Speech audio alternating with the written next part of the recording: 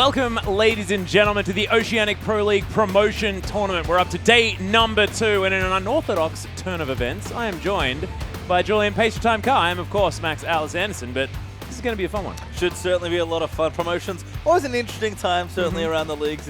Things have died down a bit, but these teams certainly, they have a lot on the line here. We already had one team make it back, Absolute, winning yesterday against Alter Ego, and now we'll see if Immunity can go back once again, or is it finally going to be Imperium's time to get through? Yeah, of course, Imperium, formerly Krispy Kreme Crew, but unfortunately weren't quite able to nail down that sponsorship, so change the name to Imperium. Now, actually sounds a little bit more, I guess, serious and ready to go. I like it. There are a lot of steadfast members of the Oceanic community in this team. We've got Psyker there in the mid lane, Squiggle in the top lane, and Spoil on the AD carry position. And these players have been around the traps for a very long time. Of course, Avant-Garde Redemption, I believe, was the biggest name that they've been previously on. And I'm excited to see how they're going to go against this sort of pretty well and truly stable roster in the OPL. It's a somewhat re-energized Immunity, but let's actually touch on Imperium first, I guess. That's the nice thing about Challenger is that when you move, from Challenger and then eventually to Promotion, if you get to top 3, you just get to this point where all of a sudden you've got a lot of players that, because they've been playing around this scene for a while and they're sort of round at their lineup. They've got Bill, they've got Blind Turkey, if I recall correctly. Yes, they do. And that's sort of, the newer players, or the very well-known in solo queue, at least around in Oceania. So, some solid veterans who do have some professional experience going to be kind of playing with some newer players, and we'll see if that's enough to be, like you said, a very not new roster for Immunity, but stable, re-energized, just certainly reinvigorated Immunity. Yeah, well, it's very true. And, of course, saying goodbye to their mid laner in Cheese, that's the only sort of real change that we have seen in this lineup. But it might be something that's going to be very difficult for Immunity to deal with because Cheese was one of these wild cards in the mid lane that always did weird stuff. And now they've got Frey there, of course, formerly of Against All Odds in the Challenger scene. And we'll see how they're going to do. But already in Champ Select. Yep, we're going to get things going pretty quickly here. Twisted Fate Morgana already banned away. So you can see Twisted Fate kind of a target ban there against Psyche, but Morgana definitely a target ban against T-Gun. Yeah, T-Gun just doesn't get that champion very often. And that's going to be another one here as Diana loses as well, leaves as well. And I wonder whether we're going to see the Psyche Kassadin ban. Of course, I always just remember Psyche as that Kassadin player, but not going to happen. And Callista going to be banned away on the blue side. Yep, Rise and Gangplank joining in as well. So the expected bans towards Ryu also coming out. He's been the big improved player in the OPL. There is but one champion that we haven't quite noticed at this point, and that is Fiora. Yep. Why hasn't she been picked straight away? Ryu, why are you wasting your time not picking that champion? Come on, man. It's there. It's right there. It's just under F. Got some time if he wants to pick it up, but Fiora very strong, of course. Oh, yeah. We've seen a lot of the Juggernauts be relatively popular as the patch has sort of crapped on, and Fiora's just an excellent champion. Solo queue, she's a terrifying champion to play against, but they're actually going to keep things a bit different for first pick. Yeah, this is crazy. So first picking away the Elise here, of course, Bill played a bit of it, but it's not necessarily his main champion. Of course, he likes to main the old Nidalee more often than not. Has been playing a heck of a lot of Echo recently as well, so not too worried about the Elise pick away, I don't think, but very strange one, and we'll see what Immunity are planning on doing as we get down the picks, but Squiggle and Bill, now up to them. And do you think now it's time to pick away the Fiora? It is 5.15, if we remember. Yeah, I mean, maybe. Teams certainly have learned how to play against her, I think, or at least learning. Fiora, again, while she's amazing in solo queue because of her strength, she's still very strong. She's an all-around solid champion, but you can play around her in these 5v5 situations. These teams would have a lot of experience there. I actually like that you mentioned Bill and how he usually plays his Echo in the Nidalee, because Elisa's sort of in the middle ground. It's can be Cinderhawk, can be Runeglaive, and you get a couple of options, but Imperium have already locked in their picks. Yeah, it's going to be the Shen and the Braum picked away here, so I guess a lot of mobility there with the Shen, able to get around the map, make sure you can affect as much as possible, and Braum for Blind Turkey. Of course, Blind Turkey plays basically every champion ever. Yep. Probably most well known for his Thresh.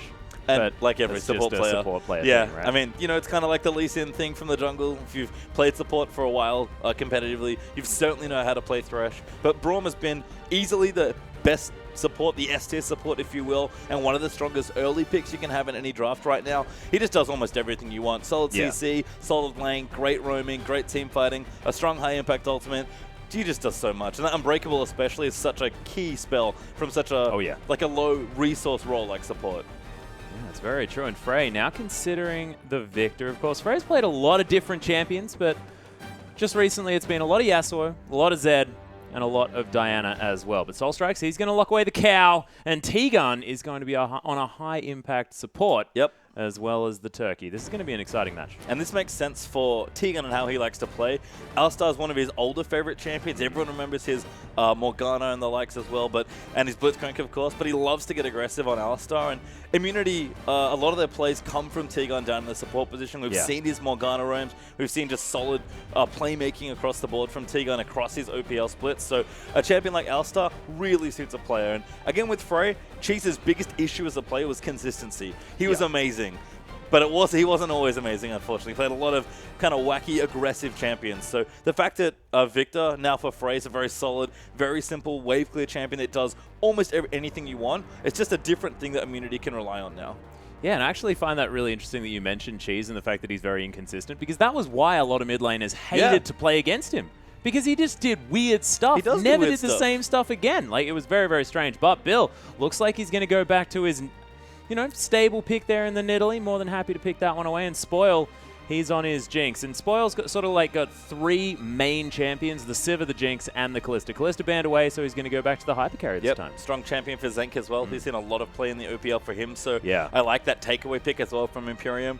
Nidalee, again, a strong pick. We've seen sort of a mix between Ringglaive and Cinderhulk junglers be popular, and that's been about it, but no Gragas, he's dropped off a little bit. Elise has been relatively strong. Echo's not being looked at just yet. I feel like Bill probably feels a bit more pressure to carry, so he's going to take sort of a more aggressive champion like Nidalee rather than something a bit safer in the jungle. Yeah, and I actually really like it when you've got a Shen on the map as well. The fact that he just doesn't do a whole lot of extra damage. He's going to be split pushing, he's going to be trying to be a bit of a menace that way, but he's going to mainly be a meat shield.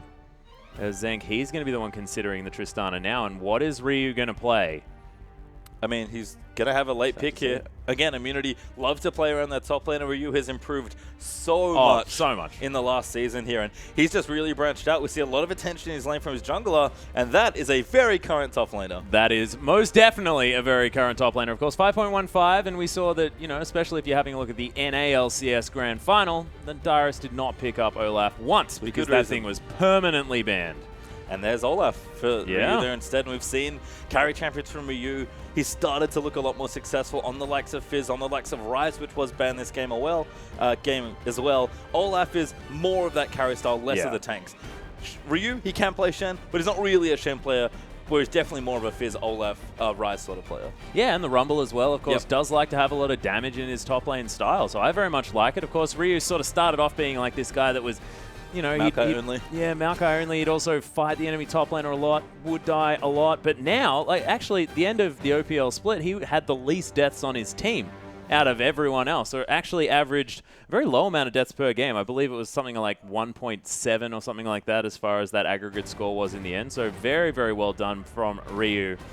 And we're having some fun, though. Yeah. So, yeah, we most certainly are, because that is a bird picked up in the mid lane. That's Anivia. And Anivia's been a pick that a lot of older players have sort of always have in their repertoire. You think about Swiffer from the Chiefs, and he every now and then likes to pull out Anivia. Hasn't done it for a while. Pretty much did it more than we expected, I guess, in the first split of this year's OPL. But Psycho, again, is an old-school player who's been playing for quite a while. A lot of his champions were banned away here, too. There were Twisted Fate and Diana taken. Victor's a tough matchup. Why not take something a little bit different into the mid lane? Yeah, and I actually really like this as well, considering the fact that they want to be playing with the area a lot. They want to allow Bill to get as many spears out there as he possibly can, get the poke across. So, look, you've got Squiggle as sort of a meat shield. You've got Blind Turkey with all of his disengage potential with his ultimate. And then you've got the gigantic wall to stop people from being able to do anything. Yep. Only issue could be Olaf. That's true. Who ignores everything but the wall Yeah. and all the damage that's coming at him. So if Ryu does get going, we've seen it when players pick Ashe, who's been an AD carry that's picking up a little bit more speed. Your carries do not stand a chance when Olaf pops his ulti. Yeah, and actually, I really love that. The fact that Psycho, that's going to be what he does in response to this big Olaf pick in the top lane. So Ryu, I mean, maybe there's some sort of answer for him now, but I have a feeling he's probably just going to keep swinging them axes and running at you. Look, Anivia find somebody else. Anivia is excellent against melee champions. You can never discount, I mean, all the CC from the damage that she does, her Q with a nice stun with a good bit of extra damage, and the wall, which is great at blocking people off. But everyone forgets that her ultimate slows both movement speed and attack speed, which is excellent against these strong melee champions. But Olaf can just hit his ultimate, run all the way through the ulti and just not care. And if Anivia can't keep Ryu out and he gets big, that's going to cause problems for both Jinx and Blind Turkey's mid laner. Or Psyche's mid laner, sorry. That's going to be very, very important. One thing I really like as well about the Anivia is the fact that we know her as a wave clear champion. Yep. Glacial Storm, pretty good, clearing out a minion wave. So against a Victor who's going to want to be clearing out these waves over and over again, I actually really like the pickup because you can do an answering wave clear, and then you can move off and follow him around if he is going to leave the lane, anything like that. It's not going to be like you're going to get shoved in over and over again. Maybe a little bit before level 6, but until then, you'll be fine. I mean, even then, it's probably going to be okay. And you're right. And if it's a good answer, if you're trying to have an additional wave clear champion, the other element of this that I like is that we have two really good junglers that can be nice and aggressive and that can invade. That Nidalee especially loves to invade the enemy jungle. And both these mid laners, especially Anivia, are hyper blue buff dependent. So if we see these teams take over the blue buff area and get a monopoly on it for the first few, that's going to mean a lot more as far as that wave clear battle goes. Because as far as mid lane goes, we're pretty much just having a wave clear war. Yeah, it does seem to be a little bit like that. But I actually really love the fact that you've mentioned these junglers, the fact that we've got Elise and Nidalee, both of these champions with a lot of range advantage. You know, you can throw things around, you can get the cocoon out there, you can get the spears in there so you can, you know, really chase after your opponent. So we might be seeing both of these junglers moving around very early, but they're both ranged as well. So you can move into that lane, get a potential fast push happening. Yeah, I mean, there's options, of course. If we see any sort of lane swap, the only pick we missed actually in the draft, Tristana, could have a lot of that as well. We've seen her pick up speed, actually, interestingly, all around the world now. She was almost exclusively an Oceanic pick, it felt like, where we're the only region that played her, but now much more popular. Everyone has seen Double If's Tristana in the recent series up against TSM. And she's just a strong champion. Very solid, good reset potential, plenty of Tristana pentakill highlights, and especially that early tower pushing. So look for Zenk, who's, you know, been a big Jinx player, to have a good impact in the early to mid game. Yeah, and I actually think it's really, really cool the fact that we got Tristana against the Jinx. Both of these champions fairly reliant on these resets, so it could be the fact that a mid-game team fight could really snowball the game forward for either team. I feel like Jinx and Tristana are actually very similar champions, so it makes sense with Jinx taken away from Zenk that he'd pick something like Tristana. Yeah. To me, Jinx just does a lot of what Triss does, but better. But the trade-off is that she's a lot less safe than Tristana is. You don't have a jump to reset yourself or get out of way. You can't be as proactive in team fights. You rely more on your team to get you your passive reset so you can continue fighting. And if you ever stand in the wrong spot, you have no way to reposition and get yourself out. And your ultimate's just damage. It doesn't disengage like Triss ult. So they can do a lot of similar things. Tristana's probably a bit better early and Jinx is a bit better late. But as far as the how you play and where you position, it's even more important on a champion like Jinx. Yeah, and I actually find that it's probably more important to have a Tristana if you're up against an Olaf as well. That rocket jump would have been pretty handy there for Spoil to be able to get out of the way. But now with an Olaf running around the Rift, I mean, you're a Jinx. Flame Chompers ain't going to do too much. So it largely is going to be on Psyker to really help out his AD carry in these late game fights. And could actually be a problem moving forward. Yeah, and Ryu is the big one to look for here, certainly on Immunity's team. He's been the best performing player, arguably. On this lineup, he's one of the strongest looking players. Expect Soul Strikes to go up to top lane early and often and really get him rolling, because like we've said, Ryu loves to fight his enemy laner. If he's able to really get there and get ahead, he almost never lets go of a lane 1v1. He's a very good duelist and a very good laner. So Ryu's a problem. I think the other issue is that Jinx, she's actually quite good against the likes of Olaf if you get your passive proc. The issue is that between Elise with her Repel, who's probably going Cinderhulk, Olaf who's hyper tanky, and Alistar with his ulti is almost unkillable, who is Jinx realistically going to get a reset on? I mean, maybe if Victor is out of position, something like that, that's about all you're going to get. Backline, sure, but if you snap someone in the backline, you're probably winning that team fight anyway. So yeah, you're probably having a good time. Plenty of good stuff going on, but it's dangerous here, certainly for Imperium. It most certainly is, but we are going to hop onto the Rift, ladies and gentlemen. Immunity versus Imperium. Impunity, as our friend Rusty decided to call this particular matchup. It's beautiful, isn't it? It's actually a word. Fantastic. Word fusion at its best right there. But look, it looks like we're going to have sort of a 5-man defense system lining the river for Immunity, but Imperium, some funny business, waiting for an invade. We've seen a number of teams do this. It's, how do I put this? It's pretty much just a defensive measure for an inspected invade. You basically sit in a brush, hope that someone walks around looking for deep vision if you're maybe looking for a lane swap or just towards some camps. And the idea is that hopefully somebody walks past and you get themselves a kill. You usually see teams do this when they have a really good read on what a team's going to do at level 1, but Immunity not interested at all in going into the enemy jungle. They've, like you said, just set up good neutral vision across the Rift. Yeah, no fear. And we've got T-Gun waiting in that bottom lane as well, so it looks like Immunity pretty happy to go towards standard lanes, whereas Imperium could be a potential lane swap here as Blind Turkey and Spoil head towards the top lane. And I think the onus is probably on Jinx Braum to want to swap lanes, just because it's a little bit safer, again, for Spoil to be in a position where he can either push if he wants to, or just keep the creep wave and get his early levels and early farm. The other big thing is that moving Ryu out of the 1v1 against Shen is massively beneficial for Squiggle. So I think it's more getting the top laners away from each other rather than wanting to dodge a 2v2, but it does work out a little bit better there as well. And you can see Immunity, they understand that it's probably going to be a lane swap situation already with the double jungle, and T-Gun and Zenk going to be taking down these Krugs as well on the bottom side of the map. So everything happening fairly standard. Looks like both of the sides understood exactly what was going to happen here in the early game. Yeah, very standard indeed for both sides, but I mentioned it a little bit before. The big difference is Frey. Good nice. Done there from Psycho. So as I mentioned before, the trade-off you sort of have between Jinx and Tristana is that Triss is just a bit better early than Jinx. So if Zenk does opt for the fast push with Immunity, watch how much quicker Immunity are going to be able to knock down these turrets depending on when these teams decide to pull the trigger on a fast push, if they do. If it just sort of stays neutral and they're just getting their farm and getting their waves, we're going to have a pretty blank laning phase as far as the 2v2s go. Yeah, it looks like both of the sides, are just going to be clearing out these waves fairly slowly. Nothing ultra fast to be happening here, but of course Zenk can't help but push his wave. And Frey just going to be clearing out as many minions as possible now with the Death Ray online.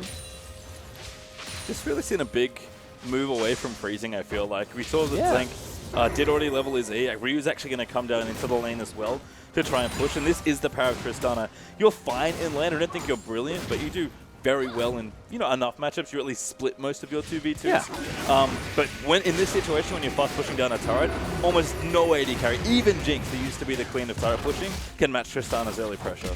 Yeah, the old 4v0 happening on both sides of the map. So definitely something the Oceanic region more than happy to do if you were to cast your mind back. But now with the new and improved Tristana, it's going to be 3 minutes and 42 seconds that first turret is going to fall down. You can see still half health to go here in the top lane. Yeah, and with the way IPM have actually committed, Immunity could get a second turret here. They actually only pushed with 3 to start things off, and now Soul Strike has been on the right-hand side of the map, is coming down to get another tower. You can see how much different it is between Tristana and Jinx, and with the turret armor there, that Immunity are able to push down 1, but maybe even 2 turrets here. Soul Strike himself has even got an attack speed steroid on the Elise in Spider form. Like, they're going to get at least half health. It's down to half now. And they've actually got a push in the mid lane as well, so Frey's able to get that push through, means that Psycho can't actually move across, and this is going to be 2 turrets very early in the game. And this is something that's happened against Immunity before. They've had this. It certainly has, but you can tell the very seasoned team now with a bit more of a stable roster, if you want to think about it that way, and really strong play. I mean, with the way the map broke, this was the expected result, but Imperium just honestly couldn't commit enough resources to try and take the tower any faster. They didn't really make too many mistakes as far as that execution goes, but again, that's just Tristana versus Jinx. It's why she's becoming such a popular AD carry. Yeah, and another thing I want to talk about is the fact that Shen now has so long of a lane to walk down, and if he is ever in a 1v1 situation with Ryu, then he can just get hunted through. Imperium, though, they are going to be able to take this opportunity to take a dragon. Looks like no one on the side of Immunity really cares about challenging that. They're going to say, we got an extra turret, take the gold advantage and move forward. That is going to be fine. Yeah, something had to give there, and it was the dragon, so Imperium do a nice job of picking up the objective that they can get here. But mid lane is still powering up. Psych is close to 6. They're currently sitting in level 5, but Ryu is already in the top lane getting that farm, and you can see a huge stack of blue minions in the bottom half.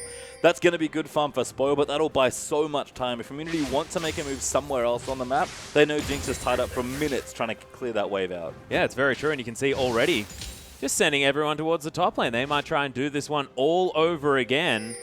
They understand that with the fact that the creep wave position's so close to that turret now, Immunity might be able to grab even more standing gold. Immunity did a great job, actually. They slow pushed that massive wave in the bottom side, which is why Spoil has a whole, I don't know, ocean of minions to try and clear out on the bottom side. He'll get a lot of strength here, but we might actually have a dive on. Yeah, Soul Strikes is going to land the cocoon there as well as T-Gun tries to tank up the turret. Not going to, as Soul Strikes uses the repel very nicely to get rid of the aggro, and Immunity not going to find a kill just yet. Some low health bars hanging around, and Bill doesn't have a lot of mana.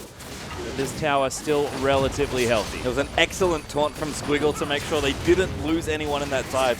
They are likely going to lose this turret anyway just because of the man advantage and the power of Tristana, but if Imperium can hold this off in particular, they'll buy Spoil the time he needs to get the farm and get the levels, because like we said, there's a trade-off being made right now, and Spoil's going to be massive in the mid game at this point.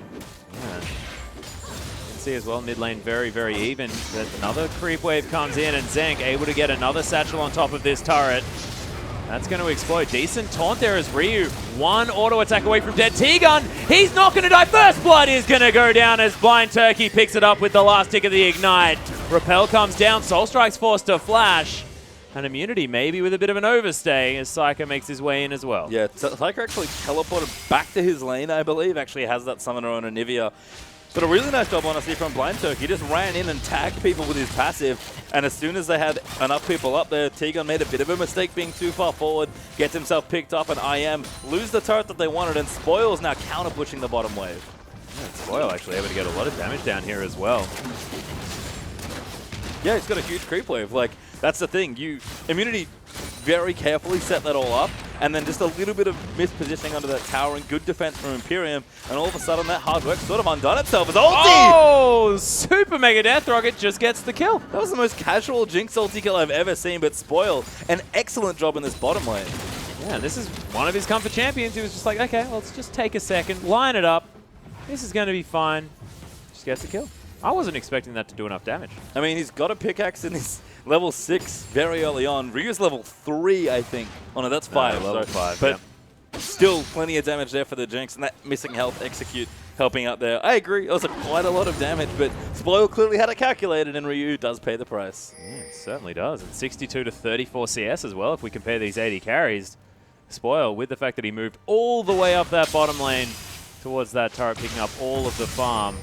And they still didn't even get the turret on the side of Immunity. So things working out here for Imperium as far as that is concerned. And 400 gold is the lead. Yeah, what did we say? Tristana, plenty of early strength, can push down this turret's early. Immunity had everything set up very nicely to try and get themselves a good early gold lead. But Spoil's taken advantage of, I guess, the mistake in top lane from IM and the massive creep wave that was gifted to him, and he is super strong at this point, 9 minutes in. BF Sword Pickaxe already completed with a huge CS lead on Tristana. Spoil's going to get his first item quickly and look to take over the mid game. Yeah, and he's certainly doing so. That's a whole BF Sword in the lead at 9 minutes in the game. Pretty ridiculous. Of course, Zenk might have a little bit of money in his back pocket after he clears out this wave here, but you know, hasn't been a lot of farm picked up all that recently, and you can see Imperium as well. Lots of vision hanging around. It looks like, you know, Spoil not going to make any uninformed decisions with where he's going to be. No, but he's just getting all this free time, and Imperium are busy on the other side of the map, counter-pushing, trying to keep Ryu down. He's got a phage already. He's reasonable here on the Olaf, but Squiggle, despite all the swapping around, has actually got themselves a reasonable amount of CS, and it's just pressure here. They're trying to make room for Spoil and pressure down Ryu. This is probably the best way to approach trying to beat Immunity. It is, and T-Gun and Soul Strikes did pay a visit towards the top lane, but once again, Spoil, gigantic minion wave. And that lead is only going to continue. He's just holding it as well. I mean, not too worried. The fact that Imperium have dealt with, you know, all of the extra pressure with the fact that they've been freezing a bottom lane and just moving the Jinx around slowly doesn't bode all that well here for Immunity. Certainly doesn't. And Spoil, like we said, it's crazy strong here. So look for about a minute's time or so for that next Dragon fight. If Immunity do look to contest, Spoil's going to be a big factor in how well that fight can go for his team, just because he's so strong right now. And unfortunately for Immunity, he is only getting stronger, and they haven't been able to find either the top lane tower or mid lane, because Psyker, he's now level 8, he's got his early mana items completed with Catalyst and Tear of the Goddess, and all that Anivia wave clear that we haven't seen for a few seasons. Atlas is going to keep that tower nice and healthy as top lane gank. Yeah, nice and healthy is not exactly what Squiggle is going to be feeling here as the Pulverize comes in, does eventually flash out of the way, but Soul Strikes, he's going to close the distance, and Ryu picks up a much-needed kill. And lack of vision there really hurting Imperium. Squiggle was left out to dry in the top lane, and IM will get the top lane tower as a result. Dragon they might have to give away here, but they could even make it down if they go right now, but it seems like they just want to keep pushing with Trist. Just an error in vision there for IPM. They should have known that with everyone else, not mid or bottom, that Squiggle's getting ganked. Yeah, that was definitely going to happen. But Psyker, he's going to move towards the bottom side of the map. The Dragon definitely going to be taken here from Imperium, but Teleport going to be used. Squiggle trying to get his way in there. Blind Turkey doesn't have his ultimate just yet as T-Gun is moving up. Massive creep wave though, and Imperium, they are going to take the Dragon, so 2-0 on that one, but Community just getting this global advantage. Now 2,000 gold in the lead after both of these go down. Yeah, that was just not a safe teleport from Squiggle. I'm surprised he finished that, let alone didn't die for coming into that top wave there. Immunity, though, don't take the risk. They couldn't see Jinx in Italy, although even though we could see them at the Dragon, so they'll back off from another potentially failed dive. But all that global gold, we talked about it before. This was IM's plan from the get-go. If they got into a lane swap, they're going to shove down turrets, and that's exactly what they've done. That's all they're doing. This is sort of PvE League of Legends. They're just moving around. We're going to take turrets and structures and everything that we can see. Nice flash. It's going to stop that headbutt from coming through the side of Blind Turkey. They need this tower. Turret falls. And they are going to get it. Really important for IM to get the mid tower just to open up more of the map. They've been playing so aggressively, but they need access to the sides of the map to try and stop Spoil, who's the one that's getting all of the free farm that Immunity are being forced to leave on the map with the way they're playing it. Now with the mid lane opened up, you can threaten Spoil. He's no longer going to feel just, as safe trying to sit in empty waves on his own and farming away, so he has to be much more careful now. Now we do have Zenk. He's finally moved himself towards the bottom lane, able to get himself some farm. Decent cocoon there from Soul Strikes as T-Gun's making his way back in towards the mid lane, but you can see the siege not quite as strong on the side of Imperium as it is in the hands of Immunity. We've taken 5 turrets in 12 minutes. They've done a great job playing the map, and look where Zenk is now. We talked about Spoil getting a huge CS lead. He was 50 CS up on Zenk earlier on, and now with that turret still up in the bottom lane for Tristana, he's going to sit exactly where Spoil was before and try and get as much CS as she can. Does have to go back now, gets a BF sword, gets a dagger, because if you don't have early strength, you're just going to fall to Spoil's strong Jinx. But if they can keep the bottom tower up especially, Zenk's going to finally start catching up on farm, and all of a sudden, that 80 carry discrepancy, which was the only big lead for Imperium, is going to melt away, and then IM have this massive gold lead in towers as well. Oh, Imperium going to try and level that one out as best they can. Outer turret is going to fall here on the bottom side. Imperium even managed to make sure that this wave is going to potentially move back towards them. No, they're not. They're just going to tank it up and destroy it. I don't think Spoil likes this wave holding thing. He just likes to push. Here's what's going to happen here. Zenk able to take himself down some Krugs. Blind Turkey just going to make his way through the jungle. You can see the rest of Imperium moving down to try and shove out a few more turrets. Immunity are starting to group people up and move them down to the bottom side, but Ryu, he wants to stick up and get CS. Zenk can clear some of this, but T-Gun! T-Gun, what is this about? Blind Turkey does get pulverized. T-Gun with the ultimate up. Glacial Fissure comes in, doesn't interrupt the jump out of Zenk. That was a lot of action. Psyker, though, he's going to get taken down. The egg not going to quite be enough. Oh, Super Mega Death Rocket comes in, but Frey definitely going to have enough health to tank that one. And Psyker, I think, caught in rotation there, maybe going topside. Ryu starting to push down as well, and IM are even going to secure their own red buff. Imperium committed 3 people to the bottom lane to try and make something happen, and somehow, in amongst that all, as T-Gun gets a little creative with his headbutts, Psyker was the only one to die.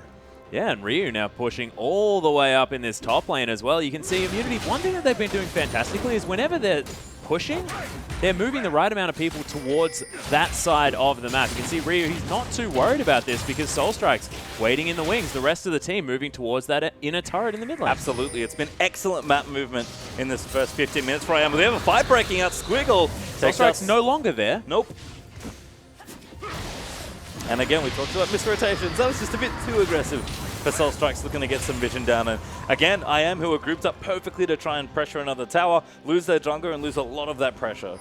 Yeah, and as far as what this means, Pastry Time, like, where are these teams going to sit if this game continues to go this way? I mean, no more turrets fall, let's assume that. And Imperium make it to about 30 minutes into this game. Are they going to be feeling a whole lot better about the situation? Of course, Nivea scales relatively well. Yeah, I mean, look, Psyker's got his Rod of Ages. That tier's stacking up as well. He's going to look for maybe 23, 25 minutes to hit that first big spike in power when the Rod is fully charged. But he'll be a little bit stronger before then as well. Nidalee will only scale well, so will Squiggle. And we've talked about Spoil countlessly already in this game. He's going to be massively strong, probably even earlier than that. So, yep, at 30 minutes or so, even a bit earlier, maybe 25, Imperium are going to be quite strong. But you can see what IM are trying to do there is get as much of a lead as they can and try and make it so that when that point hits, they're either just as strong or stronger enough that they can sort of just brute force Imperium out of the mid game. Yeah, it's all about Immunity making sure they can keep up this pace and don't start falling short. You can see Ryu now building himself a lead. The Black Cleaver is done. Soul Strike's making his way through yet again. Psyker getting his ultimate interrupted there for a moment. I mean, the discrepancy really is just these AD carries. If you look at mid lane, it's 50 CS ahead for Frey and a decent lead for Ryu there as well. The only thing Immunity have to make sure of is that Zenk doesn't fall too far behind. So if they overcommit to trying to take turrets, Zenk is going to continue to not get farmed. But you can see the global gold will help for a while, but he can only rest on that additional gold for a little bit. He's going to eventually have to go and get his farm in a side lane. Well, Bill trying to make his way over. That Undertow doing a fair bit of work. Yeah, that's a Black Cleaver Olaf already at 17 minutes in. Ryu is not messing around. Oh no, and these axes really starting to hurt. The fact that the Black Cleaver is an axe as well, relatively fitting for great. Olaf. Look at the flavor. I know. It's all there. Beautiful. And you can see the color his shoes are. Coil just kind of hanging out, forced to just clear out waves as Immunity continue to apply pressure. Infinity Edge has been completed already, so Trist is behind now as far as early items go. And with Dragon coming back up again, Imperium might have a very clear objective in mind, and that's just get to 5 dragons and then win a team fight and win the game. And of course, that is definitely an option for them, but Immunity looks like this time they want to fight for it. Ryu, with the teleport available, is in the top lane. I mean, ooh, Soul Strikes. Creating an extra wall with Psyker. Frey is very strong, though. He can't be underestimated. Tegan's going in. Yeah, he's flashing forward. Psyker, though, he's getting ulted up, but it's not going to be enough. Squiggle not going to get in there this time around as Blind Turkey. He's going low. Ryu in the back line, but there's the ultimate, and he's right on top of Spoil. Nothing he can do. Squiggle with the taunt in amongst it, but Immunity, they're all over this team fight. Who did Squiggle ultimate? He came in so late into that team Psyker, fight. and he died instantly. Not the person you want to be ulting, I guess, because he had to teleport and ultimate and then made it far too late into that fight. Frey was crazy strong on the Victor with the Luden's already done, and Immunity smashed that team fight. Yeah, and it's all about T-Gun, just right in amongst it, right towards the back of the fight, and Psyker threw out his stun. T-Gun said, well, he's not going to be able to stop me walking at him, so he just did. And now that Dragon objective we talked about for Imperium, we're going to have a first one over to Immunity, and that'll stop that objective really from snowballing away. Bill might try for a steal. But actually, they're pretty low. They're going to be able to get this, I think. Soul Strike wants it. Oh, Soul Strike's unable to grab it with the smite, and that's going to be locked down by Bill. Grabs himself a kill as well, stomping the spiders. Maybe a little bit overly excited, but let's have a look at this one again. Yeah, you can see T-Gun flashing through everything, moving Psyker back in. Huge ultimate goes down as Zenk gets that kill. And that's just reset City from here. Zenk peels away because he knows Bill's trying to assassinate him, and Ryu just goes in, and his Squiggle finally arriving, but his whole team's dead, and there's just nothing Shen can do. No, not a whole lot at all. As Imperium, they are going to be able to grab a consolation outer turret here in the mid lane, so as far as trades are concerned, not too bad. I mean, they lost the inner turret in the mid lane, but they grabbed themselves a dragon, and they grabbed themselves the outer turret in response as well, so still only down a couple of thousand gold.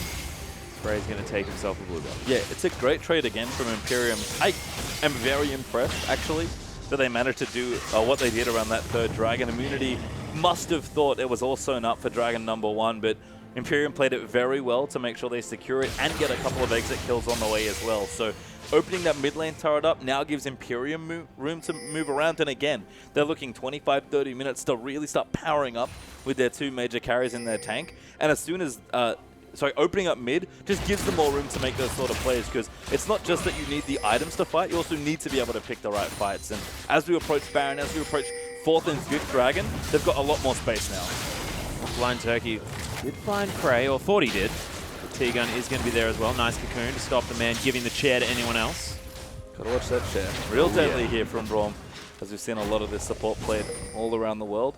We can see that Zenk has his Infinity Edge as well, so he's getting a bit stronger. Ryu also with a Giant's Belt getting on his way there as well. And Immunity more than happy to fight if Imperium want to. And honestly, they need something big here. They don't think they can break the base given how the setup currently looks. So if they think Zenk doesn't need more farm, I think they should start betting around Baron.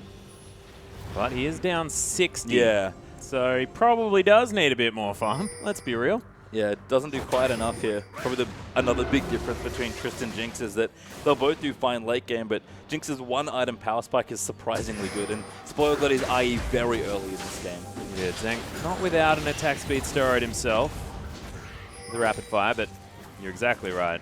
I mean, the minigun pretty dang strong. Yeah, needs levels as well, although I am just going to start this. Well, I mean, I guess that's another option that you can go for. Just take the Baron. I mean, they know they have vision here. Imperium are running in. T-Gun's trying to keep them away, and they'll ward it out. But I am committed to this, and T-Gun's caught out. Yeah, there's the ultimate. He is going to pop it. There's a decent knock-up on everyone on the side of Imperium, but Immunity, they're going to try and peel away. Super Mega Death Rocket comes through as Soul Strikes. He's at half health. He's going to be okay. Winner's Bike finds the mark.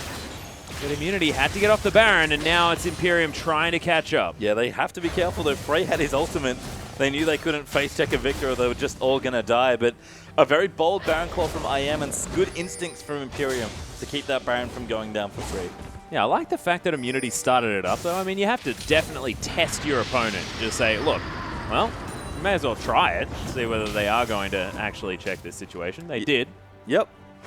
As I said, I think they've realized that Zank at this point cannot catch up fast enough, given the windows that Immunity currently playing with. So going for the Baron there and just continuing to give your AD carry global gold was probably the better play, but they need to continue being proactive because Spoil, he is only getting stronger, and Psyker and Squiggle and Bill are all starting to power up as well. Yeah, Zank is just so ridiculously far behind. I mean, you have a look at other lanes. You've got a 37 CS lead here for Ryu in the top lane. And the fact that Frey is so far ahead. Yeah, exactly. So 60 for him. And then it's a 70 CS lead for Spoil on the other side of the Rift. And that's going to mean that we do only have this 3,000 gold lead, considering the fact that we've got so many more towers down for Immunity, and it feels like it probably should be a little bit further in their favor. You'd think so, but this is just a product of how Immunity decided to play their early game.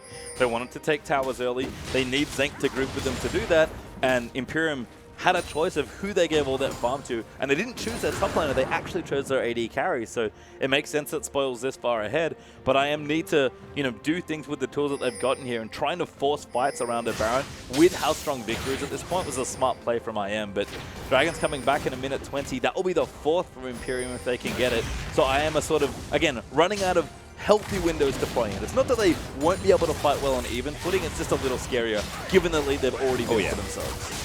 Very true. One thing I like about Immunity, they're moving their carries into separate lanes, so they're not going to be starving one another.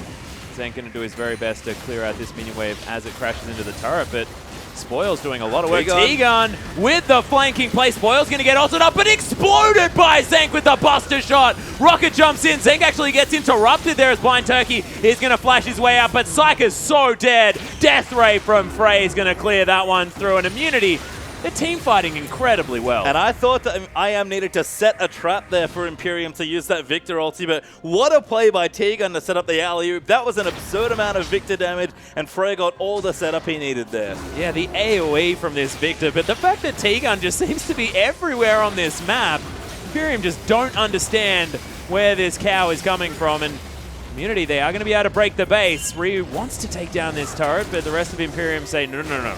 Yeah, they got punished. Our Jinx back up. They got punished for being greedy around the dragon. They'll pop Talisman actually to run away.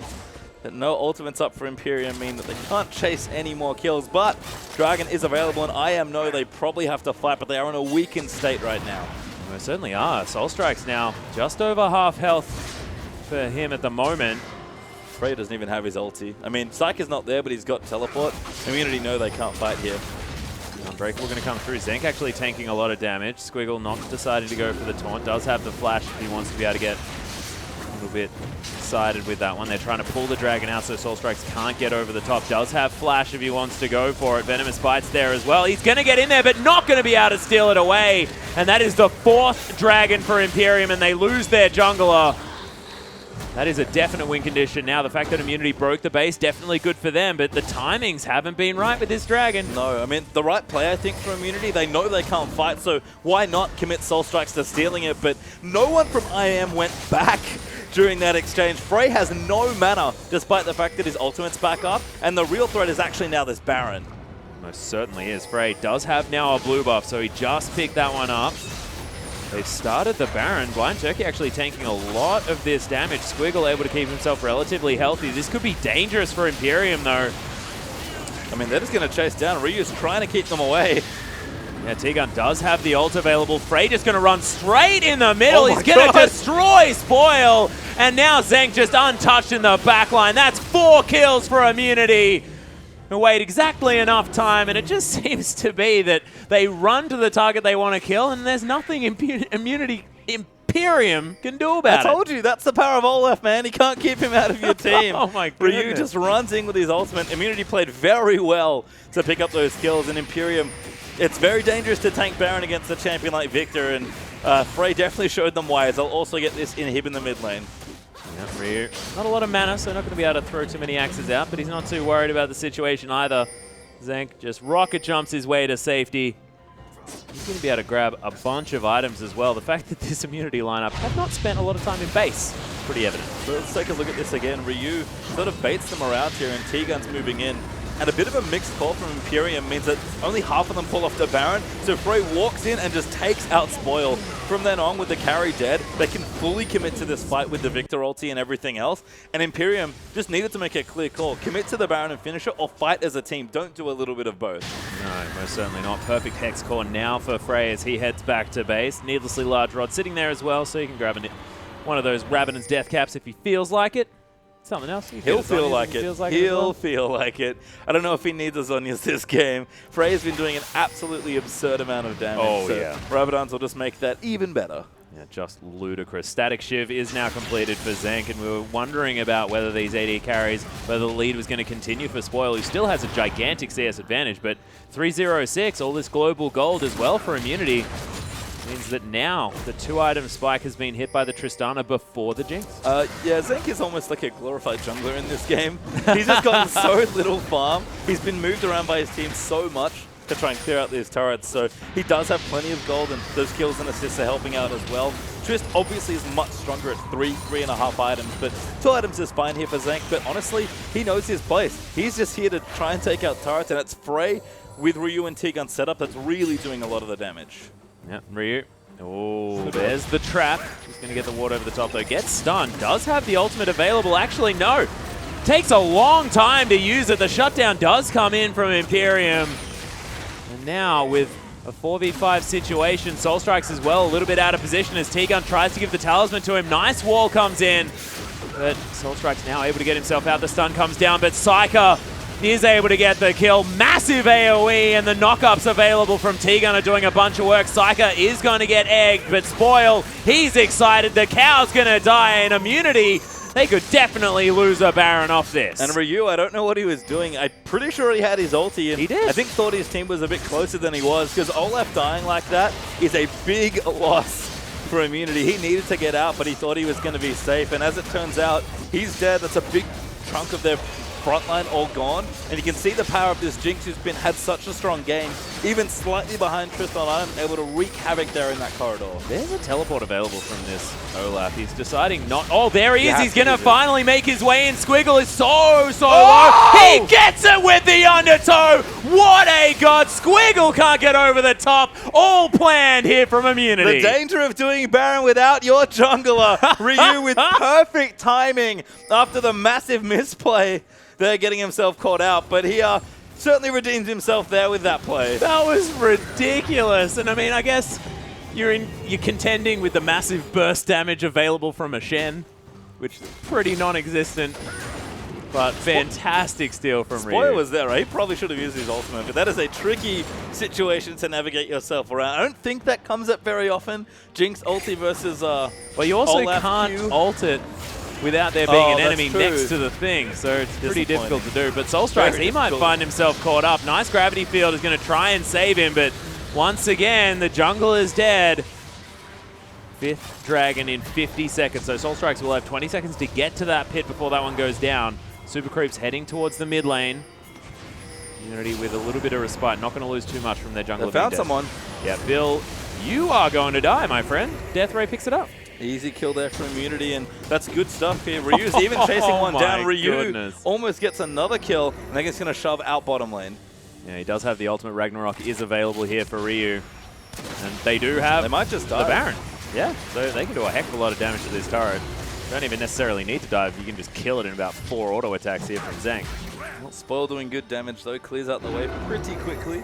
And Anivia's back up as well. So this is going to be a hard siege if they don't want to dive the turret. And with Bill back up in 10 seconds, they're probably unable to do so now. But they are going to go in at least for a bit more damage. Yeah, Talisman's been popped here as T-Gun walks around the stun, takes about half of his bait. health in damage, but the taunt comes in. A double knock up there from the cow. Smacks Blind Turkey back into the team as Stand United comes in, but it's not going to be enough. Zank with a super aggressive rocket jump, and Spoil takes so much damage from the spells from Frey. Spear lands, that's going to be the jump in from Bill. The assassination comes down, and the kitty cat is going to still stay alive.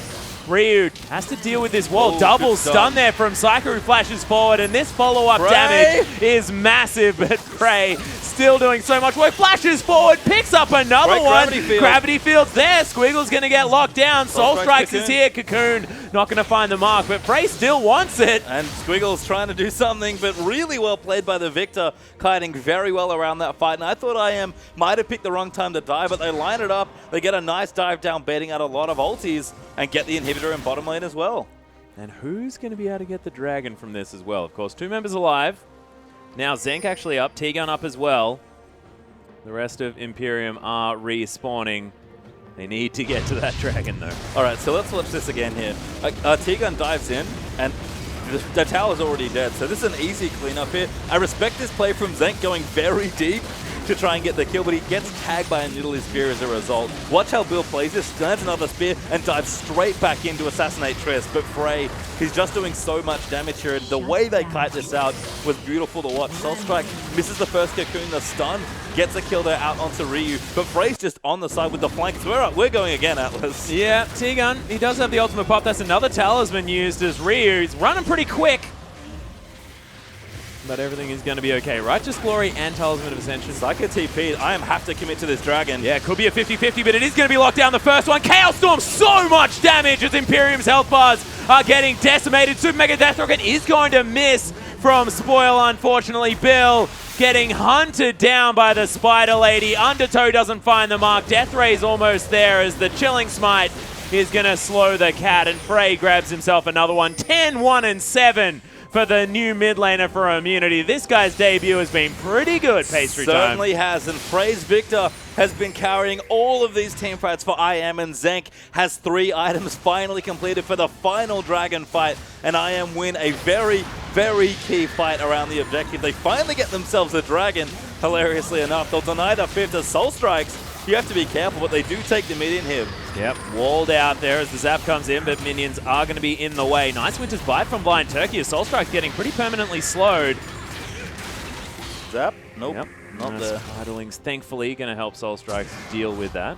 Zank had his ulti as well, so could commit Buster Shot if they were going to chase down, but the gold lead at this stage is looking a little too much for Imperium. They had a very clear way to win this game with those 5th dragons, but Immunity hammered them, trying to make sure that the 5th dragon was too difficult to get or the game was over by then, and that's the situation we're sort of sitting in right now. We've got 4 minutes really between the next dragon spawn. Baron will likely be up in that time period as well, and Immunity with all their lead can just try and end the game before Imperium can get another look at Dragon 5. Yeah, this is the thing. It's the fact that Immunity said, okay, we don't really care about the dragon until you have to fight. And then we're going to be able to pick that fight and just roll over the top of you. And their team fighting has been brilliant this series. 8-3 in the turrets means that their objective control also working out quite well. But you're right about the Baron. 1.5 minutes until that one is up. And it has been the turrets, I like that you bring those up, that make a big difference here. Normally when you give a team so many dragons, the game just isn't this opened up, even if you are behind in gold, because say you've been falling behind in team fights and you don't have as many kills. But all those early turrets that IM got meant that every subsequently lost team fighters will have another one. Yeah, T-Gun just face-checking everyone. Doesn't really care there as Ryu's going to find his way in. Hasn't even used Ragnarok just yet. He's just running around the back. They really want to try and just beeline to this turret. You can see Zank just wants to sit on top of it. The pounce is going to be there as Bill wants to get on top of this Tristana. Immunity, I mean, you know what they want. They want to kill structures. Yeah, really aggressive play for that tower. Nothing else on the map right now, so a smart play to try and brute force down that last one. Imperium are still going to set up here and use that Jinx wave clear. They've got an idiot here as well, but with 2 inhibitors down this siege, this defense cannot last forever. Most certainly the case. As Squiggle looking to try and clear out minion waves as best he can, but not a bunch of wave clear on the old Shen. No. No. Unfortunately for Squiggle. Sunfire Cape not quite enough here. You can see Ryu's even ducking down as well to try and be annoying, and I am just going to try and take it. Yeah, it's going to be the Cocoon on a Blind Turkey as well. As there's the ultimate from Squiggle. Does make his way in. Super Mega Death Rocket not going to kill T-Gun, and the Spear didn't find the mark. That's a fantastically large wall, but Frey is going to survive for now. 3 ultimates burnt already there for Imperium. They've only got the 2 left on short cooldowns, and I am going to be able to take out another structure and the last inhibitor. They might even try and close out a Nexus turret here, but Imperium are just so far behind. Well, Blind Turkey does tag Frey, who's forced to use the flash. T-Gun, he might actually die here as Spoil's trying to get the damage through. It's not going to be enough, as the ultimate was, of course, back up again. Squiggle, Vorpal Blade going to lock himself down the kill, but Chaos Storm now following Imperium through. Zank very, very low, and now Imperium are at a very interesting game. He is. He's killing Nexus turrets. Frey's just trying to keep them occupied. Ryu's going to knock down a few more structures. Zank actually dying. Oh my goodness, the death ray from Frey, though. And Ryu actually didn't do as much damage as we thought. Olaf kind of moving the minion wave up there, but just problems compounded upon problems for Imperium. Good Taunt. That's going to be the double there as Ryu just blows the Ragnarok. Doesn't really care about it. Squiggle, you are so dead, as Frey is now legendary on this Victor, who's just been sitting in the backline eating these kills.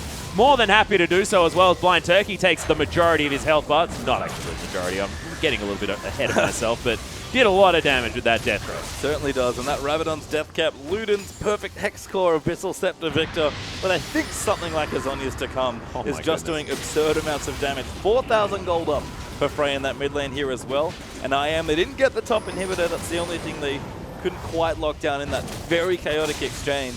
But Imperium are just forced to clear out waves for minutes at a time here. That 5th Dragon's feeling like a real far away objective. Most certainly is. The Baron is live. Community could go for that one if they want to, but in 55 seconds, approximately, Imperium will have another opportunity to try and pick up. They're checking for it. Yeah, Super Mega Death Rocket actually has to be used. Spoil, of course, actually probably could have just used instead the Scrying Orb instead of the ultimate, but whatever. It's neither here nor there. I think Immunity didn't go for the quick Baron, instead the luxury lineup, and I think retake these inhibitors that are about to respawn. They're looking for a fight. Yeah, the wall comes in. Psyker gets caught. That's going to be the ultimate coming out of the Shen as well, but he does make his way in as the egg's available for Psyker. Tegan on Soul Strike's right in amongst it as Bill, trying to get him in the backline. Frey just right up ahead. He's legendary now, finally going to fall, but that's the double knock-up. T-Gun making all of the right moves this game. Blind Turkey so close to dead. Undertow going to pick it up, and Immunity say, we don't care about dragons, don't care about barons, we're going to kill the Nexus. Yeah, I don't think Frey used his Zonias, but it doesn't need it. Throws away his life for the game, and Immunity in very, I'm going to say big style, we're able to take out game number 1. Yeah, 14-2-8 for the debut performance for Frey on this OPL stage as well, trying to hold on to their spot. Fantastically well done by this new mid laner for Immunity. And we've seen Victor be a power pick for many, many patches. Everyone wants to talk about these top laners, the Gangplanks, the Fioras. Olaf even's been a strong pick. Ryu's certainly playing a good game there.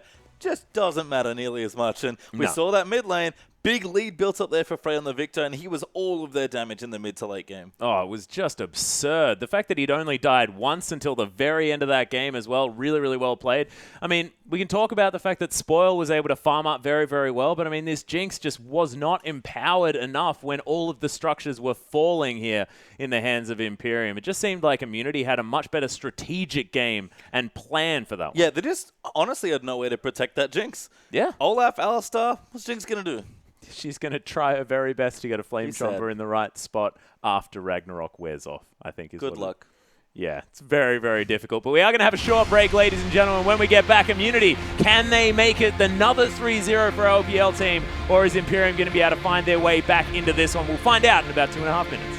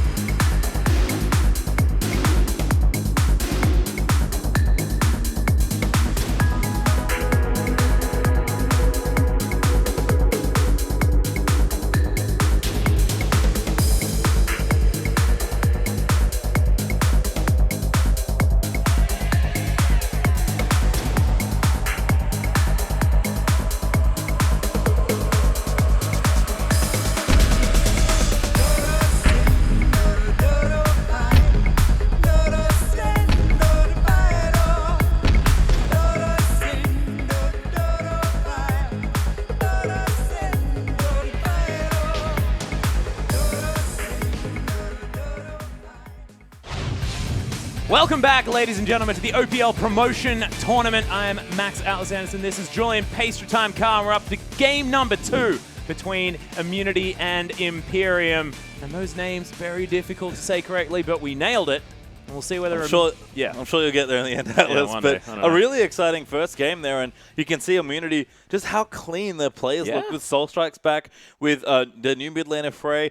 Everyone was playing on the same page. They had a very clear game plan after, honestly, the first 2 minutes of that game. Little bit of a misstep there in the top lane with how they were taking that next tower, but very clean objective-based play, using Tristana's tower taking strength to really get a big gold lead, and then just playing those mid-game team fights wonderfully with the Victor Alistar. Yeah, they certainly did. And the fact that they patched up that problem as well in the top lane, this is something that we've seen Immunity do before. They have these brilliant plans for the early game, and if it screws up, then they can sometimes just fall apart at the seams at that stage. But this time, they just patched it and then kept up with the game plan. They managed to take those 2 turrets and then move forward. You know, this is a team that looks like they can adapt on the fly. I think in general, both teams just knew where their strengths were and played to them very well. Just kind of as it shook out, Immunity just were able to identify their strength a little bit better. Yeah, potentially here as Imperium. Now on the blue side, Immunity going to be picking up the red pants for this one. Rai's going to be the first ban. Ryu, not going to see that. Twisted Fate probably not again. At all. Yeah. We're going to see pretty consistent bans for these teams, I think. Very select champions for top and mid laner on the Immunity and Imperium sides, respectively. Nobody wants to play against Ryu's Rise, and Psychic Twisted Fate's been a long time pick in there. Morgana's going to be another ban. Yeah, Morgana taken away from T-Gun. And look, that's very interesting with the fact that, you know, these bans will probably stay relatively similar. This first pick is going to be really important for both of these teams, and we'll see whether it is going to be, once again, something like the Elise, but it is going to be banned away, so Imperium, a lot of respect. I like the change. I think if you ever lose in a best-of series, make some adjustment between games, because...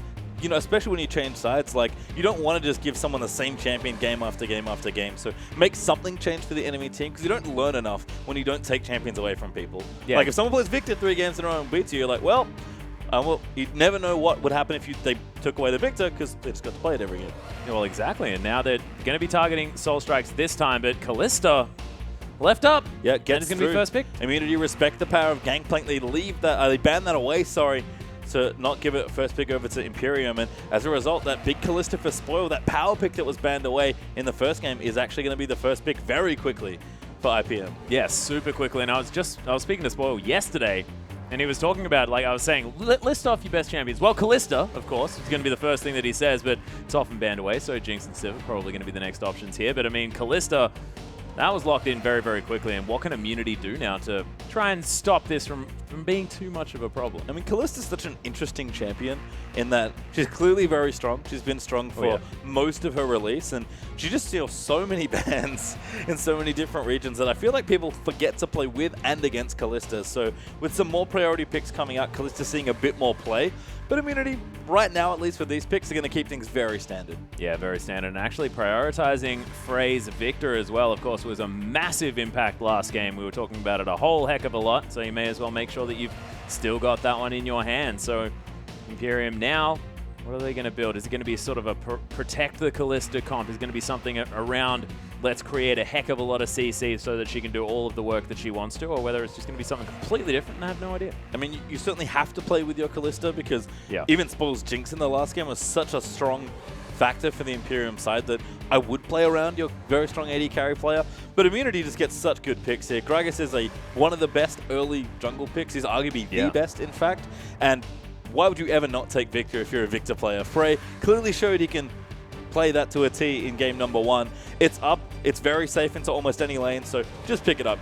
Immunity gives so little away here with these first 2 picks. It's very true. One thing I very much like on the side of Imperium, if they do lock it in, is the Alistar pick away from T-Gun, because T-Gun was just everywhere on the map on that champion, definitely able to get a whole lot of impact through. And Bill is going to take away the Rek'Sai, so not going back to his Nidalee. Not deciding to do that one. Another thing that could happen here is Immunity. They could go for T-Gun's Janna as well, which has been getting better and better, and go for that double disengage vibe. Yeah, I mean, I like the pick away from Alistar as well, just because it keeps that combo out. But Immunity, never mind, Braum is still open, so they take that instead. Yeah, of course, and look, makes a heck of a lot of sense. And if you pick Ashe with your Braum, you don't need to worry about that big Unbreakable being in the way of your arrow. We do love bringing up the wall into Ashe combo. But I mean, Ash Braum as a lane is actually excellent. Ash has a good attack speed story to help combo with the passive, although the multi-hit doesn't work the juicy way you'd want it to, unfortunately. But it's like the Freljord bottom lane. They've got a lot of CC. It's very thematic, very frosty, and they will just honestly slow you to a halt every single time they tag it with just one ability. Yeah, it's the thing, and it's just an auto attack here from Zenk as well. It's the fact that the passive is now the Frost Shot's just ridiculous, but a little bit of the Oceanic top lane special here as Malphite is being hovered from Squiggle. Of course, historically, Squiggle has been this guy that's happy to play these massive, beefy tanks. It's been the Mundos, historically, of course, that he's definitely been able to get amongst, but the Malphite has always been there. Well, Psycho played Yasuo, I was going to say. It's actually not a bad pick here, especially with the Malphite, but apparently going to stick to a mage this time. Still lots of high damage, as Vladimir is going to be the pick here. Yeah, this is a massive, ridiculous team fighting comp as well. The fact that Unstoppable Force is there, the Unburrow coming in and Pulverize as well. It's just a bouncy castle. Yeah, and I mean, who do we talk about needing to get set up here for Imperium? Squiggle. Yeah. Vladimir is very good with Malphite at enabling Squiggle to hop around, do massive damage with the Ruden's Hurricane, and Hemoplague's just going to melt all this damage into these big clumped up team fights. You can see how Imperium want to win these fights. It's just a matter of can they, because Immunity right now have so many good ways of stopping a team fight. Yeah, and the damage amplification of a Hemoplague on top of a Rend. Yeah, oh, it's a lot. Oh, God, that just sounds so painful. So Imperium's Wombo combo looking very scary, but Immunity, they once again have an Olaf there in the top lane, and the fact that, you know, Frey is happily on that Victor. We'll see what they're going to do now, because the fast push strategy probably not going to be as effective this time with an Ashe. No, Ashe is actually a decent counter pick into Kalista, as we do have Olaf as the last pick for Ryu. Not going to be nearly as effective as it was in the last game, but still relatively good. Gets through Malphite ulti, lane's just fine.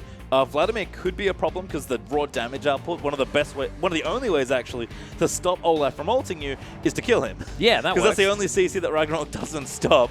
But Kalista, very short range, lots of hops, needs to play in a very specific zone. So if you just run at her and you can't slow the Olaf, you can't stop him from charging at your carry, if Spoil ever gets locked down, with the rest of the tools Immunity have as far as CC goes, they should be able to dictate tempo in these fights.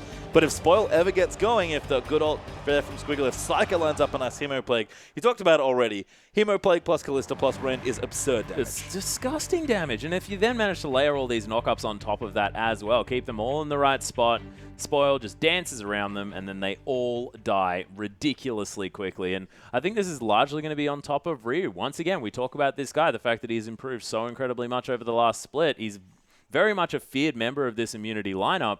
And if he doesn't kill Spoil or keep him down in fights, it's just going to run over the top of everyone. And one thing that's interesting, it looks like he switched over to Flash this game instead of the Ghost. Yeah, trying to think. I guess with Malphite ulti in the game, you want to try and get out of the way. The thing about Ragnarok is even though it can get you out of all these CCs, you don't want to have to use it until it's absolutely necessary, because you need as much duration as you can to make sure you get benefit and are able to kill the carry. So being able to flash out on top of a carry, or even just over Malphite ulti is not too bad. Yeah, I very much like it. Fate's Call now with an Alistair as well. I mean, yeah, not bad. Yeah, Blind Turkey's got a lot of options as far as getting in, getting out, getting back in again if he feels like it. I mean, this could be just a yo-yo-based cow at the moment. Yeah, it could. And we saw how effective T-Gun could be on the champion in the last game here.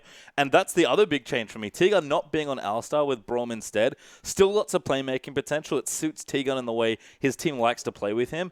But Frey's the player I want to watch this game. Ryu had a decent Olaf game, just kind of did Olaf things and was able to take out Spoil. But Frey was the clear star of game number 1 for Immunity, and he doesn't have nearly the same setup this game as he had last time. T-Gun was gifting him kills and ultimates with that Alistar, and you just can't do the same thing on Braum. Yeah, it's true. And I mean, the fact that he was left alone in the mid lane as well with Psycho basically the entirety of game number 1, that just played out as both of these mid laners had control over. I mean, there was no jungle ganks. There was nothing really too much coming in there. Maybe just one, but it was at around 15 minutes after that early game had already really shooken out. So, look, we'll see what Frey is going to do and whether or not we are going to see Imperium actually focus that lane a little more. It's really just, can he set up the same team fights? And is there going to be jungle pressure, I guess? Yeah. That's the other thing. Rek'Sai, very strong early pressure jungler. So is Nidalee, to be fair, but she's much better at beating up enemy junglers rather than ganking lanes. And we saw with all the lane swap that happened, Bill just never had a chance on Nidalee to really get aggressive because he was stuck pushing, which is actually very clever by Immunity. Because if you leave Nidalee to hit neutrals rather than, objectives rather than neutral camps, she just falls behind because their biggest thing is always flying through the jungle and getting experience lead, and you don't get experience when you're grouped as 4 people under a tower sharing creep waves. Yeah, that's true, and making sure that you're using your Primal Surge on the Jinx as opposed to yourself, all of this sort of stuff, and you can't actually get any of that solo experience, all of that fun time. So I very much agree with you, but we'll see whether Bill is going to be able to have a little bit more of an impact now on this Rek'Sai. Of course, like you said, a lot more early pressure as far as ganking is concerned, and we'll see whether Bill can now take his playstyle and completely convert it now that we've headed into game number 2. I think the other nice thing as well is that there's a really solid front line here as well. Nidalee is a very squishy champion, as we saw. Pretty much whenever Nidalee got caught in collateral from Victor AoE, she was never living. But we've got Rek'Sai now. We've got Malphite, a huge beefy tank lane here for the Imperium guys. So they're going to have a lot better of a time trying to get onto the carries, but also soaking up the damage that's coming in. Because Victor is still good, but Ashe's damage is fine. It's not Jinx. It's not Tristana. No. In some situations, it's not even Kalista, but they're just very different champions. Yeah, and we've got now sort of the Ashe. We heard Spawn talking about this last night, actually. Ashe more of sort of a 4-item AD carry, this AD carry that really takes a long time to ramp up, whereas Kalista, definitely 2 items. That's all you need. You need the Blade of the Ruined King Hurricane, and then you're going to be jumping around teamfights doing everything that you would like. So, look, we'll see whether Imperium can play around their sort of earlier power spike at the same time. I think in this game specifically, Kalista is actually closer to a 2.5 item AD because you need QSS in this game to do anything at all. And that's the other reason why Ashe is so good against Kalista is what's Kalista's biggest issue whenever you play against it? So mobility. What does Ashe do? Constantly apply slows to you. You can only QSS off one of them, and then you're going to get auto-attacked again or eat a straight arrow from a volley or get tagged by a Braum Q or get hit by a Braum passive. There's just so much CC from this lane that Spoil's going to have to do a very good job of dodging out and having his team protect him. Because if he's just out there trying to use his passive to kite away, he's going to eat so many slows that movement speed is going to get chopped down and Kalista's going to be a sitting duck. Yeah, but if you can stay away from it, maybe that's something that he's going to be able to do. Yeah, definitely good luck. But we are going to hop onto the Rift, ladies and gentlemen. Game number 2 between Imperium and Immunity. Immunity now on the red side, looking to try and make this a 2-0, but Imperium looking to turn this one into a best of 3 and even it up. If anyone's going to dodge through the hail of daggers, there's going to be all the slows out there. It is going to be a player like Spoil on a signature champion like Kalista. But we've seen Ashe as a very popular response into that champion. And Kalista coming back a little bit, but again, I think players and teams has got a lot better at playing both with her, but also against her, even though she got banned for so long. So we'll see if Spoil can get it done. We saw his Jinx almost get the job done there. Just fell a little too far behind, did the team overall. So he's not an even better champion for himself here now in Kalista. So a big onus on the AD carry for Imperium to really carry this game through. Yeah, and we'll see what Soul Strikes is going to get done as well now on the Gragas instead of the Elites. Both of these junglers now with very different jobs in mind with what they're going to do. And I actually really like this. Of course, we know Soul Strikes as being a fantastic adaptive jungler. This guy has just been really strong for Immunity, and it was a little bit unfortunate that we saw him out of the squad for a couple of weeks. But Immunity definitely felt the pressure there, but now that he's back, the squad's looking very powerful. See how this Gragas works. Yeah, Soul Strikes just has such a good mind for the game as a jungler, and it comes, you can see it when he plays. We saw that, a lot of Ryu's success when he really started to get going as a player was when Soul Strikes was paying more attention to that lane. So he's got that option here. If he's Gragas, he can do just about anything that he wants here in this lane. And I think, in general, if he wants to get aggressive, it's probably going to be in that top lane. Because Psyker might be a good-looking target, but we're expecting these mid laners really just to farm things out. So Ryu probably going to get some help here in the top lane if Soul Strikes feels like it. Yeah, Psyker actually moving fairly far forward in this lane as well. Does have a lot of potions, and of course those boots there at the same time.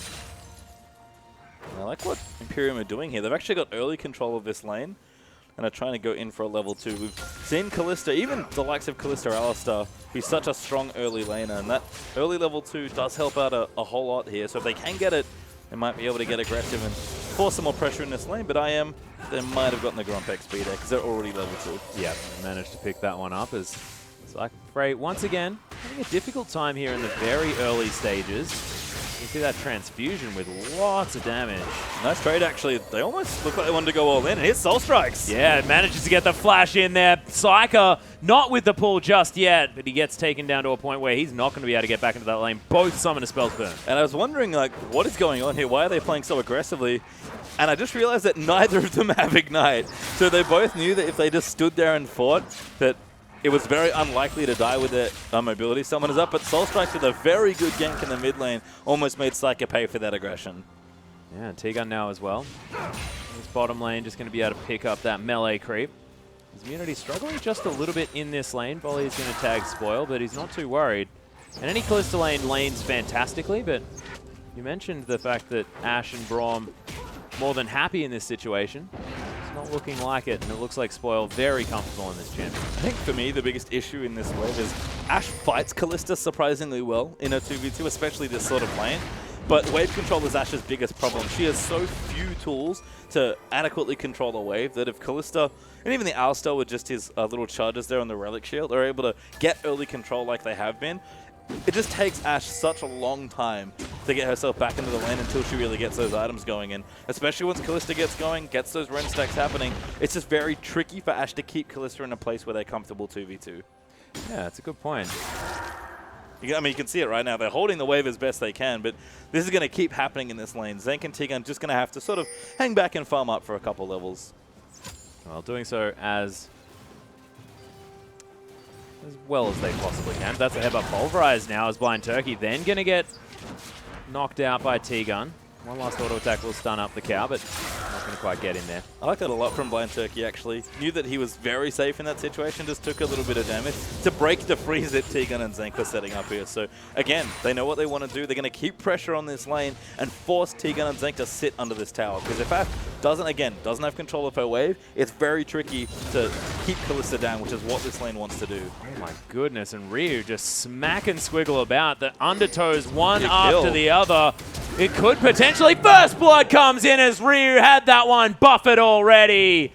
Oh my goodness, vicious strikes indeed. Just a miscalculation there from Squiggle. That E doing huge true damage as Ryu able to lane axe after axe. We've seen what carry top laners like Fizz, which Ryu did hover, can do to tank champions like Malphite and Maokai, but Ryu getting it done even with the Olaf this time. Yeah, the 1v1, and I have a feeling that he may have switched up his maxes just a little bit.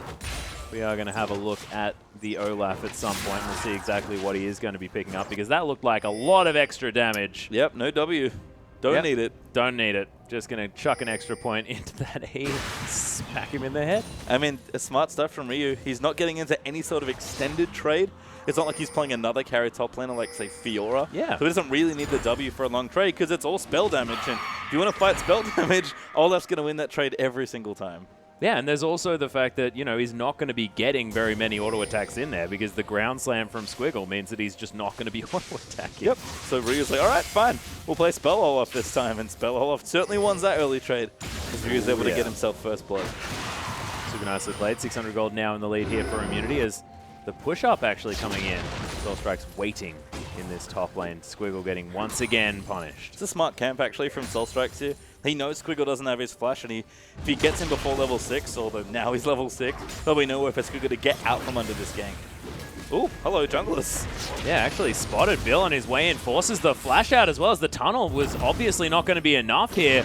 Level 4 for Soul Strike, still chasing through, but Body Slam not going to find the Rek'Sai. I think psyched himself out there, did Soul Strikes. Isn't able to quite land the follow-up there, but Bill will get chased out of the jungle, and a ward does go down for Immunity. So again, top half of the map looking good. Mid lane's nice and even this time around, but Ryu having a good time in that top lane with Soul Strikes, trying to help out a bit there. But it's bottom lane here for Imperium as Spoil and this Kalista looking good now as they continue to apply pressure and get experience. Yeah, it seems like once again, Spoil going to be sort of the saving grace for this Imperium squad. And there's the double knock-up as they're trying to get him a whole lot more as the Unbreakable comes down from T-Gun. This is fantastic. Play Psyker. One more auto attack. That's going to stun him up. This dive has gone horribly wrong. They trade 1 for 1 after that. But Soul Strikes, he's now here. Picks up the kill on the cow. And look, Immunity played that incredibly well, and shout out to T-Gun. Arrow's going to find Bill. Spoil not going to tank it. Yeah, was trying to snipe off Spoil there. Exactly what Spoil did to Ryu in the last game on Jinx versus Olaf, but can't find that snipe. Psycho, I like the attempt at the dive there. Vladimir's a good champion to try and dive with, but without any extra CC, as soon as Vladimir got tagged by that Braum passive, the pull was not going to save you because the passive's going to persist through that, and you saw what happened. Psycho got stunned after he popped back out, and that dive went a little south for Imperium. Most certainly did. And the flash over the top of the turret there from Zenk as well was just brilliantly placed because he got behind the unbreakable shield. Just really well played from this bottom lane from Immunity, and it just shows that Zenk and T-Gun really have been playing with each other for quite some time now, and they're really getting that synergy together. Certainly are, and I mean, playing this sort of lane, which is very tricky to navigate, very high execution, is going to be great for the mid-game here as Frey. In a bit of trouble here. Psyker's Vladimir is actually having a field day in this matchup despite the CS discrepancy. Yeah, he is getting right in amongst it as T-Gun does find his way over. Psyker looking for that one last Q, but he's going to take some turret shots. And I guess he's going to help him. And I guess this is the thing about Vladimir, and part of the reason I feel like this champion's a little bit slept on, especially in mid lane. Victor is such a popular mid laner, and Vladimir matches up surprisingly well. Your wave clear is similar, even though Vlad does need a bit more momentum to get going. And Victor's trades are really what gets him in a through lane with Death Ray and with his Q. But Vladimir not only matches you in damage as far as trades go, but you're both medium range mages, and one of you's getting health back every trade, and one of you's not. Vladimir's always going to win those trades. Yeah, it's true. I guess the other thing as well is that if you get ulted by Victor, you have a get out of jail free card with Sanguine Pool. So unless you're getting constant pressure applied to your lane by a jungler, if Vladimir can play aggressively in a lane, especially one as short as mid, Victor can actually struggle. So the fact that Frey has kept up in CS this nicely is a testament to how well he's playing this lane.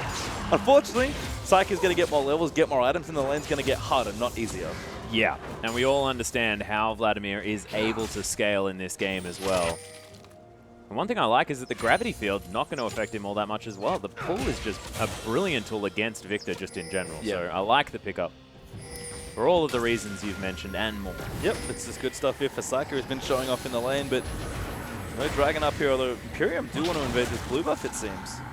Now they are sending 3 members up here, as they are going to get some damage across. Of course, Spoil going to be able to rip out these spears, really help this one out. Enchanted Crystal Arrow is not up.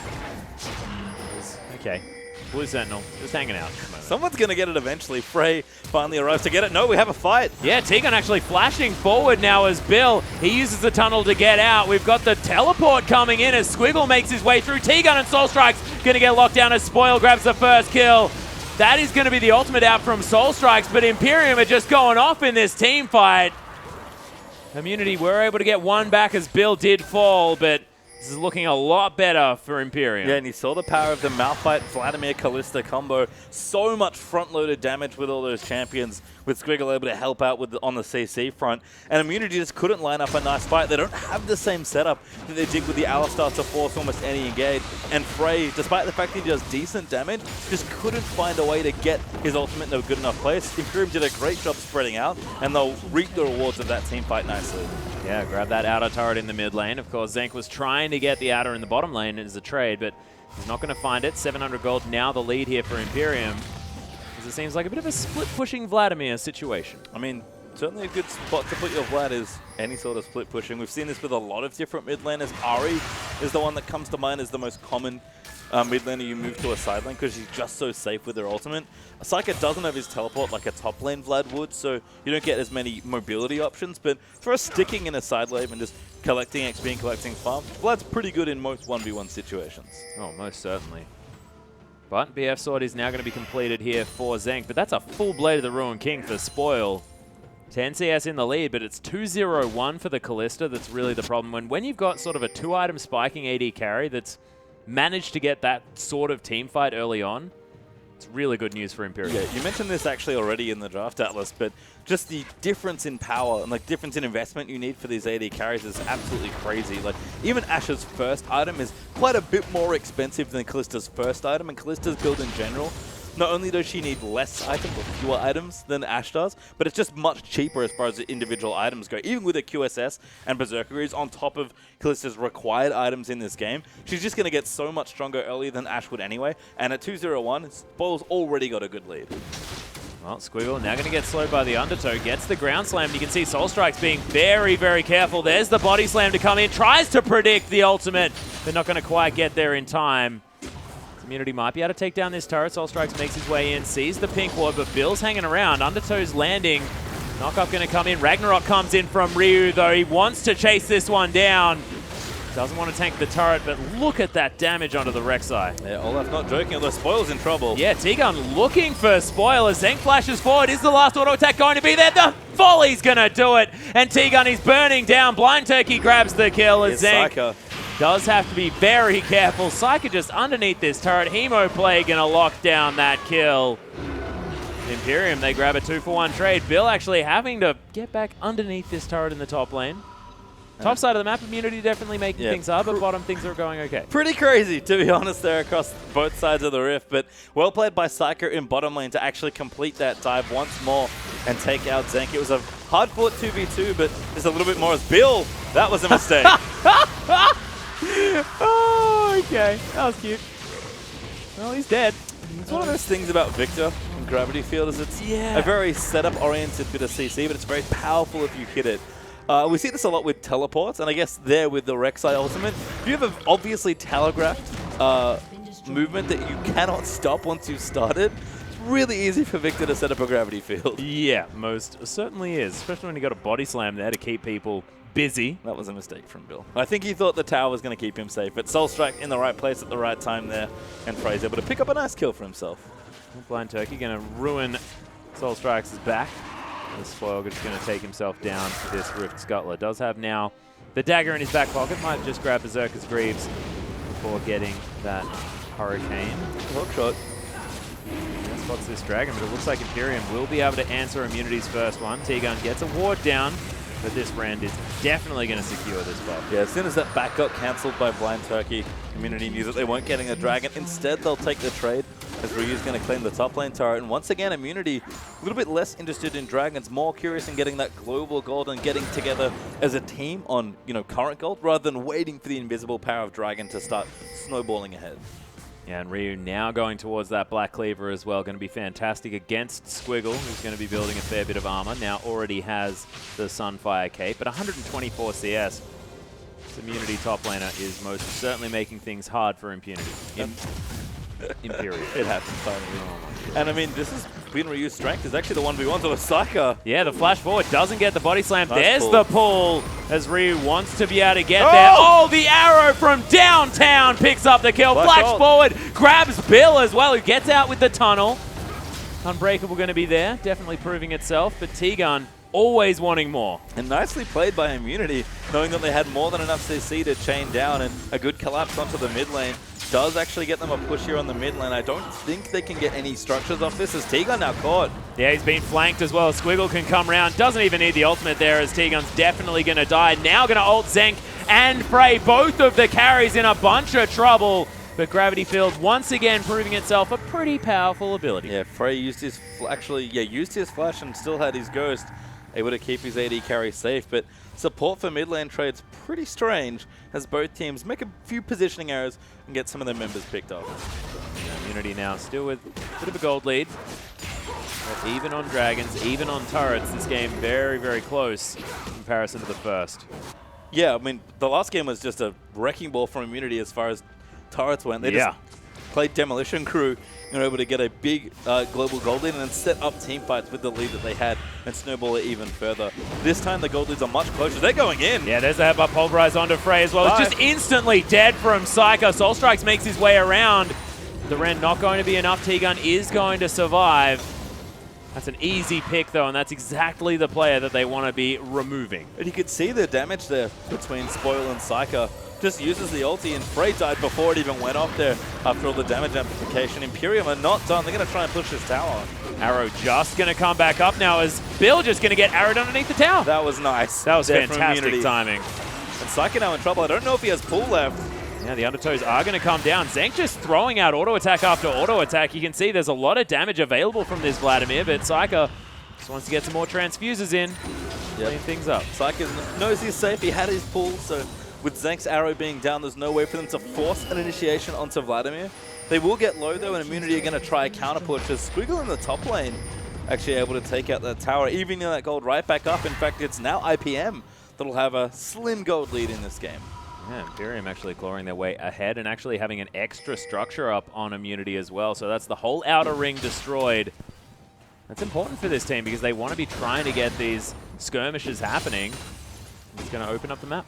I mean, that's nice in general. You're right, but I think IPM are more than happy with the situation they're sitting in. You said it already, but these AD carries are the really big difference as far as timing goes, and Callista's just going to be ready to fight far sooner than Zank and the Ashes. If they can make the Ash utility work and use that CC until Zank's got those 3-4 items online to really be strong, then Immunity can still pick fights cleverly. But Callista is getting stronger and stronger, and as soon as that Rune and Hurricane is done, especially once QSS rolls around, Spoil is just going to go, and all that space that they've created going to give IPM plenty of opportunities to pick good team fights. Well, Void Rush was used from Bill just to make sure he can get himself into this bottom lane, stop that outer turret from falling. See Olaf moving very far forward, might be able to even grab himself an inner turret as Squiggle is going to find it difficult to stop it. And if Spoil's the player to look at on the Imperium side, it's definitely been Ryu's game here on Olaf. Frey's Victor is fine, but it's not nearly as insanely far ahead as it was in the last game here. But Ryu does have a strong lead here in his lane opponent, and he's continuing to create pressure. So as his objectives get more and more important, as we go through Dragons, as Baron becomes more of a factor as well, where Ryu can be and how much pressure he can apply to Squiggle. He can't cancel the back without killing him, by the way. So yeah. Ryu needs to make sure that he's actually... Sorry, can't cancel the teleport, I meant. So he needs to make sure he's actually doing the right thing, because Squiggle's going to be able to join him whenever he wants. And right now, that's bottom lane. Yeah, the teleport actually going to come in here from Squiggle, who is going to follow it through. That is going to be the stun onto Blind Turkey, but T-Gun is very, very low. Stand behind me is there. That was a very odd Glacial Fissure, but Ryu found his way in the back line. The arrow didn't really do too much now, as T-Gun is going to be the first casualty. Ryu probably going to fall shortly after as Spoil grabs that. Actually, no, it's not, as the flash forward comes in. Spoil looking to grab the knock-up. As he gets in there, does Blind Turkey multiple knock-ups, but he's dead after the Chaos Storm. So Imperium now going to probably sheepishly remove themselves from this bottom lane. He used his ulti a little too early, and Alistar flash Fate's Call from Spoil. Really wanted his support to get aggressive, but the whole team not really there, despite the good setup there for that. We had a ultimate from Squiggle as a gap closer. In fact, let's just watch it again. So they start the flank here. T-Gun gets very low from this first round, and that ulti, I think, barely missed Spoil. Then the ulti has to be forced out from Ash, but it doesn't hit a key target, and Squiggle, there you go. Uses his ultimate as a gap closer for Ryu. Without anyone else, just can't take out Spoil by himself at this point. From here on, Spoil flashes in and throws Blind Turkey in, but Blind Turkey didn't have his ulti. Frey turns around and just kills him. Yeah, so Frey definitely had enough to deal with him there. Of course, still actually in the lead as far as the farm is concerned in that mid lane as well, but Spoil very close to that Renan's Hurricane. It's just ambitious by both teams, let's put it that way. I like it though. You know, I like it playing as well. with fire. I mean, Imperium are playing much more proactively this game. They were playing pretty strong around objectives in game number 1, but this game they are picking every fight they think they can win, and they've been constantly putting pressure on Immunity. Yeah, and Ryu also teleported into that bottom lane without his whole health bar, which is not exactly the greatest idea. Pushing up towards that last remaining outer turret. As Immunity now hanging around this dragon area. They want to grab the next one. Psyker actually takes an arrow to the face, now down to relatively low health, but the Ghost is going to get into safety. Good attempt there from Immunity, and you can see Zank with those arrows is really using the part of Ash that makes her such a strong carry before she does do good damage with lots of items. Although IPM not done here, despite Psyker's low health, they're going to try and fight here. Yeah, Psyker is actually back in base, so it will be a 4v5. We'll see whether Imperium are going to be able to get the team fight that they're looking for. Down to very low health as Soul Strikes makes his way in, secures that dragon. You can see there's the unstoppable force as Squiggle makes his way in. That ultimate didn't do anything from Soul Strikes as Bill trying to get amongst it. Chaos Storm, though, for so much damage. And Immunity, they all managed to get out. How Ryu's alive, I have no idea. Yeah, he face-checked the bottom lane, I think, from IPM and was lucky to get out on about 10 health towards the end of that fight. And then I have no idea what happened after the rest of that. A great arrow to set up onto Psyker, and then Ryu almost dying. The Dragon did go to Immunity, I believe. It did. Are up 2-1. We did see a steal attempt from Bill. But that was an interesting chase there, and somehow nobody died. Yeah, I don't know how. So, Immunity probably going to be licking their wounds just for a little bit. I did like the idea. Send Psyker back, then grab a Dragon, but it shouldn't have been that close, I don't think. I think Squiggle was hoping his ulti would hit a few more people, but couldn't quite get the carries in. They do, again, have to respect the Victor damage. IPM have a pretty all-in engaged, with the, Oh, yeah. I guess the exception of Blind Turkey if Kallista's ultimate's up as well. But you can see Frey, as soon as he's finding his position, he's just putting down his gravity field, popping his ulti in the death ray, and people are melting. They're just not tanky enough yet. Don't even have a locket on the board as an example to just tank up all of the damage that Victor's doing, and he's only getting stronger in this mid-game. He certainly is, but Psyker as well. I mean, he's got the Will of the Ancients, also with the Abyssal Scepter there for a little bit of mitigation. Well and truly getting towards that point where Vladimir is just going to be really, really frustrating. Looks like an arm guard might be built up next. We'll see what he does decide to get. But Ryu finally gets that tap. So good gold there from IM, but this is probably a good time to discuss the difference in mid lane. As actually, we already mentioned that the lane matchup is not bad for Psycho, and Vladimir is a great late game mid laner. But the differences as far as they go is that Frey's going to be stronger earlier with the way Victor's itemization works out. And he's got a bit more burst damage as far as like upfront front-loaded damage goes. So in short fights, Frey's going to have an edge, but as the fight goes longer and longer, if Psyker's still alive, he's going to do much more in those situations. So he does need a few more items to get to the super scary Vladimir point, but if Psyker does get very far ahead, watch him just run at Zank with his Ghost on, or run at a carry, and just start throwing out spells. Well, speaking of throwing out spells, there goes the arrow. Psyker able to get out of the way of it. We'll be fine. I guess the other thing to note is looking at Psyker's boots, I do like the distortions, but not having Merc Treads against this team comp is interesting. Psyker's going in. Yeah, there's a Flash Hemo Plague. Fantastic ultimate from T-Gun to try and disengage, but Psyker with the pull going forward so aggressively. T-Gun still alive somehow. Pre-Seeker doesn't find it as Chaos Storm's on top of Spoil. He gets out towards the back line, but no one's dead. Not yet at least, but IPM do have the momentum. They can try and siege down a tower, but Frey and his wave crew are going to deny any of that as well. Yeah, he's at full health. Zank's at half. Still does have that Raptor Sense procced, and Imperium, they want something, but they just can't find an objective to take after that one exchange. You can see what they wanted to fight. Rune and Hurricane has been completed for Spoil, and if IM had been any further down the mid lane here, that would have been a very easy cleanup for Spoil, Psyker, and Squiggle to all really start there.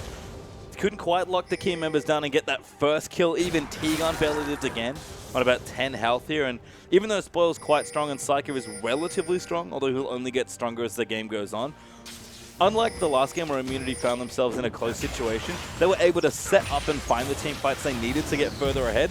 And it's not been the same story for Imperium here in Game 2, despite the fact that right now, they have actually a pretty good spot to pick and try and fight. Yeah, they've got a lot of vision hanging around this sort of middle area of the map, especially on the Immunity side. But Ryu, he's going to head back to base, see what he's going to pick up, because this Olaf getting towards that mid-game time where he's going to be very, very strong, and he's 57 CS ahead. Wait, no, that's not 57, that's 87. Yeah, looking pretty good there is Ryu, who's... No, 77. Nice and far ahead. Large amount of lead. Yeah, 70. It is large here. And Ryu is a very big Olaf at this point. 2-2-2, 220 CS, and only getting better. Starting to build in towards the defensive items. Randuin's Omen is online very soon. And we've seen what Ryu's damage is like. Now he's going to be tankier as well. And Spoil's just going to continue to have more problems here in this game as Kalista. Immunity starting to get to some strong breakpoints in their items, and they might look to line up a couple fights here. But this game has been much closer than the last one, with Immunity barely having a gold lead of about 1,500 in this game. Yeah, it's basically nothing, but Baron is being looked at now from Imperium as Psyker makes his way around the corner. Nice Unbreakable there from T-Gun to stop that damage.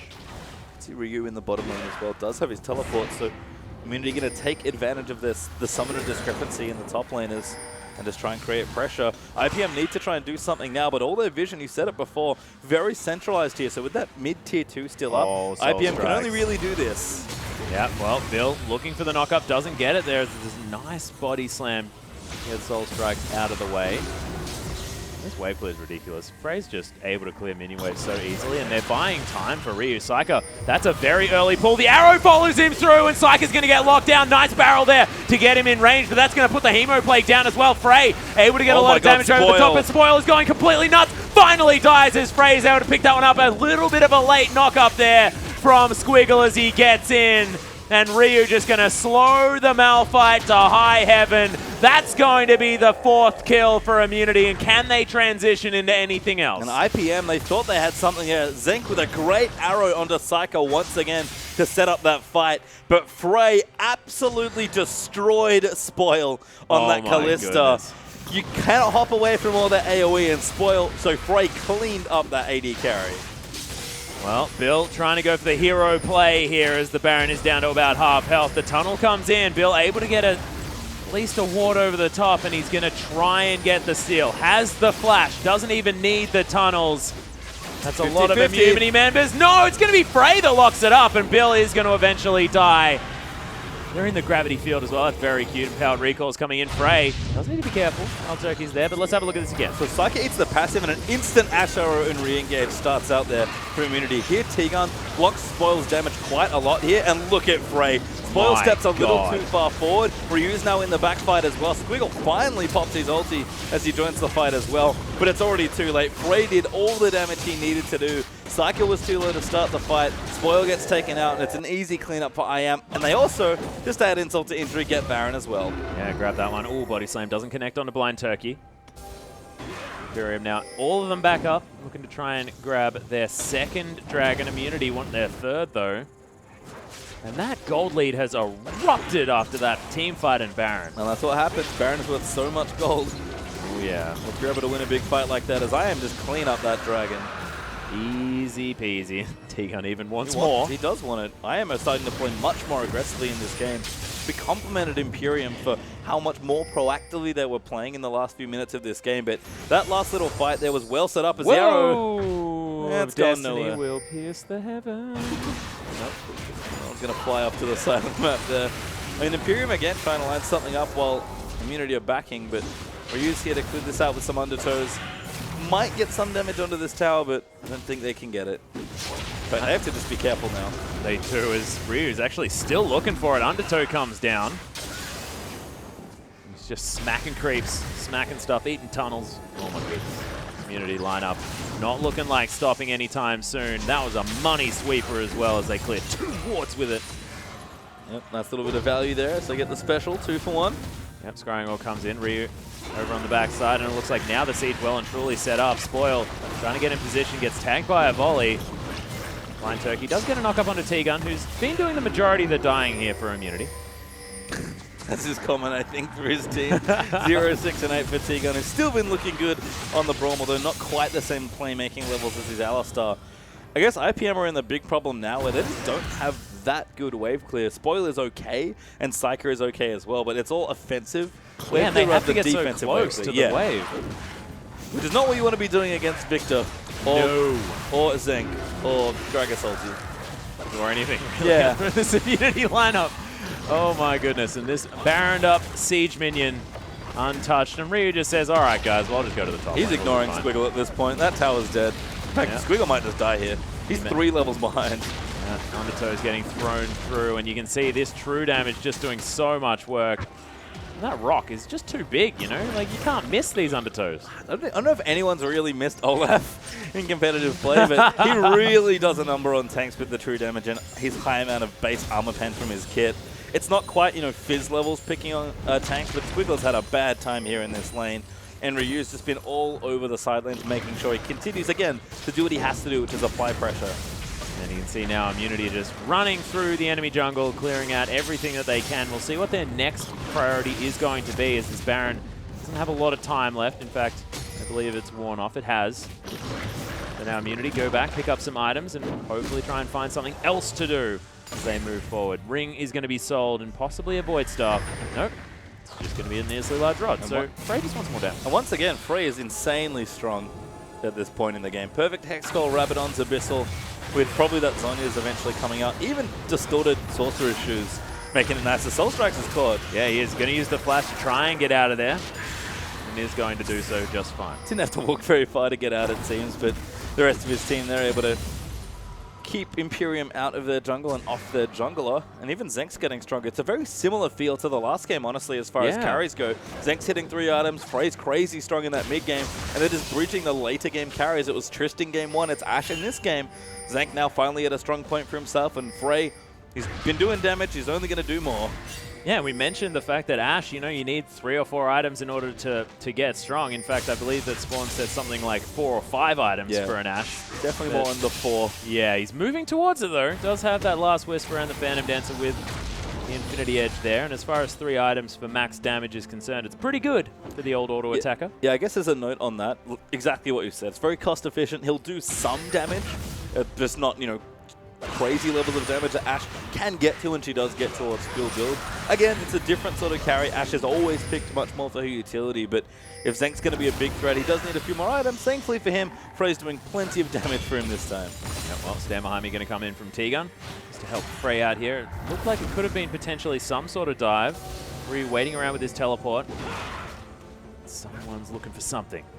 I mean, we've already noted that Squiggle can't really stand in this lane 1v1, so Immunity have all of the initiative here as far as pressure goes. We've got major buffs back up in 1 minute 40, and IM are just going to look to finally break the base and put a close on this game looking for their third.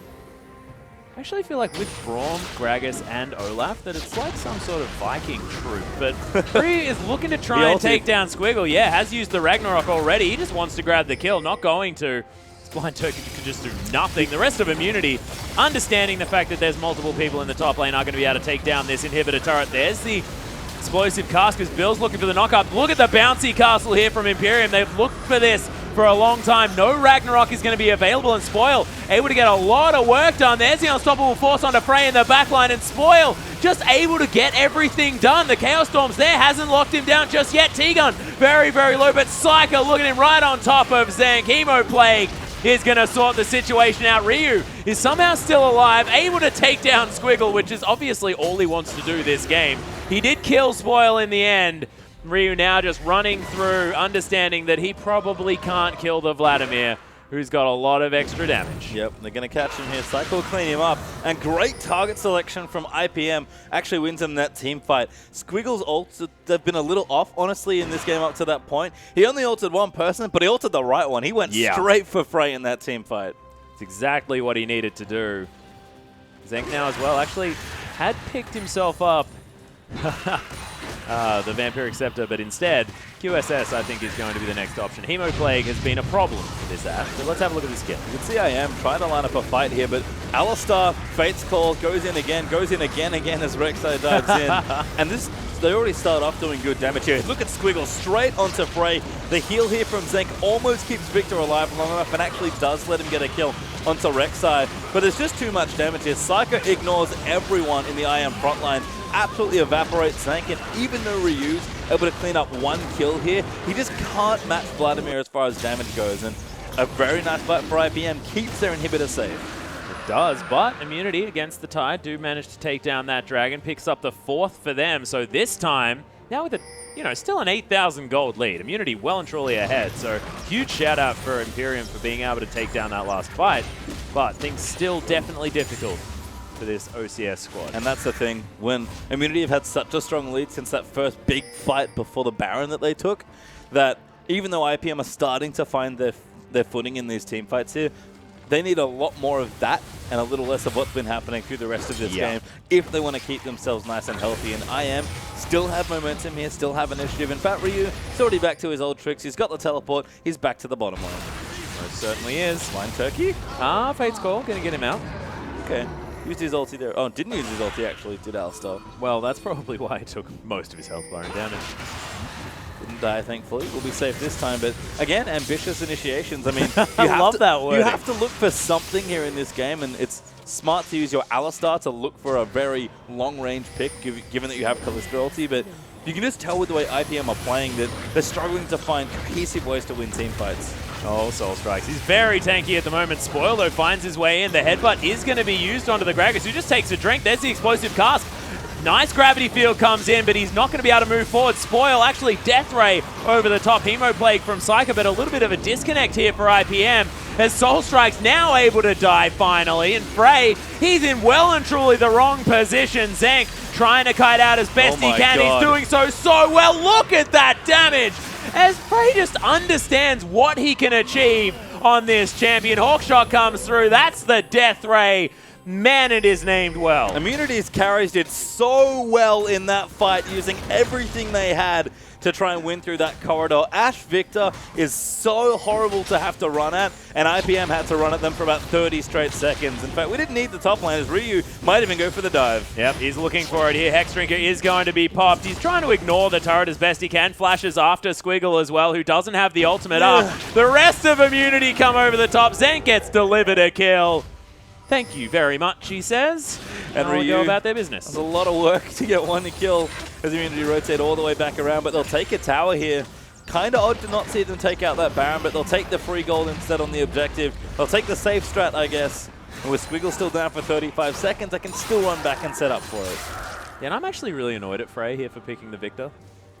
Because it just doesn't thematically fit as well as the rest of this potentially, you know, Viking-esque lineup. The Techno Viking, don't worry about it. Ah, Techno Viking. It's like steampunk. Exactly. All right, okay. All right, Frey, you're okay again.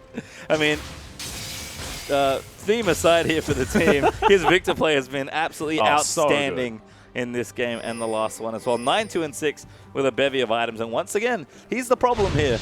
He is. He's 100 CS in the lead. Oh, look at that replay. Burning up their minions. I'm sorry, guys. I was busy talking about, you know, how I'm frustrated with Frey for not being a Viking when he's taken down minions that beautifully. Thanks for the replay. Plundered all of the caster creeps there, getting himself further and further ahead. He's actually 100 CS ahead of Psyker as well. As is, Which is 100 CS up as well. And again, these big carries for Immunity. Zenk, I hate to say it, not quite glorified jungler status this time, but he's really been on utility mode on his carries. Tristana was a lot about pushing down turrets. Ash is a lot about controlling team fight. He's happy to play a second role because his carries are so good.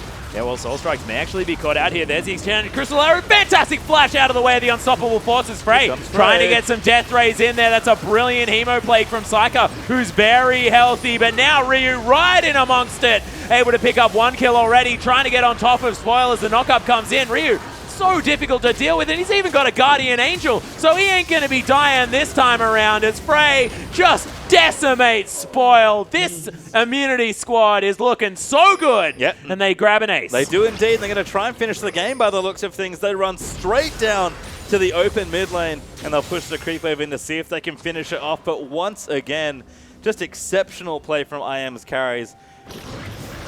Ryu did such a good job soaking damage there. They were able to get Psycho, who tried to find the ulti but couldn't quite get it done. And this game looks like it's over. Yeah, massive shout out to Zenk as well with the brilliant flash out of the way of the knock-up from Squiggle. And with everyone dead, the Nexus is going to die, and Immunity put themselves in match point for this best of 5 to get themselves back into the OPL. And it's looking like another day in the office here for Immunity. Fantastic game. It certainly is. And they're a team that picked up a lot of speed towards the end of Split 2 of the OPL, but just could never really get it together. So the fact that they're coming back in, looking like they're smashing their way back into the OPL here through Imperium, would be a great thing lining up for next season, because they're a team that had so, I hate to say it, so much potential. And given the lineup that they're fielding now, keep in mind, it's only going to be a couple games here. If they do get the 3, we'll only have seen Frey play 3 games. But with how Ryu's going, with Soul Strikes back in, with Zenk and T-Gun getting stronger, and Frey looking very promising, IM look like a team that can really challenge the top teams next season.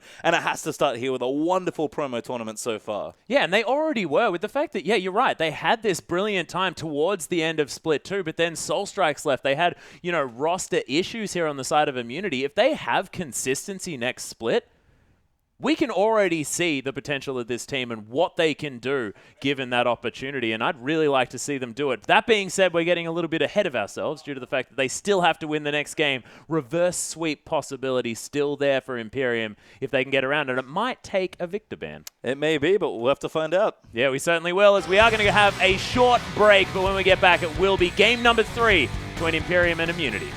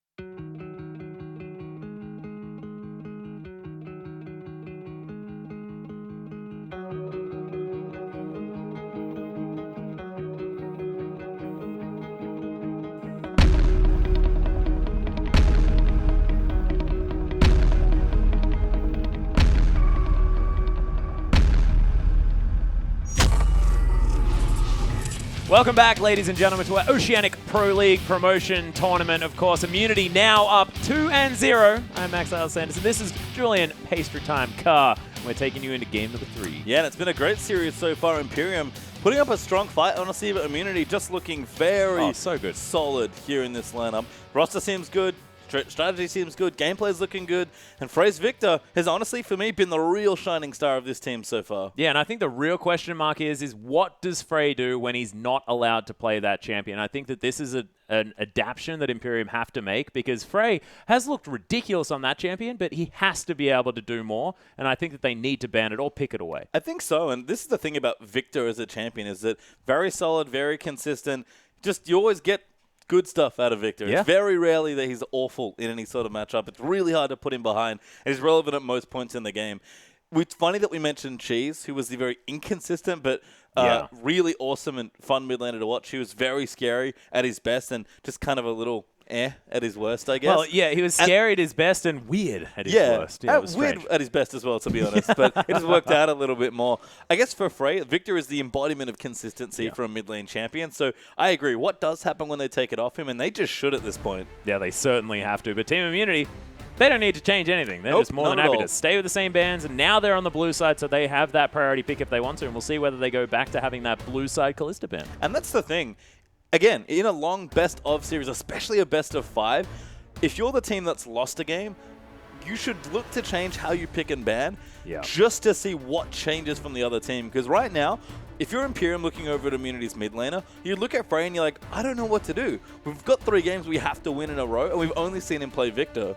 Yeah, well, ban it, Imperium. That's probably what they have to do, but Immunity, we'll see whether they actually go for the first pick here. Of course, it can be the Elise one more time. That worked out for them. They haven't changed up their bans one bit, but Imperium now have an opportunity to remove that Victor if they like, but they let something through. If that happens, that it is going to be banned away.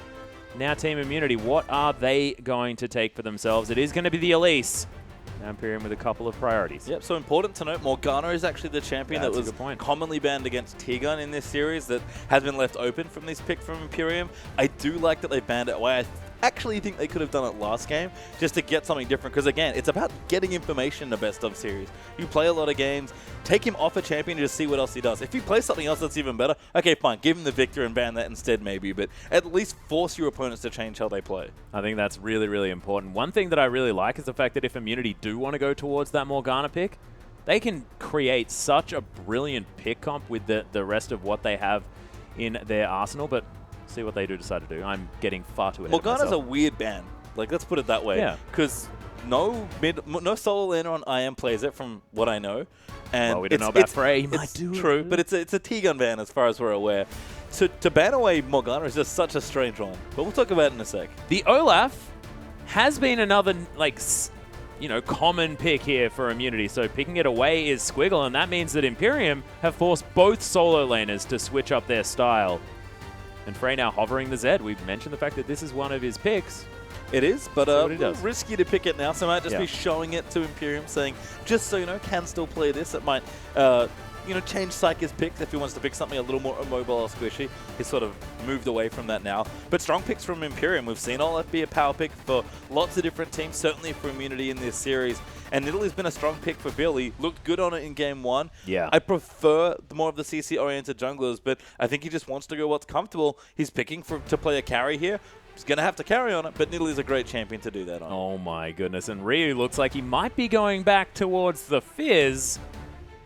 And 5.15, I'm just trying to remember exactly what iteration of Fizz we are up to right now, whether he still gets the auto attack bonus from that Charm the Waters.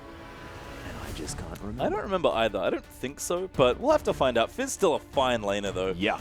And we'll have to see how Soul Strikes plays it. We do have Trist again here, so similar sort of stuff being built up for IM, but a very solid comp so far, and potential flexibility in the mid lane as well. And this is what I like about Ryu as a player. For so long when he started, he was just the Maokai Rumble guy that had maybe one other champion kind of hanging out. And the fact that there are 2 bans and a pick away for Olaf, and Immunity didn't take Olaf as their first pick because Ryu's confident in his counter pick, means that he's just grown so much as a player. Yeah, it's very, very true. And now he's more than happy to play into the Olaf if he wants to. So Spoil now considering an Ashe. into Zenk's Tristana. Of course, was hovering that Sivir just so he can go through all 3 of his champions in this series. That could be, you know, nice. But both of those picks would actually be quite good here. We've seen what Zenk can do with Ashe. Again, lots of utility is like kind of like this pick away as well. Imperium, they are going to try and steal that Morg. Yeah, and might even be Psyker playing it in the mid lane as Spoil goes towards the Vayne into the Tristana. And that's a big change. Mind it. Yeah. I mean, I'd like the Ashe because I feel like it supports the carry-style jungler from Bill, but we're getting into a potential too-many carry situation here for Imperium. We need a big utility laner from Psyker. Maybe Lulu is something to look at here as far as a pick goes. I'm not too sure if Psyker plays it. I'm sure it's somewhere in the back of his champion pool. But Spoil, who's had 2 strong games on fairly strong carries, is making a big statement here. He's saying, you know what? I'm the one that's going to be the primary carry. He's just straight away picked up Vayne. Yeah, and it's just going to be a bit difficult here. I mean, I like Vayne when she's in a lane with a Janna or a Nami or something like that, but it looks like it might be the Morgana there, and this is what I was expecting, something like an Ahri to come out from Frey so that him and Soul Strikes can just be this ganking team. They keep the map as watered up as they have over the last 2 games. They'll just be able to get picks where they want. That being said, looks like it might just be the Thresh fatigue, and a hook champion has to be played at some point. Certainly does. For this guy, and Frey towards the Azir. And again, sticking back to the same sort of thing, going for the Azir. It's kind of the next Victor once Victor gets taken away. Very solid, good consistent damage, really strong stuff in general for the champion. And Frey's shown that on strong carries where he needs to deal consistent damage, he's shown off on the meta picks, I guess, really well so far in mid lane. And it doesn't need to show anything else, at least for now, because he knows that, all right, Victor's taken away, still got Azir open. Yeah, and you were mentioning a little bit more utility here from Imperium. That's good. That would be an interesting amount of extra utility. You do have the extra shield coming down from the W out of Lux if you want to. Light Binding got buffed recently as well, but I don't think it's on this patch again. Again, patches starting to fade into each other a bit here. But it does suit the sort of same pick, and it's a decent theoretical lane matchup against Azir. Again, we've seen Azir's primary weakness be lots of strong range and poke. Champions like Varus in particular, even Xerath has been a reasonable pick earlier on in the year. So Lux does fit the bill there, but that is a tricky pick to play here against this team. And it's locked in. Yeah. So, yeah, we've got a lot of pick potential on both sides. Lots of long range, lots of poke, lots of options like that. Non-committal CC to come out from the Morgana as well, with Squiggle able just to run around if he feels like it at some point later on. But Ryu, this is the guy that's been playing the Olaf, and he picked that Fizz very early. So he may know something that we don't about this particular matchup. See how it goes. I'm sure he's confident in the 1v1. He's got Ignite as well, so he can get nice and aggressive. And Olaf, we've seen he does have some split push pressure, but Ryu knows that he has to match Olaf in the 1v1 or he's never going to be able to do anything. Like, we've seen what happens when you play tanks into Olaf. It goes bad usually is the answer. So he's going to take a comfort pick. He's played a lot of Fizz, one of his breakout champions in the OPL when he started playing a lot better for his team. And he can certainly carry 1v1 up against Squiggle. And the biggest worry here is if Ryu and Squiggle are just going at it in side lanes, the front lines, for especially Imperium, are virtually non-existent. Yeah, it's exactly right. And one thing that I want to note is the fact that, Psyker decided to, build this, I'm going to deal with the Olaf by grabbing the Anivia with the wall. Emperor's Divide, pretty good at that too, making sure that he can't get through. I'm not entirely sure how that works, whether Ragnarok you can just wander through. I don't think so, though. So once it's up, you can't walk through it. Yep. But you can, like, if you get ulted, you can ultimate through it. Because you won't get pushed back by it. Yeah, and got it. the way it works out, if you're walking through the wall, once you're past the point in the hitbox where it would push you back, the front part of the ultimate actually is the part that blocks you from walking through it. So once you're like, if you think about it, like once you're through the soldiers, basically through the shields, like you're not getting blocked there. It's not like it's going to bounce you all the way out of the ulti. So it's a weird timing one. We'll have to see how that works. But it is a good point. Terrain control is always good. And again, Frey's going to have that big, huge sustained damage champion with some decent utility. Again, Victor and Azir are very similar, as Victor's just arguably a bit better. But with Victor banned away, Azir's a great second pick. Yeah, and I actually think that Victor very, very strong for being strong at every stage of the game. This is something that's been mentioned over and over again. But Azir, as far as late game hyper-scaling mid laner is concerned, you get 3 of those Sand Soldiers and you got a heck of a lot of AP. You're going to be doing so much consistent damage in a large area with a lot of control, which is what Frey has shown that he's really strong at playing towards. He has, and we've seen it on the Victor. That's actually a very similar description of how Victor likes to play team. Well, I guess that's a good And Immunity have done a great job of setting up for that Victor, so you have to think Azir will be very similar. And on top of that, we've got playmaking potential for Frey here as well. Yeah. It's risky to go in for that, the drift and try and ulti people back in, but it's possible. And Frey can be even more proactive with how he's approaching these fights now. Yeah, he doesn't have to wait for T-Gun to set it up for him, basically. Well, I think that T-Gun probably still will. Oh, yeah. Let's be honest, because he's on the cow again, so able just to run through, get all the work done that he possibly can. I'm looking forward to the pulverizers from, the back of the team fight from nowhere. I'm looking forward to it, just making sure you get the cattle on the roam. I guess the other thing is I'm not convinced by the bottom lane matchup from Imperium Oh, wait, either. he's not even the cow. He's Thresh now. Yeah, he's Thresh. So he did pick Alistar, had the option. He did. He just decided not to. No, Sad. still going to go in. Don't worry. Thank but goodness. I'm worried about Spoil. He clearly picked Vayne. He feels comfortable on the champion. He wants to be a big carry for his team. But 2v2 and 2v1, Vayne just doesn't do that well. Like, if you get her space in the early game, she's great. And she does have lane matchups where she can at least stay even, if not get ahead in. But Tristana doesn't feel like that great of a matchup as far as the 1v1 goes, especially when it's Thresh versus Morgana as your supports. Yeah. And then if you move and lane swap and try and freeze a lane, Tristana's going to fast push your towers. So going to be tricky to navigate Vayne into the mid game. But once they can, Spoil's going to be quite strong. So a little bit worried about the early game. Immunity have shown a lot of presence in the first 2 games already, and I assume that has to continue here in the next one. Yeah, it's really true. And I just want to talk about this AD carry matchup one more time as well. The fact that, Tristana and Vayne, they play out these long trades very, very well. That's what they're both known for. With the explosive shot on top of the Vayne, it's going to be very difficult for him to be able to trade back when, I guess, you have a shorter trade window with the silver bolts. The fact that you only need 3 shots, whereas, 5 is generally what you want with that satchel over the head. But Buster Shot and Condemn both working relatively similarly as well. And we'll see how both of these players actually play out these sort of bottom lane trades, or whether we're even going to see that. I mean, again, the issue is that even 1v1, I feel like Trish is going to win those trades anyway. Yeah. But especially with Thresh in the lane, you're never winning a 2v2 unless you land a binding. Like, it's very poke-oriented. You have to pick your windows very well if you're Imperium in the bottom lane. And I guess we'll have to see what happens. It's unlikely that people die. Usually doesn't happen at this level of play. But the rest of the map is even more problematic, as he's going to be just fine. Mid should be a fairly kind of a wash of a lane, but Ryu, they have to control him. They've seen what happens with the Olaf. Fitz is even more horrifying if he gets ahead in his lane, and we've seen Bill try and get aggressive on the Nidalee. He's going to have to do it again, but if they lane swap again with that Trist, I think it's almost in Immunity's benefit just to stop Nidalee from getting aggressive. Yeah, that's exactly right, and we'll see whether Immunity are going to go back to that fast-pushing style, but we are onto the Rift, ladies and gentlemen, as Imperium, they're just hanging out as a group one more time, and it is the 5-point defense system for Immunity. Just setting things up. They did this last time in Game 1 when they found a lane swap and just sort of managed to pick the right lanes. Hard to say if that was an intentional guess or just strong reactive play from IM, but they're not going to take too many risks, although Soul Strikes and Ryu are starting to move out. They've got their trinkets still up as well, though Ryu doesn't have his. Soul Strike's going to try and find some vision, but just gets a ward right next to the Raptor camp. Yeah, so not exactly the deepest of vision, but they do know what's going on. Ryu actually warded the Krug, sorry, so does have a bit more vision, but it's not that super deep lane swap vision that we're looking for. So if there is going to be a swap here, it's going to have to be a guess. But again, Immunity are going to be fine in a 2v2 as well. And Psycho's back to the teleport mid lane, by the way, which I actually quite like on Lux. Yeah, I like it on Lux. The fact that you're never really in range to make anything else work, unless something's going wrong. Lux is such a funny champion, because her passive just doesn't make sense with the rest of her kit. It's actually quite good for last hitting, and it's good for harassing and laying with your poke, but so much of Lux's strength comes from being able to 100 to 0 people from very long range. So you can't really get in range in your passive for team fights. So if you convince you're not going to get a kill here, it's pretty unlikely to kill a champion like Azir. Then just take your teleport and try and impact other lanes. Yeah, we'll see whether he can do that as well. It means that he can push out this wave as well and get back to a buy pretty quickly. Make sure everything's going to be fine. Arise hasn't even been used yet from Frey. It's Blind Turkey just being frustrating. Not sure whether he actually got the Krug. Could have. Who did? No, it was Zenk. So does a bit of extra XP. So he's there as Ryu's going to help out Soul Strikes.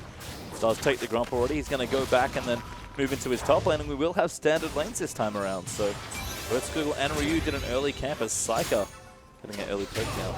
Yeah, actually proccing that passive as well, as Frey down to about half health. Does seem to be a thing with Frey. He just likes to lose a bunch of his health bar early on.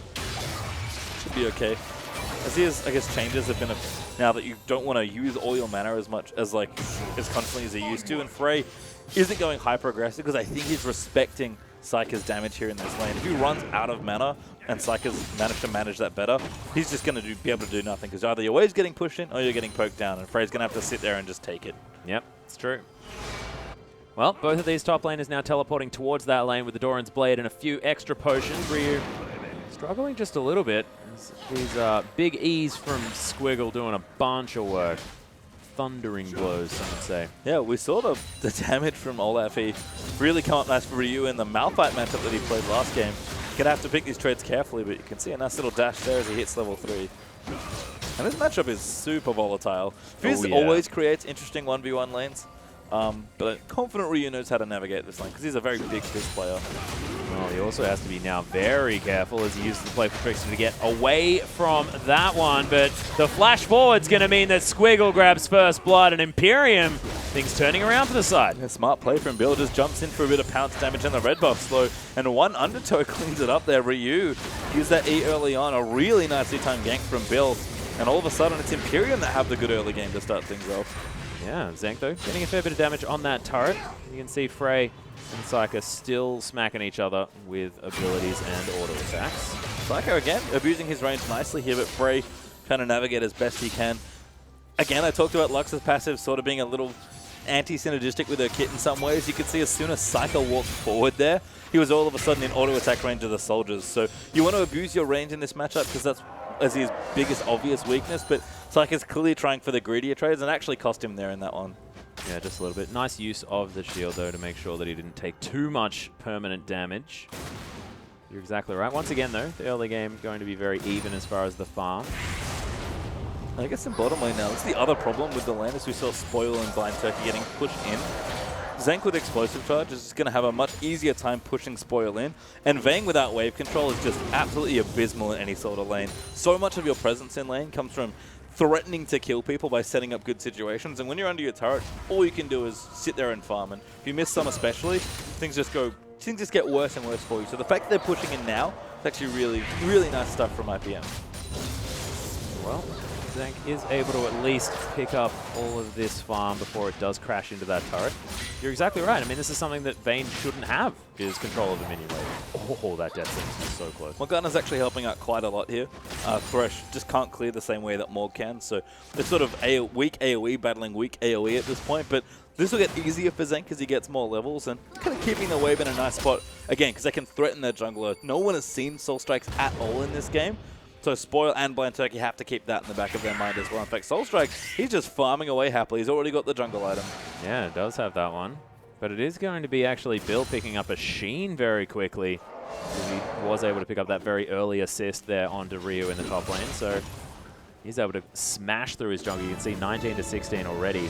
And he'd already ganked. And that's that Nidalee and Bill to a T as far as junglers go. Flies through the jungle. I like the aggressive choice because he knows he has to impact some of these lanes. Soul Strikes was in top lane before, hoping Bill would go for the regank, and then he'd be able to catch him off and maybe give Ryu a kill and even things back out. As it stands, he's fallen behind a bit in CS, and especially once Runeglaive gets completed, it does not get any easier for Soul Strikes to keep up with his Nidalee. No, it certainly doesn't. Well, Final Spark is going to be used there. As Frey, didn't get his back stopped, but Psyker definitely going to be able to clear out all of these minions. Yeah, I mean, I like the play. Using her up for wave clear on Lux is pretty straightforward, but Psyker just used his teleport, so it's kind of strange that he's already going back to recall. I feel like he maybe could have picked this spot a bit better there. Yeah, maybe a little bit. That Summoner spell not exactly being used to full effect here early in the game. I mean, I don't know where else he's going to go with it, so it probably doesn't matter too much, but it's just funny to see Psyker use his teleport to go back, then immediately push out the wave and go back. Yeah. But Soul Strike's waiting towards the top side here, going to be taking down his Gromp in reaction to Bill being on the top side of the map. Spear is going to land onto Frey. You can see with that Sheen doing a lot of damage. And early Chalices for both mid laners actually.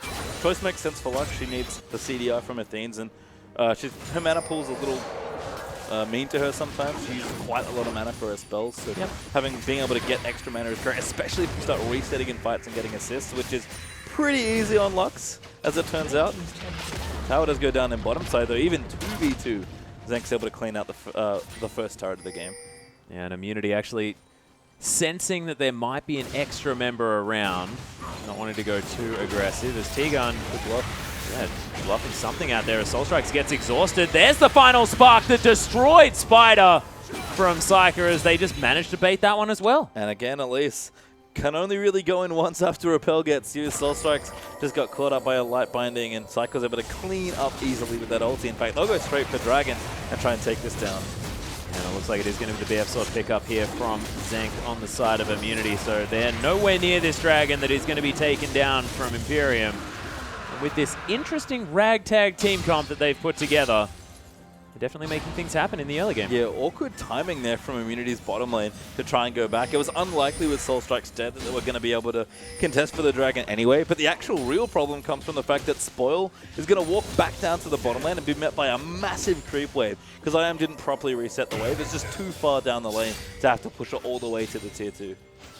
Yeah, so Vayne is going to be able to get back up in CS. Zenk, though, is moving towards this outer turret, and Ryu struggling just a little bit. There is going to be the extra shield from the Dark Passage. Ryu decides, okay, well, I'm going to go back. This Olaf is really frustrating. Yeah, he's already used his ultimate as well as Fizz, so no more kill pressure here for Squiggly. Still has his ultimate ready to go, but Zenk and Tiga going to do exactly what Triss wants, and that's try and take a tower.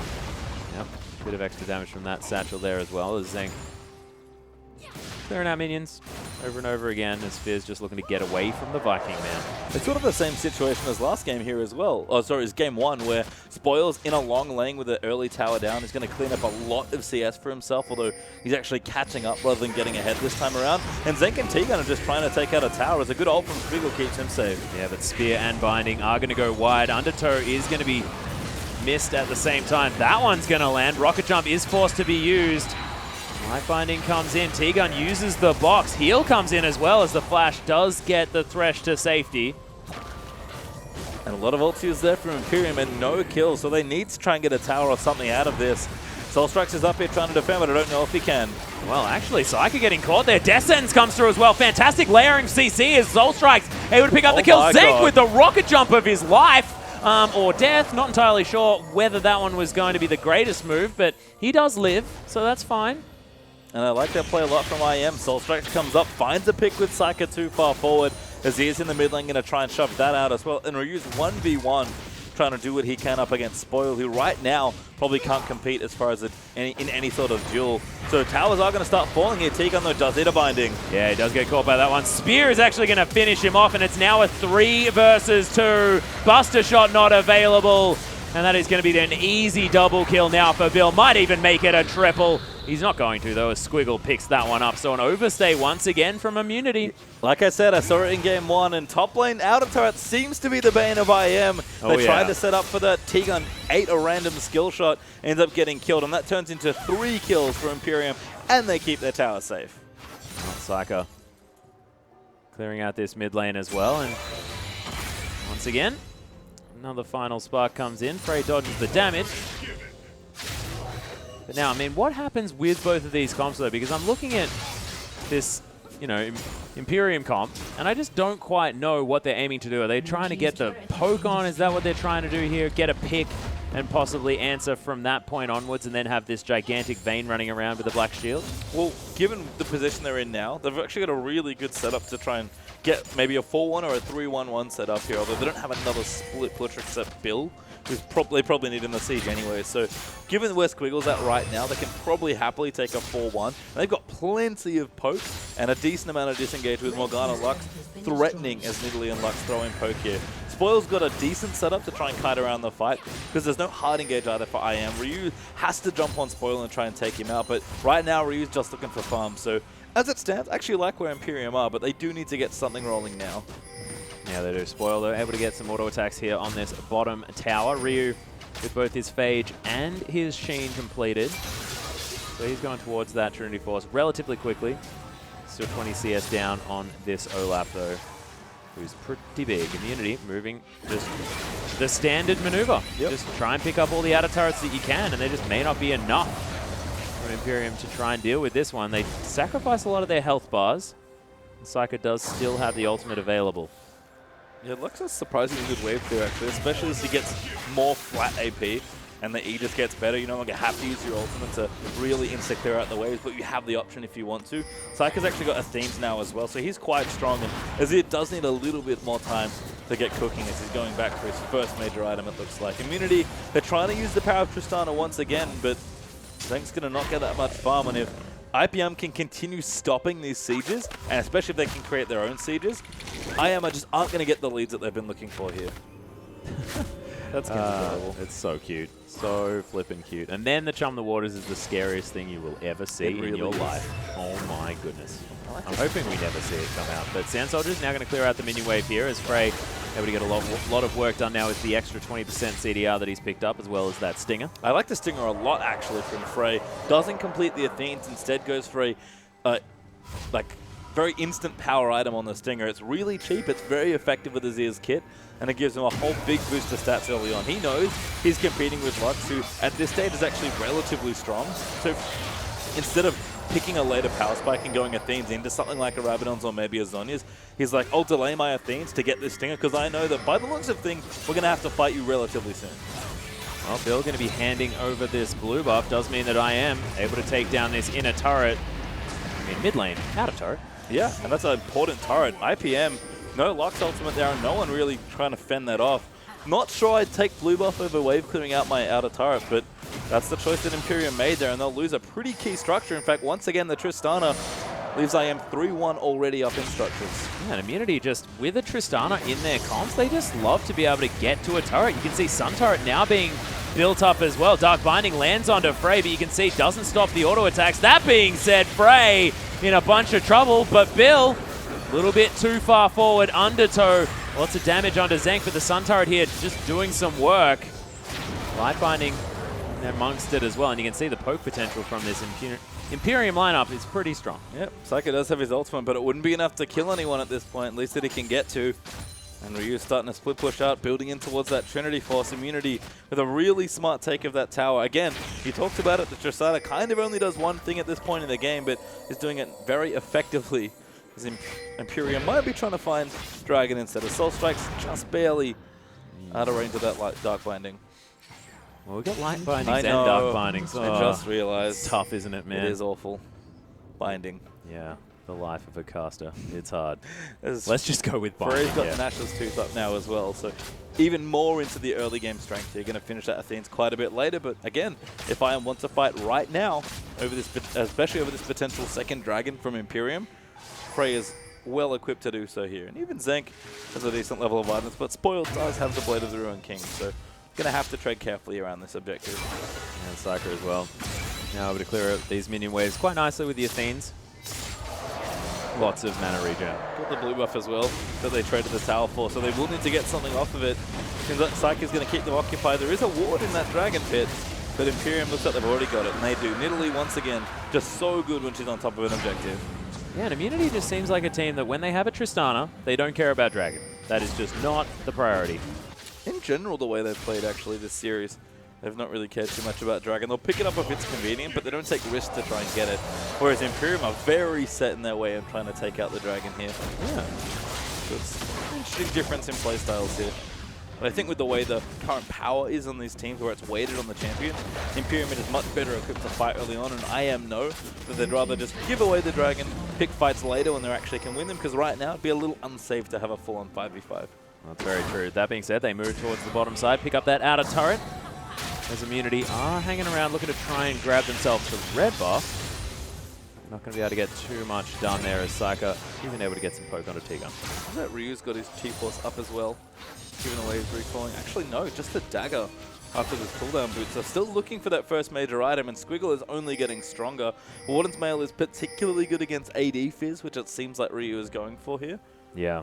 And oh, that's a big problem here. 2-0 and 2 for Squiggle, level 11 right now with a Randuin's on the way. He's only getting stronger here. And again, if Fizz can't split push, especially AD Fizz, until he gets a massive amount of items, will struggle to try and fend off the Olaf and create the pressure that he's done all series long. Yeah, very true. Soul Strikes just had to burn the flash to get over that Baron wall, so slight positional error. Soul Strikes loves deep warding. Yeah. And he will go so far forward to try and get those wards done, usually at his own peril. Yeah. Which is kind of an example there. So he did have the flash, keeps himself safe. Unfortunately, couldn't repel up to Baron because he's not there. No. So not at home there, couldn't move in with that repel. And now IPM going to line up for this siege. This is where the team comes very good. Light Binding misses, but Dark Binding lands. Spiderling is going to fall as well. Spiderling. Oh, dangerous stuff. What a hero. Blocked the spear, takes the bullet there as Bill's trying to siege it up, but Squiggle down the bottom side, he'll deal with Ryu. And IPM actually don't fully commit to that siege. I guess the issue with all their poke is that if they don't chunk someone down or get a kill, Spoil doesn't really hit the tower very easily by himself. No. So they do need to extend these sieges for quite a while in order to get any sort of ground on the objectives. Great. Did have to deal with the top lane here in this tower. Very, very low. Soulstrike's looking for a flanking play here with the Volatile Spiderling. That's a cocoon onto Psyker as well. Chum the Waters comes down. Might do a lot of extra damage as Psyker's going to get picked successfully. Spoil a little bit untouched here on the back line. Might be able to do some work here for Imperium, but Soulstrike grabs Bill. Frey comes in. That's going to be a very interesting Emperor's Divide that didn't do too much as Frey's trying to still get the work done as Squiggle is dealt with eventually. The rocket jump forward now as the flash to follow. Red buff now onto Spoil, but he's able to get out using a flash of his own and immunity, once again with a pretty good team fight. What a great read from IM to know Psyker was actually the single best champion to try and do damage to the turret. IPM got too greedy trying to take that out, and Immunity read that so well. CC'd Psyker up for days and got themselves a kill. In fact, they might get more. Yeah, Psyker looking to try and get in here onto this turret. That's the light binding as Zenk gets caught out. The auto attack of Destiny is going to follow him through. They traded for a turret, so I guess they could still potentially type Worth into chat, but they're not going to. I talked about Locke's passive. It's pretty hard to get off, but it does do decent damage, and Psyker... It only needed to do about 3 damage at that stage, More than enough there with that auto. Oh, yeah. As IPM going to try and take this mid turret out. By the looks of things, they'll get it as Immunity overstay their welcome in mid lane, but both teams starting to really fight each other here. Psyker just making sure wards going to keep people out of the way, and they will get the mid lane turret. Yeah, they most certainly will. So outer turret does fall. That is going to be the 3rd here for Imperium. 4 for Immunity as they just managed to grab that inner turret. So definitely playing well. Psyker throwing out all of his buttons. Good luck, man. It's your job. Yeah, do all them buttons. Immunity trying to get some traction here. We actually do have Trinity Force up for Ryu, so he can start meaningfully split pushing now, although Squiggle, I think, would still be able to contest in a fight. Psyker, though. Yeah, Death Sentence lands. Soul Strikes, he's going to layer it through as Flay's going to get there at the same time. Zenk takes a fair bit of damage from that Lucent Singularity, but Psyker just can't be there right now. No, and they might lose a base turret here. It's pretty low death timer still, but I am going to set up for something. And the biggest difference, all the poke in the world is not going to help you actually get the turret, whereas Tristana is very good at taking out turrets, as we've seen. And they're going to lose the mid-inhibitor turret now in their base. Yeah, Dark Binding didn't actually find anyone there as Death Sentence goes wide here for T-Gun, but Zenk easily enough damage, and they break open the base. Not going to get the inhibitor just yet. The Sand Soldiers are going to stand guard on this Sun turret. That Thresh Release pick combo there from Immunity actually get them a very easy kill. Psyker is pretty much all of the team's wave clear here as well, so with him dead, sieging is very easy for the Immunity comp with their Tristana looking this strong. And now they've moved up towards Rai, you're going to try and cut the rest of IPM off. And now Zenk actually finishes off the Berserker's Greaves, grabs himself that Zeal as well. Infinity Edge already completed. So Tristana getting into that 2-item power spike, which is relatively strong for the champion. Psyker now sheepishly back in this mid lane, clearing this one out. I mean, IPM have to try and again do something proactive, and Dragon's been their big win condition all series long. It'll be back up in 20 seconds, so they've got a pretty good look at what they're trying to do here, and they've got good objective control with Nidalee especially, and Vayne does not do small damage to anyone, even monsters. No. But I think you already know that this is happening. I've got the timer there. They're going to try and stop IPM if they can, and with their items, they probably can look for a fight if they can get to the objective in time. Well, Dark Binding, Light Binding, everything going to find Soul Strikes here. He is going to take the Lantern to safety. The shield not going to do any damage at all there, as it is in fact a shield.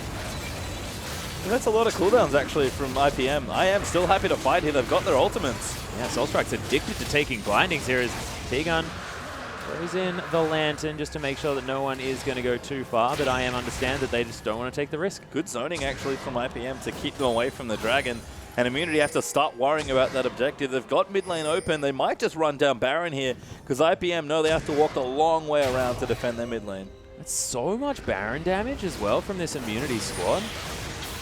Both teams actually have excellent neutral damage, so yeah, gotta watch out. As IPM do make it to the objective in time to stop Immunity. And despite the mid being open, Immunity seem to struggle a little bit to close out kind of the next stage of their plan. They've done a great job taking those turrets, but really hammering the game down and getting a big tangible lead's been the tricky part. In fact, it's IPM that actually still have the gold lead, although it's very slim. Yeah, and it's actually going to be difficult for Immunity to feel like they're ahead in this game as well. I mean, they're down 3 dragons. They can see that over and over again. We can see on our screen that they're 200 gold behind here on the side of Immunity. But, you know, with all of those dragons and the fact that, you know, the zoning potential from this Imperium squad is very high. Well, there's 1,000 gold up on Zenk, so he probably wants to go spend that first, but I think Frey's just finished a Rylai's Crystal Scepter, so... Oh dear. Human Immunity have been looking for items to try and fight. That Chalice has been a Chalice for a long time in this game. Yeah. And might stay, in fact, a Chalice for the rest of this game, but Frey has at least got a big spike in his item power now. Rylai's on the Azir autos, plus that Nashor's Tooth, going to mean plenty of control and damage here for the Azir. So if Immunity want to try and look for fights, as soon as Zenk goes back and gets his second item, they can probably start looking there. Soulstrikes is going to discover the ward. He gets his own over the side, but they'll protect the pink. And you can see Frey was pushing out the top wave, so that one's going to be pushing forward here for Immunity, and they're still just hanging around this Baron area, wanting to control this one, and they do have the box. The Emperor's Divide, lots of ability to control zones. But Psycho does have a lot of insta-kill potential from a long way away. Immunity are really respecting the power of Lux and Italy, I think, in particular. And just the CC that IPM have as well. Whoa, skill shots everywhere. Soulstrike's actually trying to answer it. But now, with the fact that Frey is so incredibly low, wow, that's Spear. Soulstrike's very lucky. Impressive. Yes. And again, Immunity, they know they've got that mid inhibitor ready, but they don't want to just face check a bunch of IPM poke here. Ryu's trying to keep Squiggle busy, but 4v4, IPM's comp is much better suited to this sort of protracted engage. Yeah, Repel actually forced to be used there as Raptors are now going to get taken down from Soulstrikes. He's getting back up to full health, but does give Imperium some time around this Baron area by themselves. And a very close game here in this one. Despite the fact that IPM have felt like they're on the back foot, they're only getting stronger. Nidalee has got a death cap now, so Bill's damage is starting to skyrocket. And I like that Immunity have been trying to play around the Baron, but what they really want is that inhibitor, and like we keep saying, they just can't get to it right now without a pick, so maybe look for Ryu to create more pressure if he feels like he can, or just for IM to be even more aggressive around that Baron area, just to force IPM to fight them out of a big long lane where they can get poke. Yeah, and Rio as well. Using that W to clear out this mini wave. You can see it's working quite well. Does almost have that Bilgewater Cutlass complete. But that's a now 2-item Zenk on this Tristana. Also for Spoil there as he finishes off the Phantom Dancer.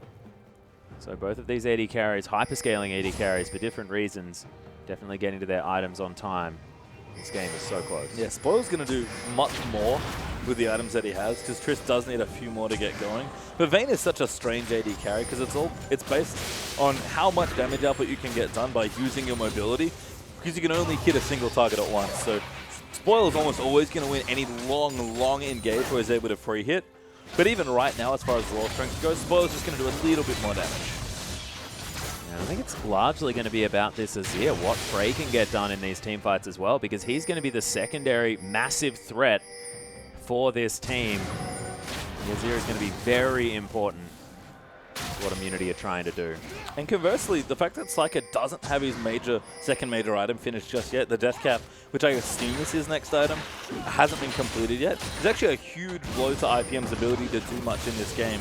Lux, again, is such a big part of not only keeping Spoil alive with the shields and with the CC, but just doing poke damage here as I am. Whoa, Blind Turkey's flash down. And again, they're just going to take turrets here. IPM have not been able to rotate as effectively as Immunity in this series. That is just a much better rotational play, exactly what you said from Immunity. They saw that they could take down that turret, and they do so. Dark Passage going to be taken there from Zenk as well, gets him to safety, and look, they played it patiently, and Immunity paying off. Squiggle still on the bottom side. Ryu's being annoying. But he's now actually ahead in farm. Yeah, he's done a good job, actually. It's pretty close. Squiggle will catch up now as this wave crashes forward towards him. But Frozen Heart, pretty good against Fitz with the Trinity Force. Even the Blade of the Ruined King will be a fine item there. Okay. And there it is. Yep. Completed from a Longsword and a Vampiric Scepter. And again, if IM want to fight, they're actually in a pretty good spot to do so. Even the Vamps have to up to Zenk, moving into either Blade or Bloodthirst. I think Bloodthirst might be a bit better against the poke here. But IPM trying to be more proactive and knock down a tower here. They need to have free hit potential, and already Frey's there to wave clear. Yeah, well, none of the poke from Psyker is going to land as Frey just sending his soldiers around, clearing out minions very, very quickly. Squiggle is here now. T-Gun, of course, moving far further up than any mid laner would expect, so those skill shots not going to land. He was trying to flank as well, actually, but he got spotted. Yeah, the Tumbler Waters is, of course, available. Dragon's up. That's the next big thing here. Oh, IM are going in. Yeah, Spoil actually may have been slightly out of position. Okay, Final Spark does come in. Soul Strike's going to get destroyed, but Bill, it's going to be a trade of the junglers. That crit was huge.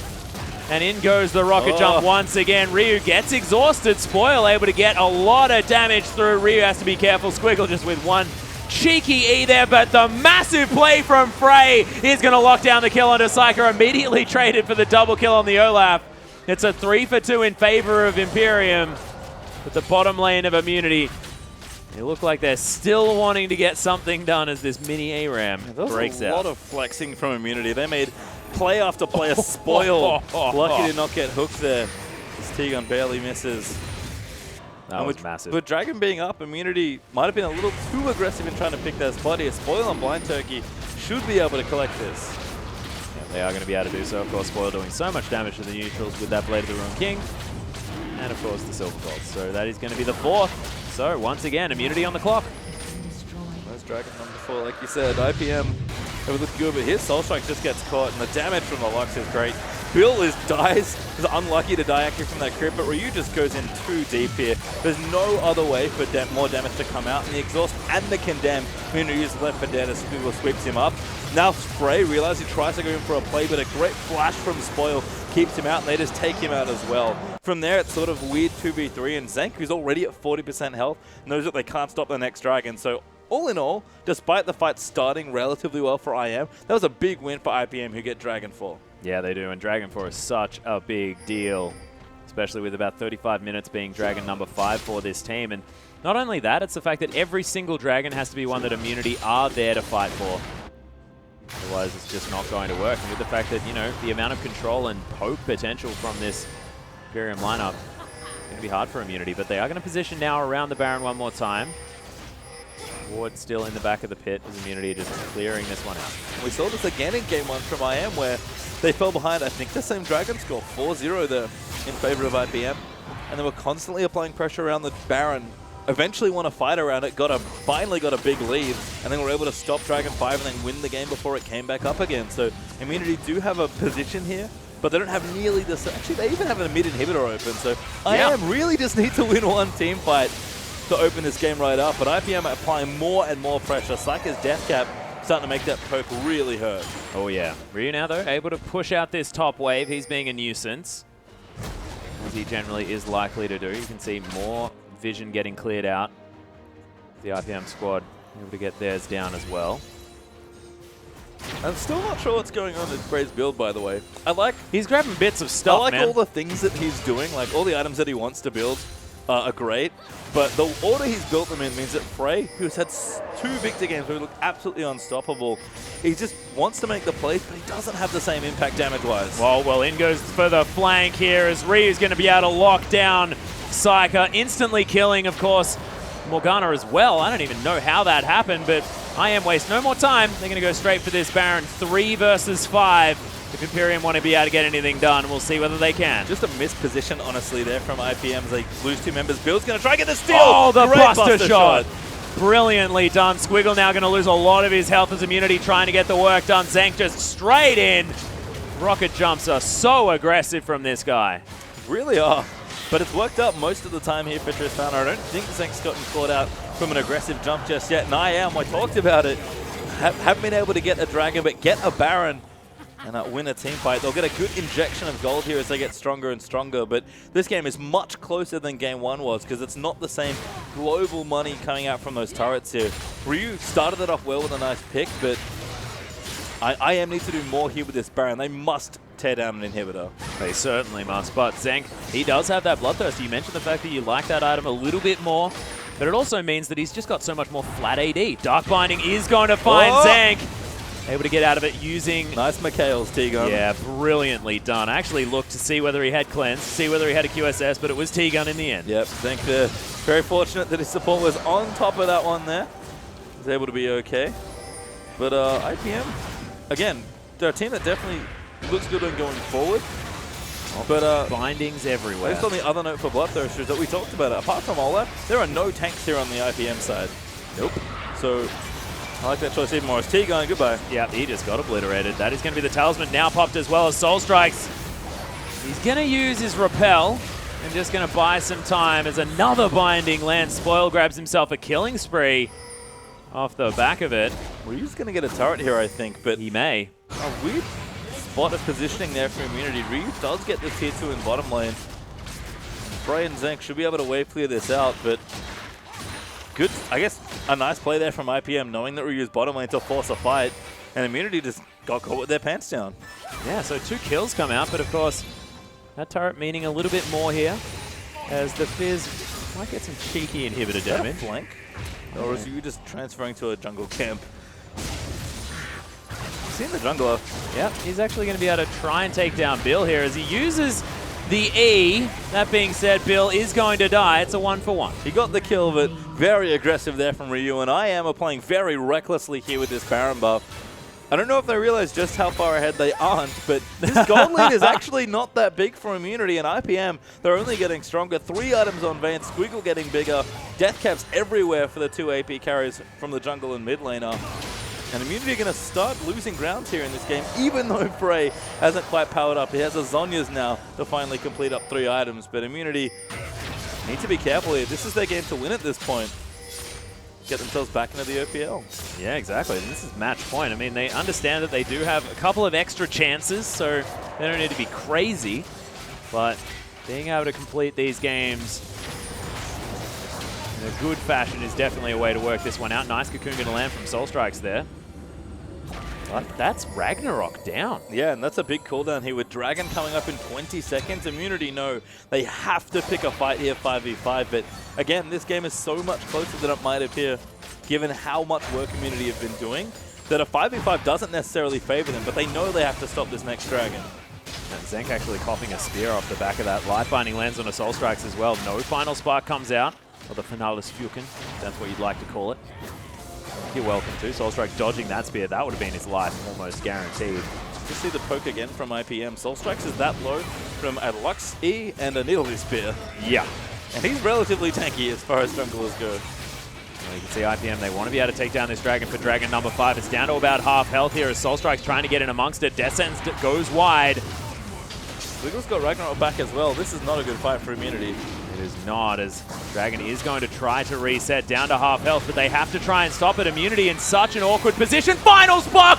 Massive damage! Just running across the top of everyone. Frey can't do nothing.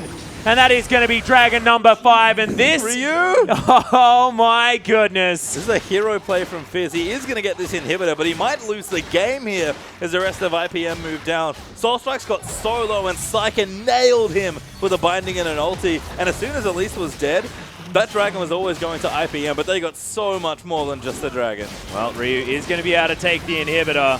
Looking to try and get some damage onto Squiggle, but you can see the Olaf not too worried about this at all, and he's just going to smack him in the face. So trade of inhibitors, but that 5th Dragon is the real problem, and this inner turret is not going to last long. What a strange game between these two teams, but IPM have really shown up with a very creative team comp for themselves. Psyker's Lux showing up nicely here. It's definitely a trademark pick of his.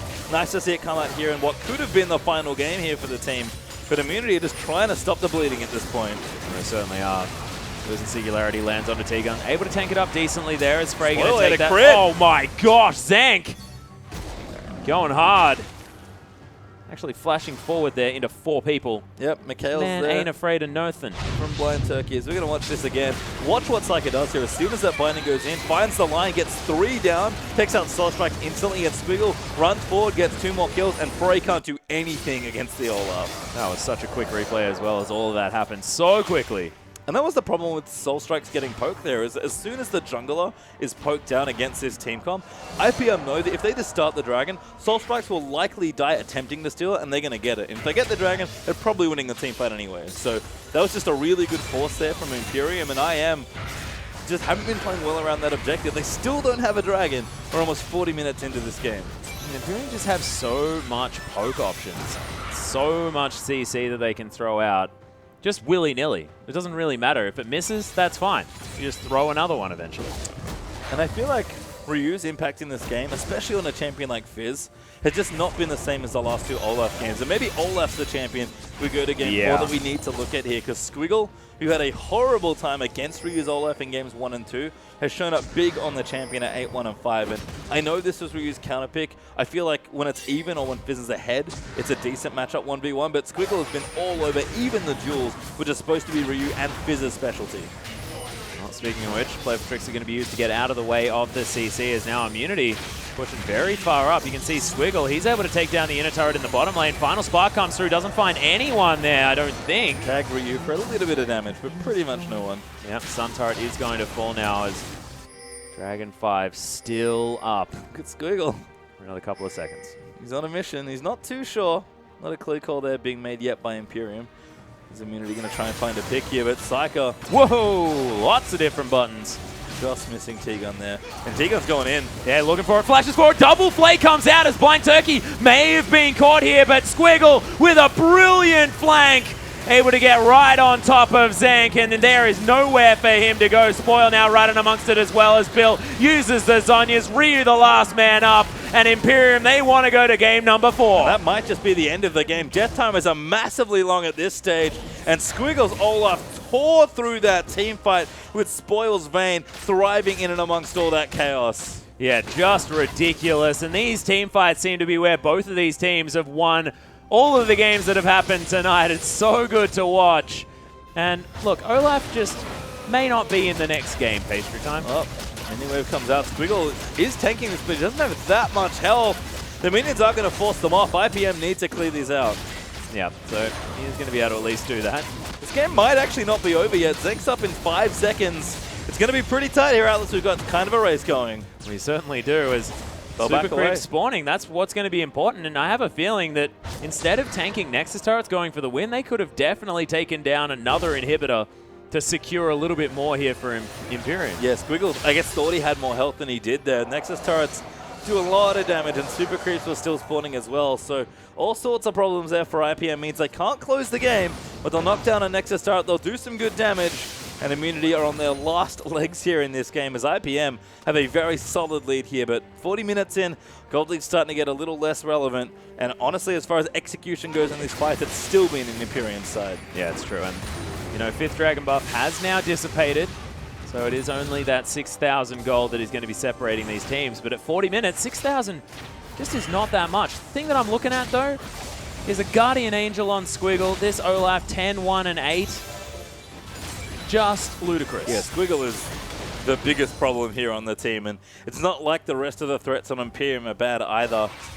Immunity have plenty of good tools for CCing, but we've talked about it. You can't CC Olaf unless you kill him, and when Olaf is unkillable like he is at this current point, when your carries can't keep up with a tank, it's bad enough when your AD carry can't keep up with Maokai, let alone with Olaf. Oh, yeah. And look, you have to mention Spoil. 806 legendary Vayne right now. And he's also about 50 CS in the lead at the same time. Imperium's AD carry definitely doing well, but Inhibitor's going to respawn, and no clear advantage on the map for either side. That's about to change. Dragon's up in 15 seconds. Yeah. Imperium are going to have a very easy objective to try and force the fight over. Immunity have already shown that 5v5, they're not looking as strong here, with Squiggle being such an issue. And Baron is up as well. I might just have to force a trade here. Baron for Dragon 5 isn't bad, but what they don't want to do is get caught and lose both of them. Yeah, that is the problem here. Psycho's bottom always teleport. That's so strange. Well, Death Sense onto Spoil. That's exactly who they wanted to. But not going to be able to get in there. Dark Passage is going to be taken there as Soul Strike's just playing body in the way. Psycho's TP'd in as well, so they're ready to go. Blue buff is not going to Immunity though. Well, Coon is Maybe actually it going to is. land onto Squiggle there as Spray wants to be able to pick up this blue. You can see Death Sentence did land, but it's a nice Dark Binding. I mean, sorry, Black Shield. And Psycho got that, I believe. I think stealing it away. So blue buff's nice onto Lux. That'll create a really nice point for IPM to fight around. And that Dragon is available. Ryu is on the bottom side, but they've just spotted him with a ward. He does have a pink ward in there, though. Spots the fact that he can clear that one out. He's going to do so. Immunity seem to be running Imperium around the map just a little. I mean, that's smart. They have to separate all the poke. And they're actually going to go in for this Baron here. This is a very bold trade. They're starting it. Dragon's done, though. Yeah, Dragon is going to fall. That's very, very early. Soulstrike struggling now to tank this one. Zenk and Frey getting taken down to half health from that final spark. Psyker actually does have to do it. Steals the Baron. That's ludicrous. Dark Binding's going to come in. Ryu has no idea what to do, trying to get on top of Squiggle, but he is going to fall.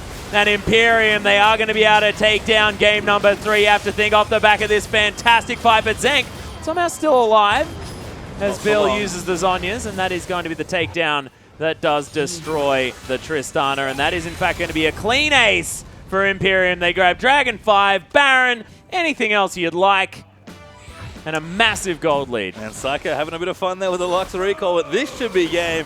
Couldn't finish it last time, but Baron buff and everyone else alive is going to mean they can close things out. And Psycho's Lux really showed up this game. Yeah, massive. 3, 6, and 18 in the end, so not necessarily the greatest scoreline, but definitely played out that last exchange and the last couple of team fights incredibly well. But Spoil and Squiggle on the Vayne and the Olaf looking massive. I mean, it was great. Squiggle was the best going forward threat. Lux is great when you're going backward, and Spoil's able to dart in between it. A very different team comp. Lux is a weird champion to play around, but that looked very practiced from Imperium and Immunity. It just got to a point in the game where it didn't seem like they could win team fights anymore. No, they just couldn't. And the fact that there was just so much to answer everything else. I mean, without the Olaf meant that all of this CC was going to stick onto everyone on the side of Immunity. And they tried to do that fast push tactic, but they just couldn't get far enough. Yeah, much better played there from Imperium. Rotating well, preventing those towers from falling early on. And they held on, and when it got to late game, 5v5, it was all in IMPs. Yeah, exactly right. So we'll see whether they can continue this trend, ladies and gentlemen. Game number 4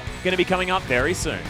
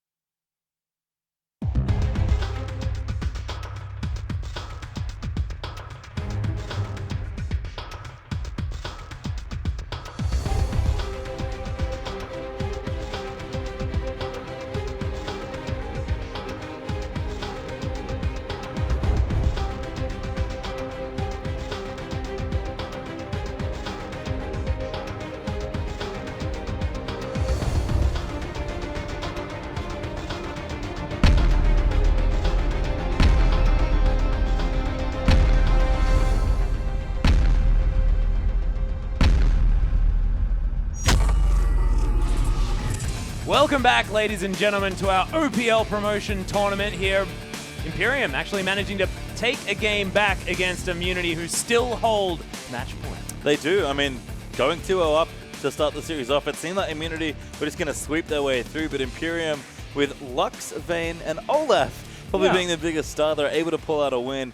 And Squiggle, who had 2 pretty poor games against Ryu's Olaf, takes the champion for himself, and look what happens. Yeah, makes it look very, very good. And makes it look like the Olaf probably is the problem here for both of these sides. And I wouldn't be surprised to see it possibly hit a ban list. And we've already seen lots of top lane bans aimed at Ryu, so feels like it might be the same thing for Olaf as well. Yeah. I wonder if they leave some things open or if they just straight up ban 3 top laners here. We've seen Ryu already have his Rise and his Gangplank taken away pretty much every game, and I am banned Gangplank when they're on red side as well. So there's lots to think about there on the top side. Squiggle has shown that he can play, you know, the likes of the current top lane champions like the Olaf as well, at least in that game. But I don't know. I feel like there are other elements of the comp that worked really nicely for Imperium, and they were just playing very together around Dragons in particular. Immunity's Dragon record, despite being up 2-1, has actually not been very good this series. No, Imperium have been focusing that objective quite heavily and able to make it work, but in the first couple of games, weren't able to get to that 5th dragon. This time, able to pick that buff up and, you know, grab the Baron, all sorts of stuff. Just, it was a shutout towards the end of that game, and it has a lot to do with their catch potential. All of these pick champions that they have really worked out. I have to think that the warding for IM was just not maybe as crisp as it was in the last few games, because we're getting called out a lot. It's because you're usually stepping forward to try and get wards down and just eating a CC and dying. Lux is very good at killing you from long range, and they had Dark Binding, Light Binding, and then plenty of follow-up damage to try and take people out of. Granted, we saw the same pick potential on the other side between Elise and Thresh, but Immunity were much less prepared to catch someone off because Imperium were all over the objective control wards. Yeah, and there's the fact that as well, Frey wasn't on the Victor and didn't look nearly as comfortable this time around as well. So maybe focusing that ban out seemed to be working, and Imperium, understanding this, are going to ban that one away. Yep, Twisted Fate and Diana, though, will also get banned. So 3 out of 4 bans so far we've seen are constantly taken out on both sides here. So where do we change things? We've seen 3 strong top lane. Oh, sorry, plenty of strong top laners. Oh, interesting. Does Imperium ban that away? Yeah, they get rid of the Olaf here. Not looking for it as a first pick. Maybe it is going to be the Kalista that they want to grab. Immunity, now up to them to ban that champion away from Spoil. They've already beaten it once. Maybe they just leave it open and ban the Gangplank away. This is pretty much what we saw in Game 2 as far as the early bans went. And there is going to be the Gangplank. Yeah, so Imperium can grab the Kalista if they want to. So game number 2, maybe yet another time, as you just mentioned. We'll see what Imperium decide to do. They're taking more time here than last time. I think Zenk plays Kalista. I'm sure he plays it, in fact. And T-Gun is a very scary support player when he has an additional help from Fate's Call. So I feel like if they're going to take it, they want to take it now. There's a chance they think IM won't take it and they can get it next. Because I think the other thing that game showcased was T-Gun not being on a super engage-heavy support. Yeah. Did hurt the team as well.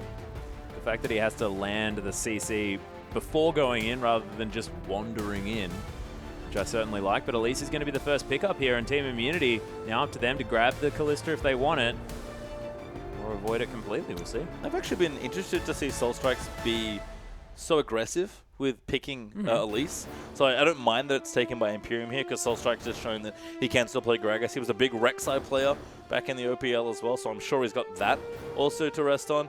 Wouldn't be too surprised to see him default back to the jungler like Gragas. Haven't seen Echo tonight either. Not sure if either jungler plays that one as well. But Immunity do have a lot of choices to make here. There's no obvious power pick, so maybe just take 2 safe, strong picks. Braum would be a nice pickup here as well. But Morgana's open. They got it taken away last time. Maybe Tegan wants it now. Yeah, Tegan actually opting to grab that one away, but it means that there isn't going to be the Kalista. So Spoil, he can grab it now if he feels like it. We'll see what they do decide to get. That's 2 power picks now available. I almost feel like Spoil just wants to wait and pick his AD carry later. But I think Zenk is trying to hide the pick as well. Spoil's Vayne did really well, actually, even though the laning phase was a little rough, but really didn't look like they were breaking a sweat there despite getting pushed in by the Tristana. So I feel like they're probably going to be okay. With all these picks taken out, with the Olaf and Gangplank in particular being taken away, just feels like teams are struggling to settle on, the super power picks. Because normally we'd see very strong picks come in, but as it turns out, maybe the teams just aren't playing as many picks that are super common. Fiora actually has been one that I know you've noted. I know. I was just wondering why doesn't it pick? Yeah. Really weird. But it looks like Squiggle might be going towards a Shen, but hovering the Vayne as well. I think it's scary to take Shen into Ryu blind, but that's going to be what they do. Yeah, it's going to happen. So Psycho locking that one in. So it does give Ryu a little bit more of a free lane there on the top side, but Spoil committing to the Vayne one more time. And I think Ryu's Fizz seems a lot better in this matchup if he wants to take it again. But I do like the protection for the Vayne as well. So Imperium have plenty of good stuff going on already. Spoil's going to feel very protected. He's had 3 good games despite the 2 losses. And I think Vayne, clearly the one they won on, very comfortable champion, one that they're confident they can win on again. Yeah, it's very true. I actually really liked watching his Vayne play last time around, and the fact that he kept himself safe throughout the majority of it. Zenk, considering heading over to that Corki, she's been hovering for quite some time. We'll see what Frey decides to go to, because it might be the Azir one more time, but I wasn't that impressed. I think they're going to leave him with the counter pick, which means Ryu has to pick his top laner now. It's a little weird for IM to change it up because they tend to give Ryu the last pick as their top laner, but he already knows his matchup. They probably have a pick prepared. I said I wouldn't be surprised if it was Fizz, and they are going to hover it here. But I mean, we have a little bit more time to make up their mind. Yeah, so he is 3 seconds to go. And it's going to be Corki Fizz. By the looks of things, locked away. Frey going to have some time to make up his mind like you just stated. So what does Psyker play in that mid lane? That's the real question. And a bit more aggressive from Zenk here as well. Tristana I did like a lot, and the matchup is fine. Corki is a little worse. I think it's closer to even as far as the lane matchup goes, but Corki is much better with fewer items. And I think Zenk ran into the problem last game of, well, we don't get the towers as cleanly, and I don't get as much global gold. My farm will suffer a bit.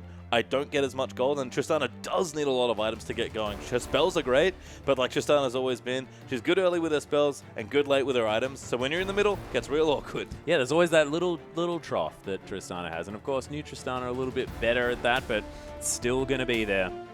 And don't know where that's going to go. But this could be actually Blind Turkey playing the support Shen. That's true. Potentially. I like the flex up. We'll have to see. See what IPM want to take here. They've only got 3 seconds left, so whatever they want to do, oh god, they are doing it.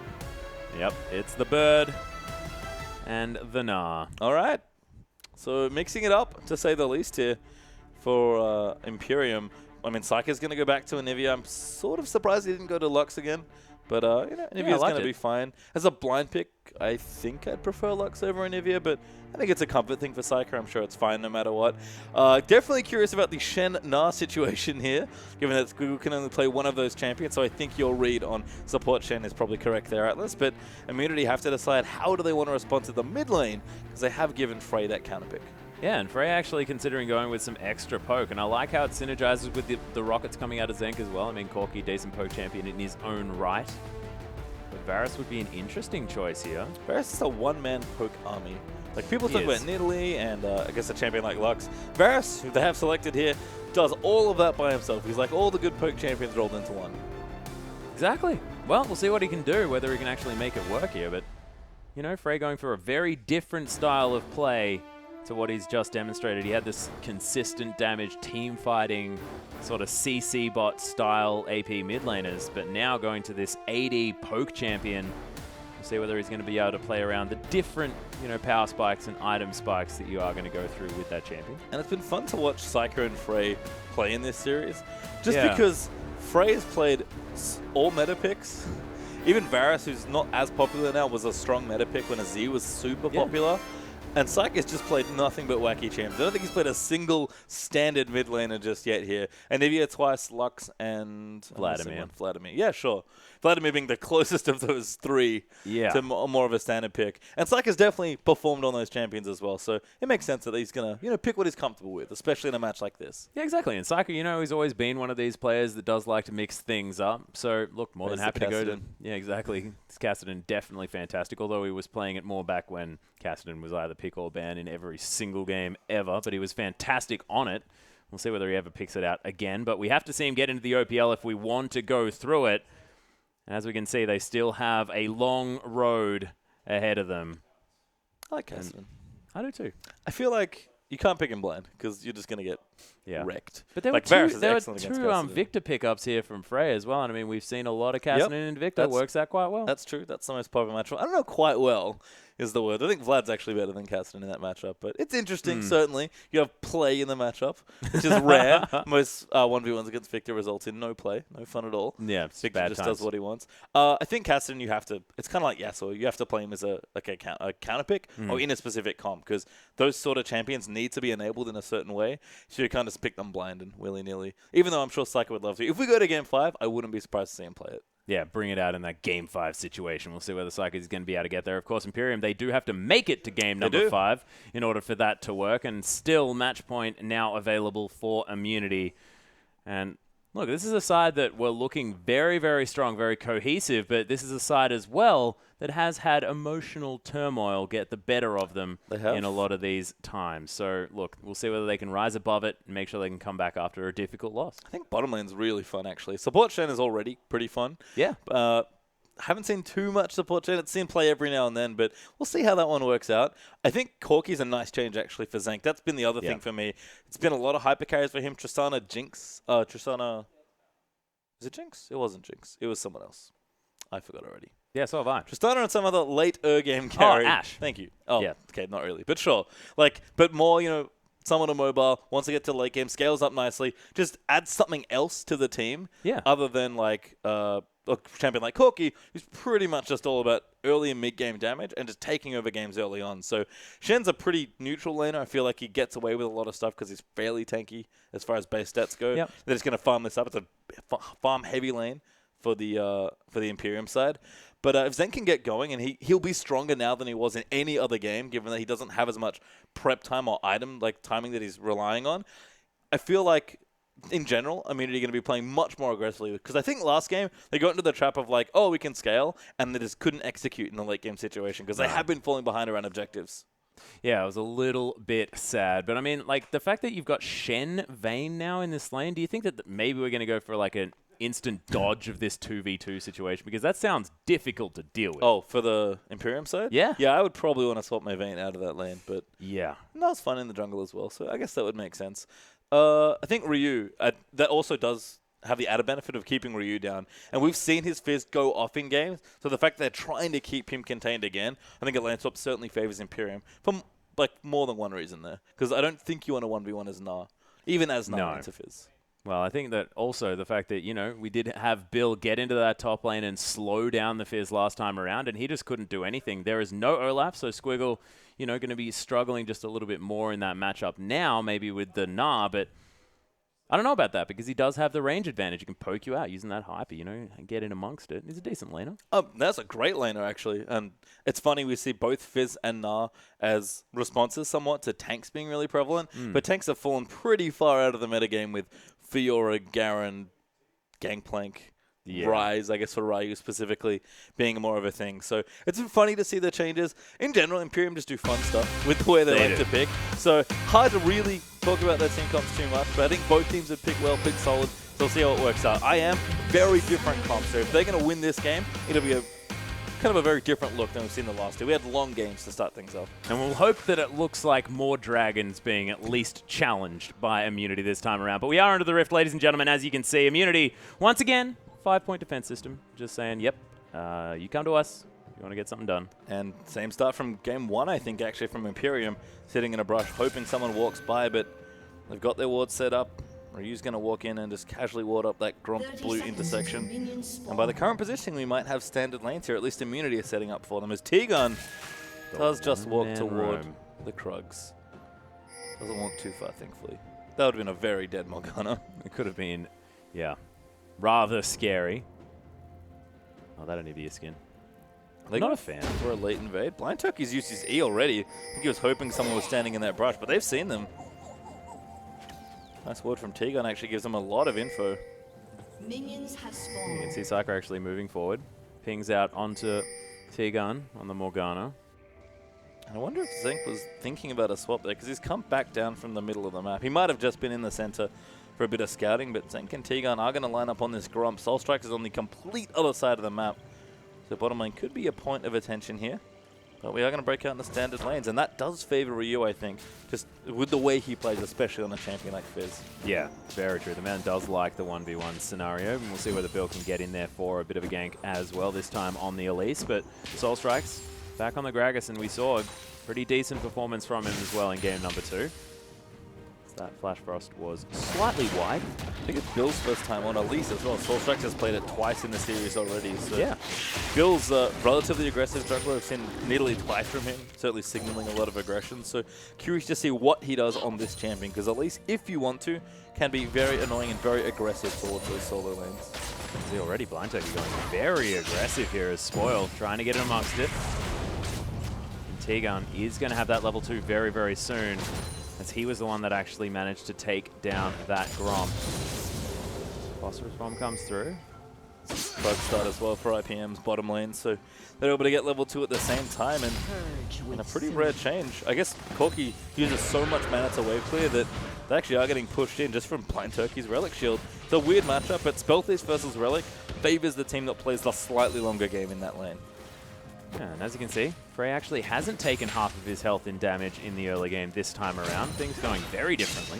I mean, Varus is a very safe champion, so especially with Cleanse, I feel like if you find yourself in a silly situation, that's probably your own fault here. Soulstrikes is coming for a gank. Nice duck binding from T-Gun. I guess the other thing is that this is T-Gun's first time in the series on Morgana.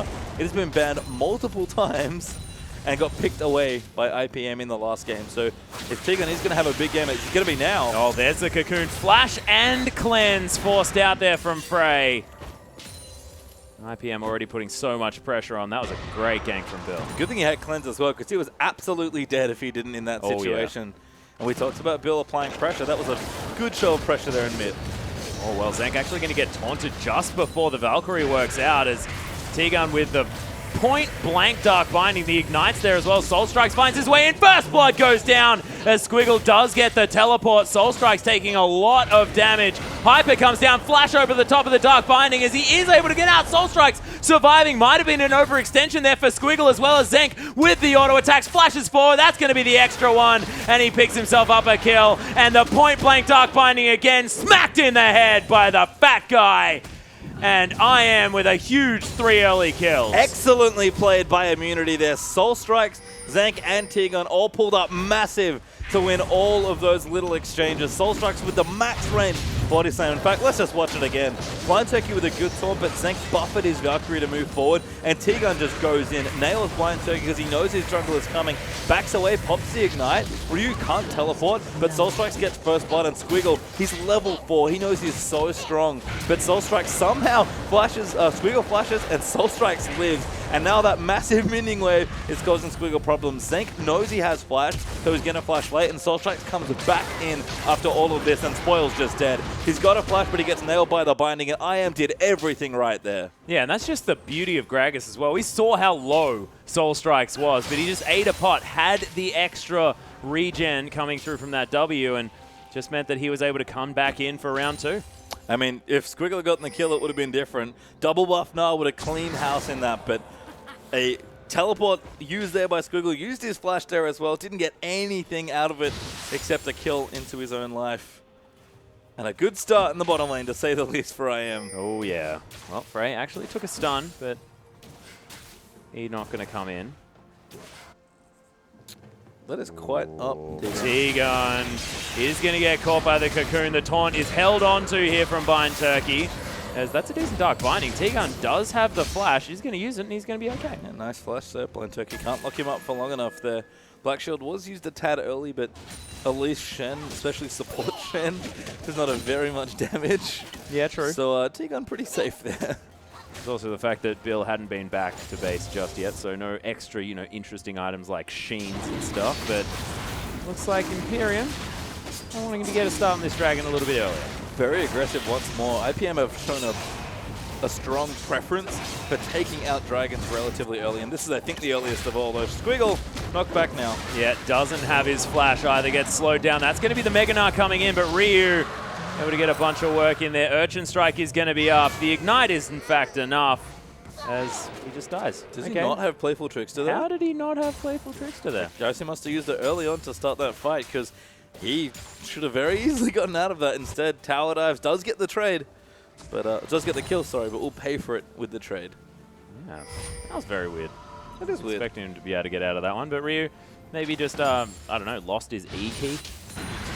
No pause did come in, so Is E probably still available? Still Gluetooth keyboard. Yep, thank goodness. It's like now the tier on the Anivia are going to start scaling up and building that mana. So expect the same build we saw in Game 1. Tier plus Catalyst into Rod of Ages. Anivia needs a very big mana pool to keep that ultimate ticking away for as long as possible. Yeah, in fact, double sadness in this mid lane as well, as Varus also has his. And then, of course, different build, but Manamune Brutalizer, Last Whisper. Varus very low floor, I guess, as far as the early item goes. Hits his peak pretty quickly, which I guess means low ceiling. Yeah. But I'm bad at it. I was the kid that was not good at Lego. Oh, what? Missed out on life there, drilling page. I did not do it. I just wasn't good at it. Ah, right. So maybe IKEA furniture, not exactly your favorite Oh thing. no, real bad. Whereas you see, I love IKEA. You would. That's fine. I also don't not love IKEA. I'm just bad at it. I just try and stay away from the things I'm bad at. I don't dislike them. That's a good point. I understand. Well, back in the bottom lane. And you can see the difference that this lane has made. Zenk with that Sheen, able to be much more aggressive. And I did say it was going to be a different looking game from IM, although Bill's going to try and make the difference. Yeah, oh, carries himself a cocoon. Does Zenk, but Valkyrie's going to get him to safety. Split second late on that black shield, but Zenk was already out of it as we do have an all-in from Ryu. Yeah, actually, Squiggle going to gnaw him into the wall, but you can see there's the double bounce. That creep hero was an absolute hero. I think Squiggle might have just been out of range anyway, but Soulstrike's had that ultimate. That was a dead gnaw if that creep wasn't there to block it off. Squiggle actually with the Warden's Mail now completed. Ruby Crystal there as well for some extra health, but he's doing very well in this matchup. Zenk coming over just to try and scare Bill away. He's going to do so quite nicely. Smite is not up for release, so this should go over to Frey. I like the attempt there. You see a Jungle in the top side. Might as well try and take the blue buff away because Dragon is down. Frey does reset, but he's going to clean it up for himself. And the pink ward there from IM is going to make sure he gets it safely. Yeah, Blighted Quiver there, able to make sure that he has some extra damage. Squiggle and Reeves still attacking one another. Soulstrike's really wanting to get this Fizz rolling this time around, and Squiggle really come into his own in the last couple of games. Yeah, just looked a lot better on... Oh, there's the flat body slammers. Oh, everything going wide from Frey. He could have, you know, hit one of those abilities. Didn't line that up correctly there for Frey, unfortunately. Soulstrike's had a huge gank, burning his flash and his ultimate, and Frey, the window to really nail Anivia was in mid-air, kind of predicting the body slam distance and then nailing the rest of the CC chain to probably result in a kill. Instead, a good flash from Psyche keeps himself safe, and that flash from Gragas burnt means that the gank threat's just a lot less now. Yeah. Do really like this bottom lane though, as T-Gun able to throw out the Dark Bindings and then Rockets can come out on top of it. And again, we talked about wave control being so important in bottom lane. When Vang was pushing in, it was a much easier time for Spoil and Blind Turkey, but now that the levels are starting to come out, and Corki's level 6 especially, it's much cheaper for him to clear out waves, and as soon as you're under a turret against Corki Morgana, especially as someone like Vayne, you ever eat a binding, you're just eating poke, and the lane only gets worse from you. People think that when you go under tower, the difficulty comes in last hitting under turret, but good players know how to do that well, so it's about what else do you lose. Yeah. Having to last hit. Because if you're sitting as two people in bottom lane and you're pushed under a tower, most likely both of you need to work to get the last hit. So you're getting poked, you're getting harassed, or you're losing tower health. It seems like that Immunity playing that one out very, very well. You saw, in fact, the curling of Dark Bindings as well from T-Gun. There's a support battle happening, I think. Yeah, some sort of battle. This T-Gun's very, very healthy, and Blind Turkey not so much. Does have his ultimate and Ignite, but T-Gun doesn't go all in for it. I just saw them both on top of each other. I was like, that's not supposed to be happening. Why are they 1v1ing each other? The Shen versus the Fallen Angel. He's going to be the Shen heading back to base. Does have Stand United, though. Spoil not quite as alone as you'd otherwise think.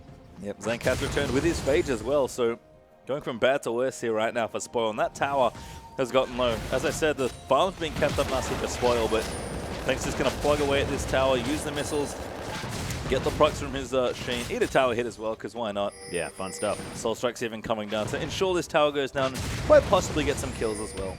Good for it. Phosphorus Bomb here is going to clear out those caster creeps. Blind Turkey does find his way back in, but you can see Psyche, he's also maneuvering down. Immunity, we'll see whether they're actually looking for potential play into that dragon.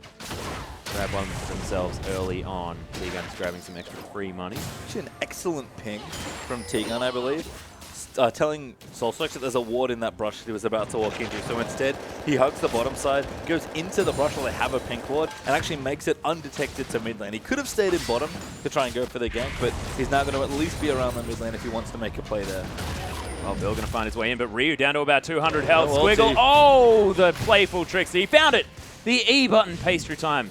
I knew he could do it. He managed to get there. I believed in him the whole time. Oh, But Evens out the Squiggle's farm as well. starting to win this 1v1. Fizz does need a few more items, I guess, to get going. So the fact that Squiggle's keeping up and even aggressively all-inning Ryu is a good sign for the top laner of IPM. Certainly is. Well, Dark Binding is going to land on the spoil there as Zank trying to hit the big moves. The teleport's coming in from Ryu as he's going to get there. Blind Turkey is so incredibly dead. That Ignite was about the most unnecessary summoner spell I've ever seen used. But I love the idea, T-Gun. Got to make sure he dies, and this might be Dragon for immunity. They are going to get the tower in the bottom lane. Blind Turkey even got his ulti cancelled, so a good play from IM Soulstrike, who I said was going undetected pretty much between mid and bottom lane in the river.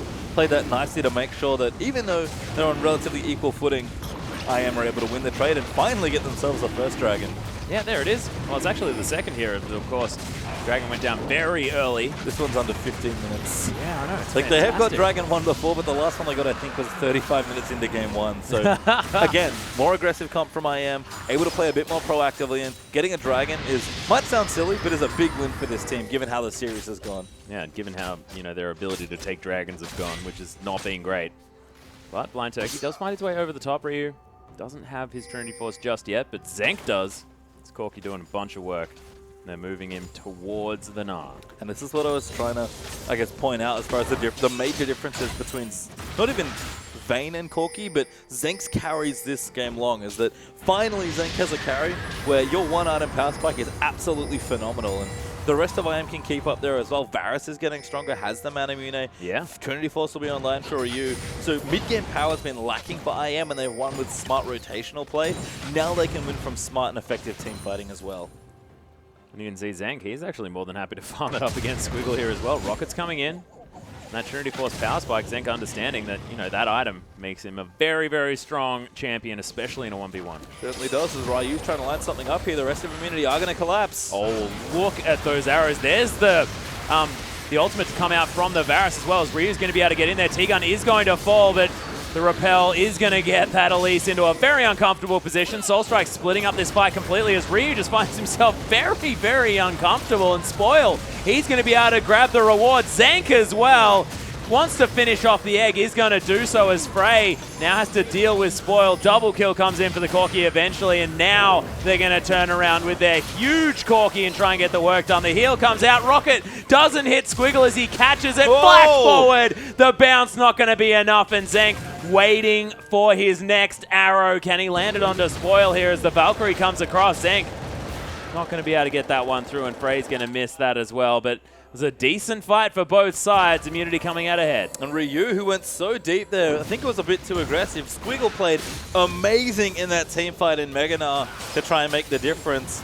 But as it turned out, Frey and Zank in tandem were just too much to handle for IPM in that fight. Yeah, they didn't transition into taking that turret. Of course, things taking a little bit too long to finish up with that team fight. So Immunity are up about 4,000 gold. One of the largest leads that we've seen this early on. But still, the turrets haven't been falling. And you can see Frey. We talked about it with, I guess, Zank in the last few games, but Azir versus Varus.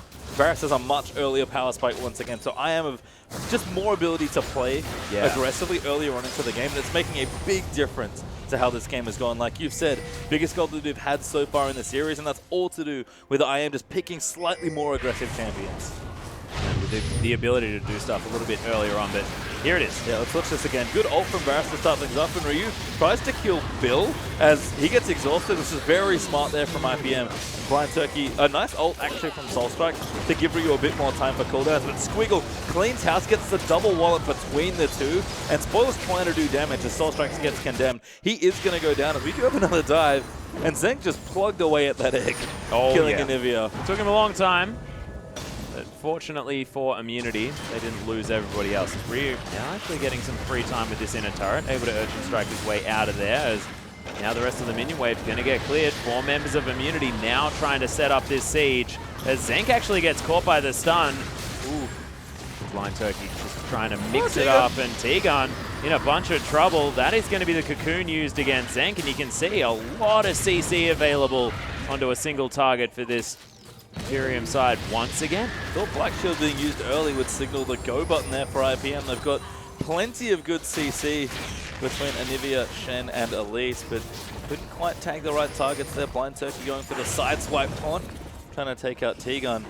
You can just see Immunity, though, so much more aggressive, and the game plan honestly stays the same. We saw Tristana in game 1, they were just knocking down turrets. And I see about Corki is that with Trinity Force, you can actually still do good damage to turrets, but you're, again, much stronger in a fight if one breaks out as well. Yeah, you just don't quite have the range advantage as far as getting that siege happening, but doesn't seem to matter for Immunity. They're trying to dive. That's a good point, but that's the thing about Corki that's really interesting is you wouldn't look at Corki and think he's a good siege champion just because he's, you know, a normal ranged AD carry, very spell based with how he works, but it's all to do with getting lots of Trinity Force procs and just weaving in and out and kind of pot-shotting the turret. You don't just sit there like Tristana and like use all your buttons and take out the tower, or like someone like Caitlyn who does the same thing. But all you have to do is weave in and out, get your Trinity Force procs, and make sure each one hits the turret. It's not like a protracted siege, you kind of just wear it down slowly. Yeah, I like that.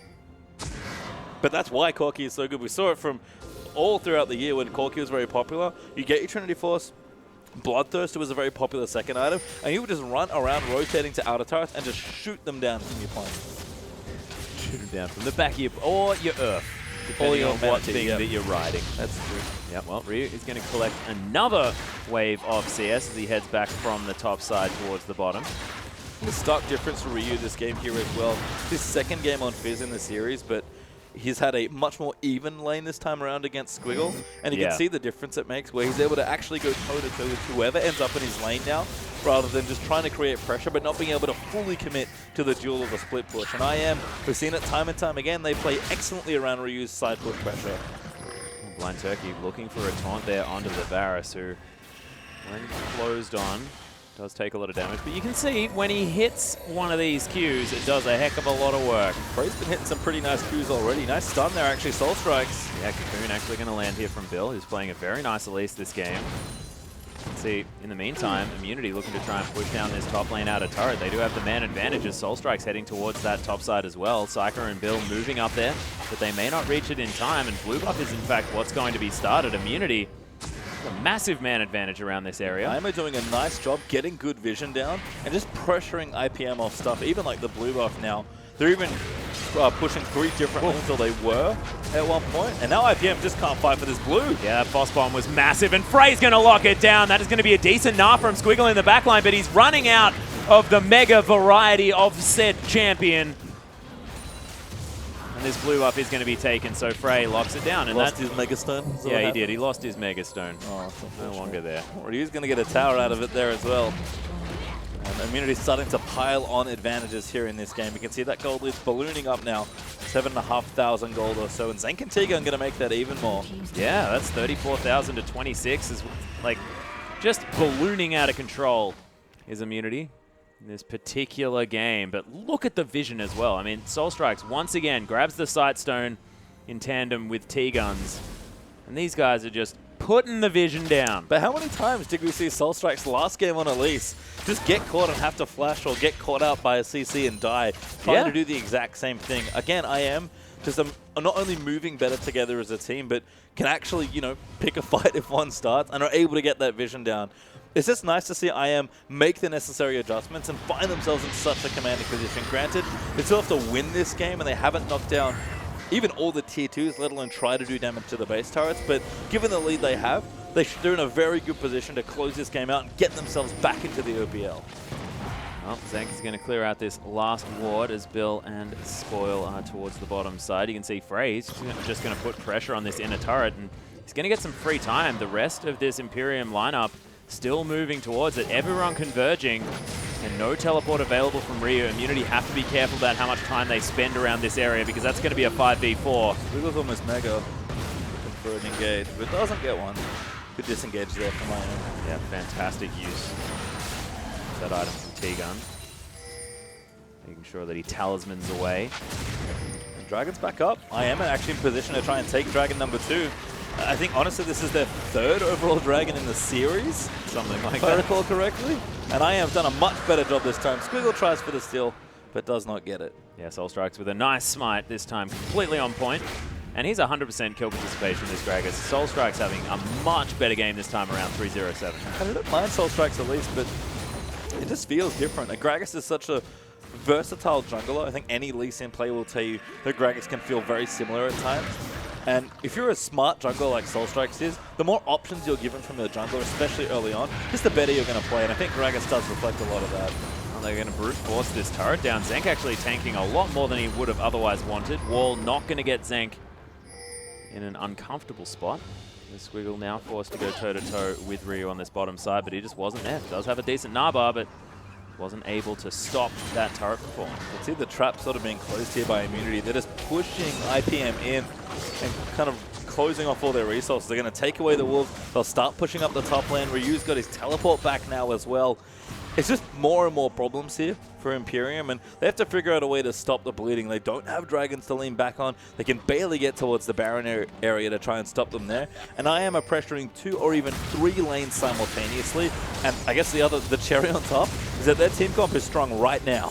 Exactly, and this Varus is going to likely get not a whole lot stronger as this game heads forward. This is his power point right at this moment. Might need a last Whisper to really get massive, but he's got a BF sword. Like, he doesn't really care. He's building Bloodthirst in there. Yeah, because he can afford to. It's a luxury item here for Varus, who's going to be even stronger. Just whenever you're ahead of your item curve like this in a game, you still hit your same strength points, maybe even a little bit earlier, but you just get to be stronger for longer because the difference between you and the enemy team is so much bigger. Dark Binding did land on the Squiggle there as Zenk's trying to get some work done, but you can see that. Oh my gosh, that's almost egg proc there for Psyker. Thankfully hangs on to that passive, which is such a big deal. Yeah, you're right, Page of Time. This Varus causing problems. I mean, it's funny to see 2 poke champions in 2 different games really show up for their teams. As Ryu's just hanging out in the bottom lane, still pushing away. IM will back off as IPM looks to get aggressive. But that's 6 towers to 1 now, and that gold lead is massive for Immunity. So huge. 10,000 gold at 24 minutes. Immunity really looking like they want this spot back in the OPL. Are you going to take down this Krug? Bottom side, this is how exciting this game has gotten at this point. Blade of the Ruined King is going to be picked up, and as I was just trying to say, game in a little bit of a lull. Big shot, actually, for IM. Bilgewater done for, actually Blade done now for Ryu, had the Bilgewater before. Oh, and the Lucidity. Soul Strikes gets tankier. Yeah, CDR boots done. Last Whisper actually done for Frey as well. So the luxury BF Sword was the pickup, and a Bloodthirster almost up for Zenk. Talks about the gold lead being big here. Immunity are about to really flex their muscles with these item pickups. Yeah, and I like the fact that Zenk also gone towards that sort of magic damage poke build as well. So those rockets really going to be hurting because him plus Frey, rockets doing magic damage, piercing arrow doing physical damage. You can't itemize against it. It just sucks to have to put up with that kind of poke.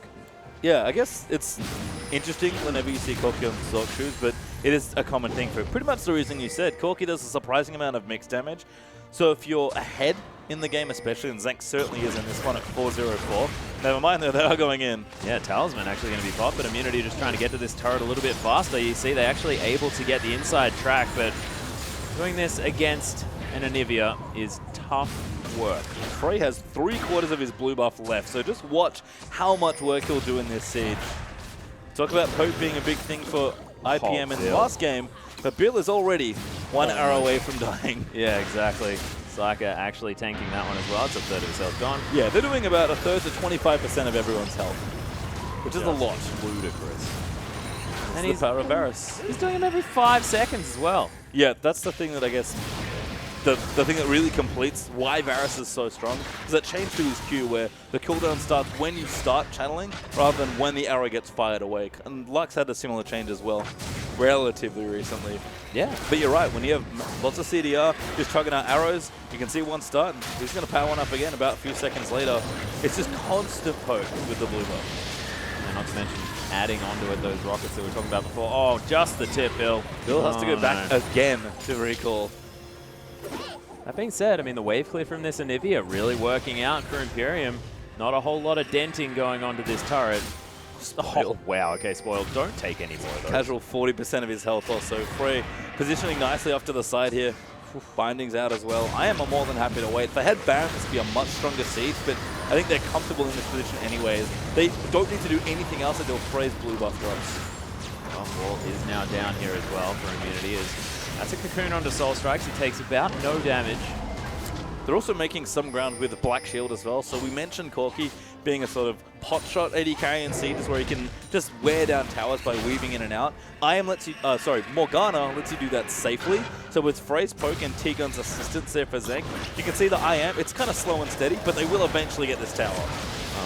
That was a lot of extra damage that time around as Blind Turkey now getting himself into a position where he can threaten a taunt, but takes a lot of damage back for it. There's the Dark Binding. Can the extra poke land? That is going to be the Chains of Corruption. Spoil gets knocked back. Soul Strikes is ridiculous on this Gragas. Fantastic play. Dark Binding once again. The double hit with that piercing arrow. Ryu just throws around. Oh god, it's so scary as that Chum the Waters. And flawless execution from Immunity to get an inhibitor out of it in the mid lane as well. Ryu's also prepared the bottom wave earlier, so I am going to knock down 2 inhibitors with this one. Yeah, the Immunity cooking show. The turret that they prepared earlier, Pastry Time, exactly right. Just the turret, unfortunately. Not the inhib itself, but to go back to how that worked out, we kind of mentioned that the poke there, building up there into the mid lane. As soon as T-Gun lands that binding, Barrett says, okay, let's just watch it. So Blind Turkey eats it, instant ult here from Frey at max range, and then a massive amount of poke. At the same time, Soul Strikes goes in to catch Spoil, because you're naturally going forward to help your carries once things happen, and then Squiggle gets himself killed by a tower dive. Perfect play from IM, all on the same page, and it just took 1 CC to land for the rest to follow. Well, T-Gun does have a pink ward over the top of this as Imperium looking to try and take down a Desperation Baron. White has got teleport, so I don't know how this one's going to work out. Yeah. Nah, can't stop him though. Squiggle's still there. Yeah, T-Gun is over here, but you can see they're actually committing very hard. That's going to be the turn. T-Gun falls. Blind Turkey very close to death. This Baron is going to get taken. Not there in time. Ryu though is going to take the inhib, so an interesting trade from Imperium. Yeah, very interesting. And Squiggle wasn't able to deal with the fears. You can see Frey wants to try and at least get an exit frag of some kind, but not going to. And how did Ryu do it? He's now almost 100 CS ahead again. I mean, he's just been sitting in side lanes pushing. Yeah. He prepared a huge minion wave in bottom lane while I am going for that, 2-3 minute siege almost into the mid lane. And he's just been getting more free time. Squiggle's forced to stick with his team because they need him as a threat and an initiator because he is their only true tank. And at least especially has got a Haunting guys mixed in with the Cinderhog, so much more damage out onto Bill's build, who again, being an Italy player, I'm not super surprised that he's going a bit more aggressive on his Elise build. And that's just free time for Ryu, who's able to sit in the side lane, get free farm, and now got a Frozen Heart to add to his 2 damage items. This is the Ryu that people are scared of when they talk about champions like his Fizz. Oh, yeah. Well, Baron up minions are going to be able to help it. It's a huge minion wave here for Immunity. They have decent wave clear as Frey able to deal with this siege minion. That's right, Baron is going to help here a little bit, but I am too far ahead, and they're going to do this game again. I don't know if Frey has blue buff this time, so it won't last forever, but Ryu's creating more pressure. They got 2 lanes of super minions coming in. Immunity, all they have to do is be patient here. Yeah, Chains of Corruption is back up again as well, and it's the super creeps making their way into the base. That's the problem, exactly what you said, Pastry Time. Immunity just need to wait until they get there. Interestingly, the Baron buff is actually really annoying, so it's good that I am keeping them occupied in 1 lane, so that only 1 lane gets affected by the Baron creeps, but eventually that buff will wear off as well. If anything, Immunity are wasting time from this point. And then again, if they just be patient about it, they're eventually going to knock down more inhibitors, and IPM are going to run out of answers. And there's a really good deal on arrows today. Yeah. This Frey is getting 2-for-1s every single time. Apart from that one where he hit no one, but still. The minions. Just being a threat, being a nuisance. Half the health now on this turret. Oh, Bill actually able to land a cocoon, but Zeng takes nothing. And again, just patience here. Taunt though. Yeah, that is going to be the Shadow Dash. Blind Turkey now finds himself in a very uncomfortable spot. Spoil trying to get the damage done. Soul Strikes just eating it if he can, but Squiggle with a fantastic flank. The Gnar into the wall is Frey. He's finally dead. Spoil looking for it, but Ryu Yeah, he's just going to try and take down the Nexus turrets. He's only got one more to go. Oh, can't get the second. Yeah, not going to be able to get in there quite yet. But that is going to be enough to stop Imperium from being able to finish this one off. Whoa! Okay. That tower, I think, ended up at about 4 health or so towards the end of it. And Ryu, I think, made the right play. Would just trying to waste time after the initiation. It was a very good initiation from IPM to keep themselves in this game. Ryu can't quite finish the game, though, so we'll play a little bit more League of Legends. But last legs is an understatement at this point for Imperium. There is almost nothing left for them to fight over in this game. But certainly they are fighting. They most certainly are. I actually really like it from Ryu to make that decision because it did force Spoil, who had so much chase potential, to stop because they needed to turn everyone around and get rid of that Fizz. Yep, otherwise he was going to win the game. We would have had a Fizz Peke moment. Oh, dear. Instead, we'll settle down just for a little bit more. Dragging up in a minute 50 is the potential point of interest. But Immunity at this stage might just be looking to close the door on this game. Dragon number 4 doesn't mean too much to them because it's probably not going to Dragon 5 at this stage. No, not quite. Especially not when there's multiple inhibitors down. And now Imperium, they're saying, all right, well, let's go for the gangplay. I mean, they have to try something a little desperate here. 4 people in a brush is certainly signs of that, but Immunity going to stick together here. They've gone back for another shot now. Spray's also finished that Bloodthirster to add on top of things. So very strong is the Varus. Gold lead still there for Immunity. They're going to push him, try and retake some of these inhibitors. Ryu's back in the top lane. He is not interested in team fighting this game. No, that is not Ryu's bag right now, but Frey looking to try and get more of these arrows across. Front line so important for Immunity. I think Immunity also have just enough time on the bottom inhib to cause pressure from the super minion. It's actually a lot more dangerous to take an inhibitor than a turret because the area is much more open. Soul Strikes though. Yeah, looks for it, gets the flash. There's the explosive cast, but Soul Strikes maybe on a little bit of a different page as he gets shut down. Spoil though, getting exploded as Ryu finds his way in. That Chum the Waters once again being frightening, eats himself an egg. It is most definitely Easter time for Immunity here as they're trying to take down the Nexus turrets. They're going to do so very easily because Ryu had put in a lot of work. Oh no, the bottom inhibitor.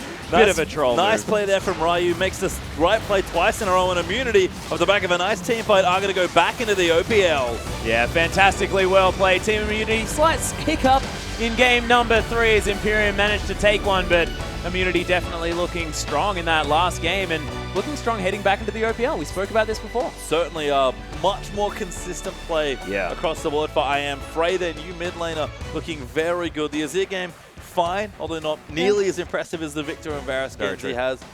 I think just in general, it's what we expect from Immunity. They had, again, so much potential. They've been a team that's only getting stronger. We had Ryu on carries. We had Soul Strikes being nice and solid. Zenk and T-Gun just showing up and being very consistent. Yeah. And I guess the question was their mid laner, who's just, again, showing that you can play the standard picks and play them very well. Yeah, most certainly did. And that poke play was fantastic out of the Varus, switching it up just a little bit. It's not exactly how he was playing the Victor, where he was mostly just running towards a carry and dropping a big Chaos Storm on them, which is, you know, a decent tactic if that's what you want to be doing. And strategically, that's what I want to talk about, because Immunity strategically just looked so much better and so much on the same page. I mean, maybe that last team fight was the fact that, you know, Soul Strikes maybe going a little bit overly aggressive early on, but it worked out fantastically well. Yeah, there were some moments there for IM that certainly didn't work out nearly as well. Even in Game 3, though, where they couldn't quite execute their game plan, they were still sticking to the plan, looking to do, you know, push down turrets with Tristana, and just every single game, even if it was a bit shaky at times, IM just looked very clean and very cohesive. Yeah, they most certainly did. So congratulations to Team Immunity back into the OPL for another split. But tomorrow, we have one last promotion game, 6 p.m. It's going to be Sudden Fear taking on Legacy Genesis. But as for us tonight, thank you so much for watching. We'll see you tomorrow.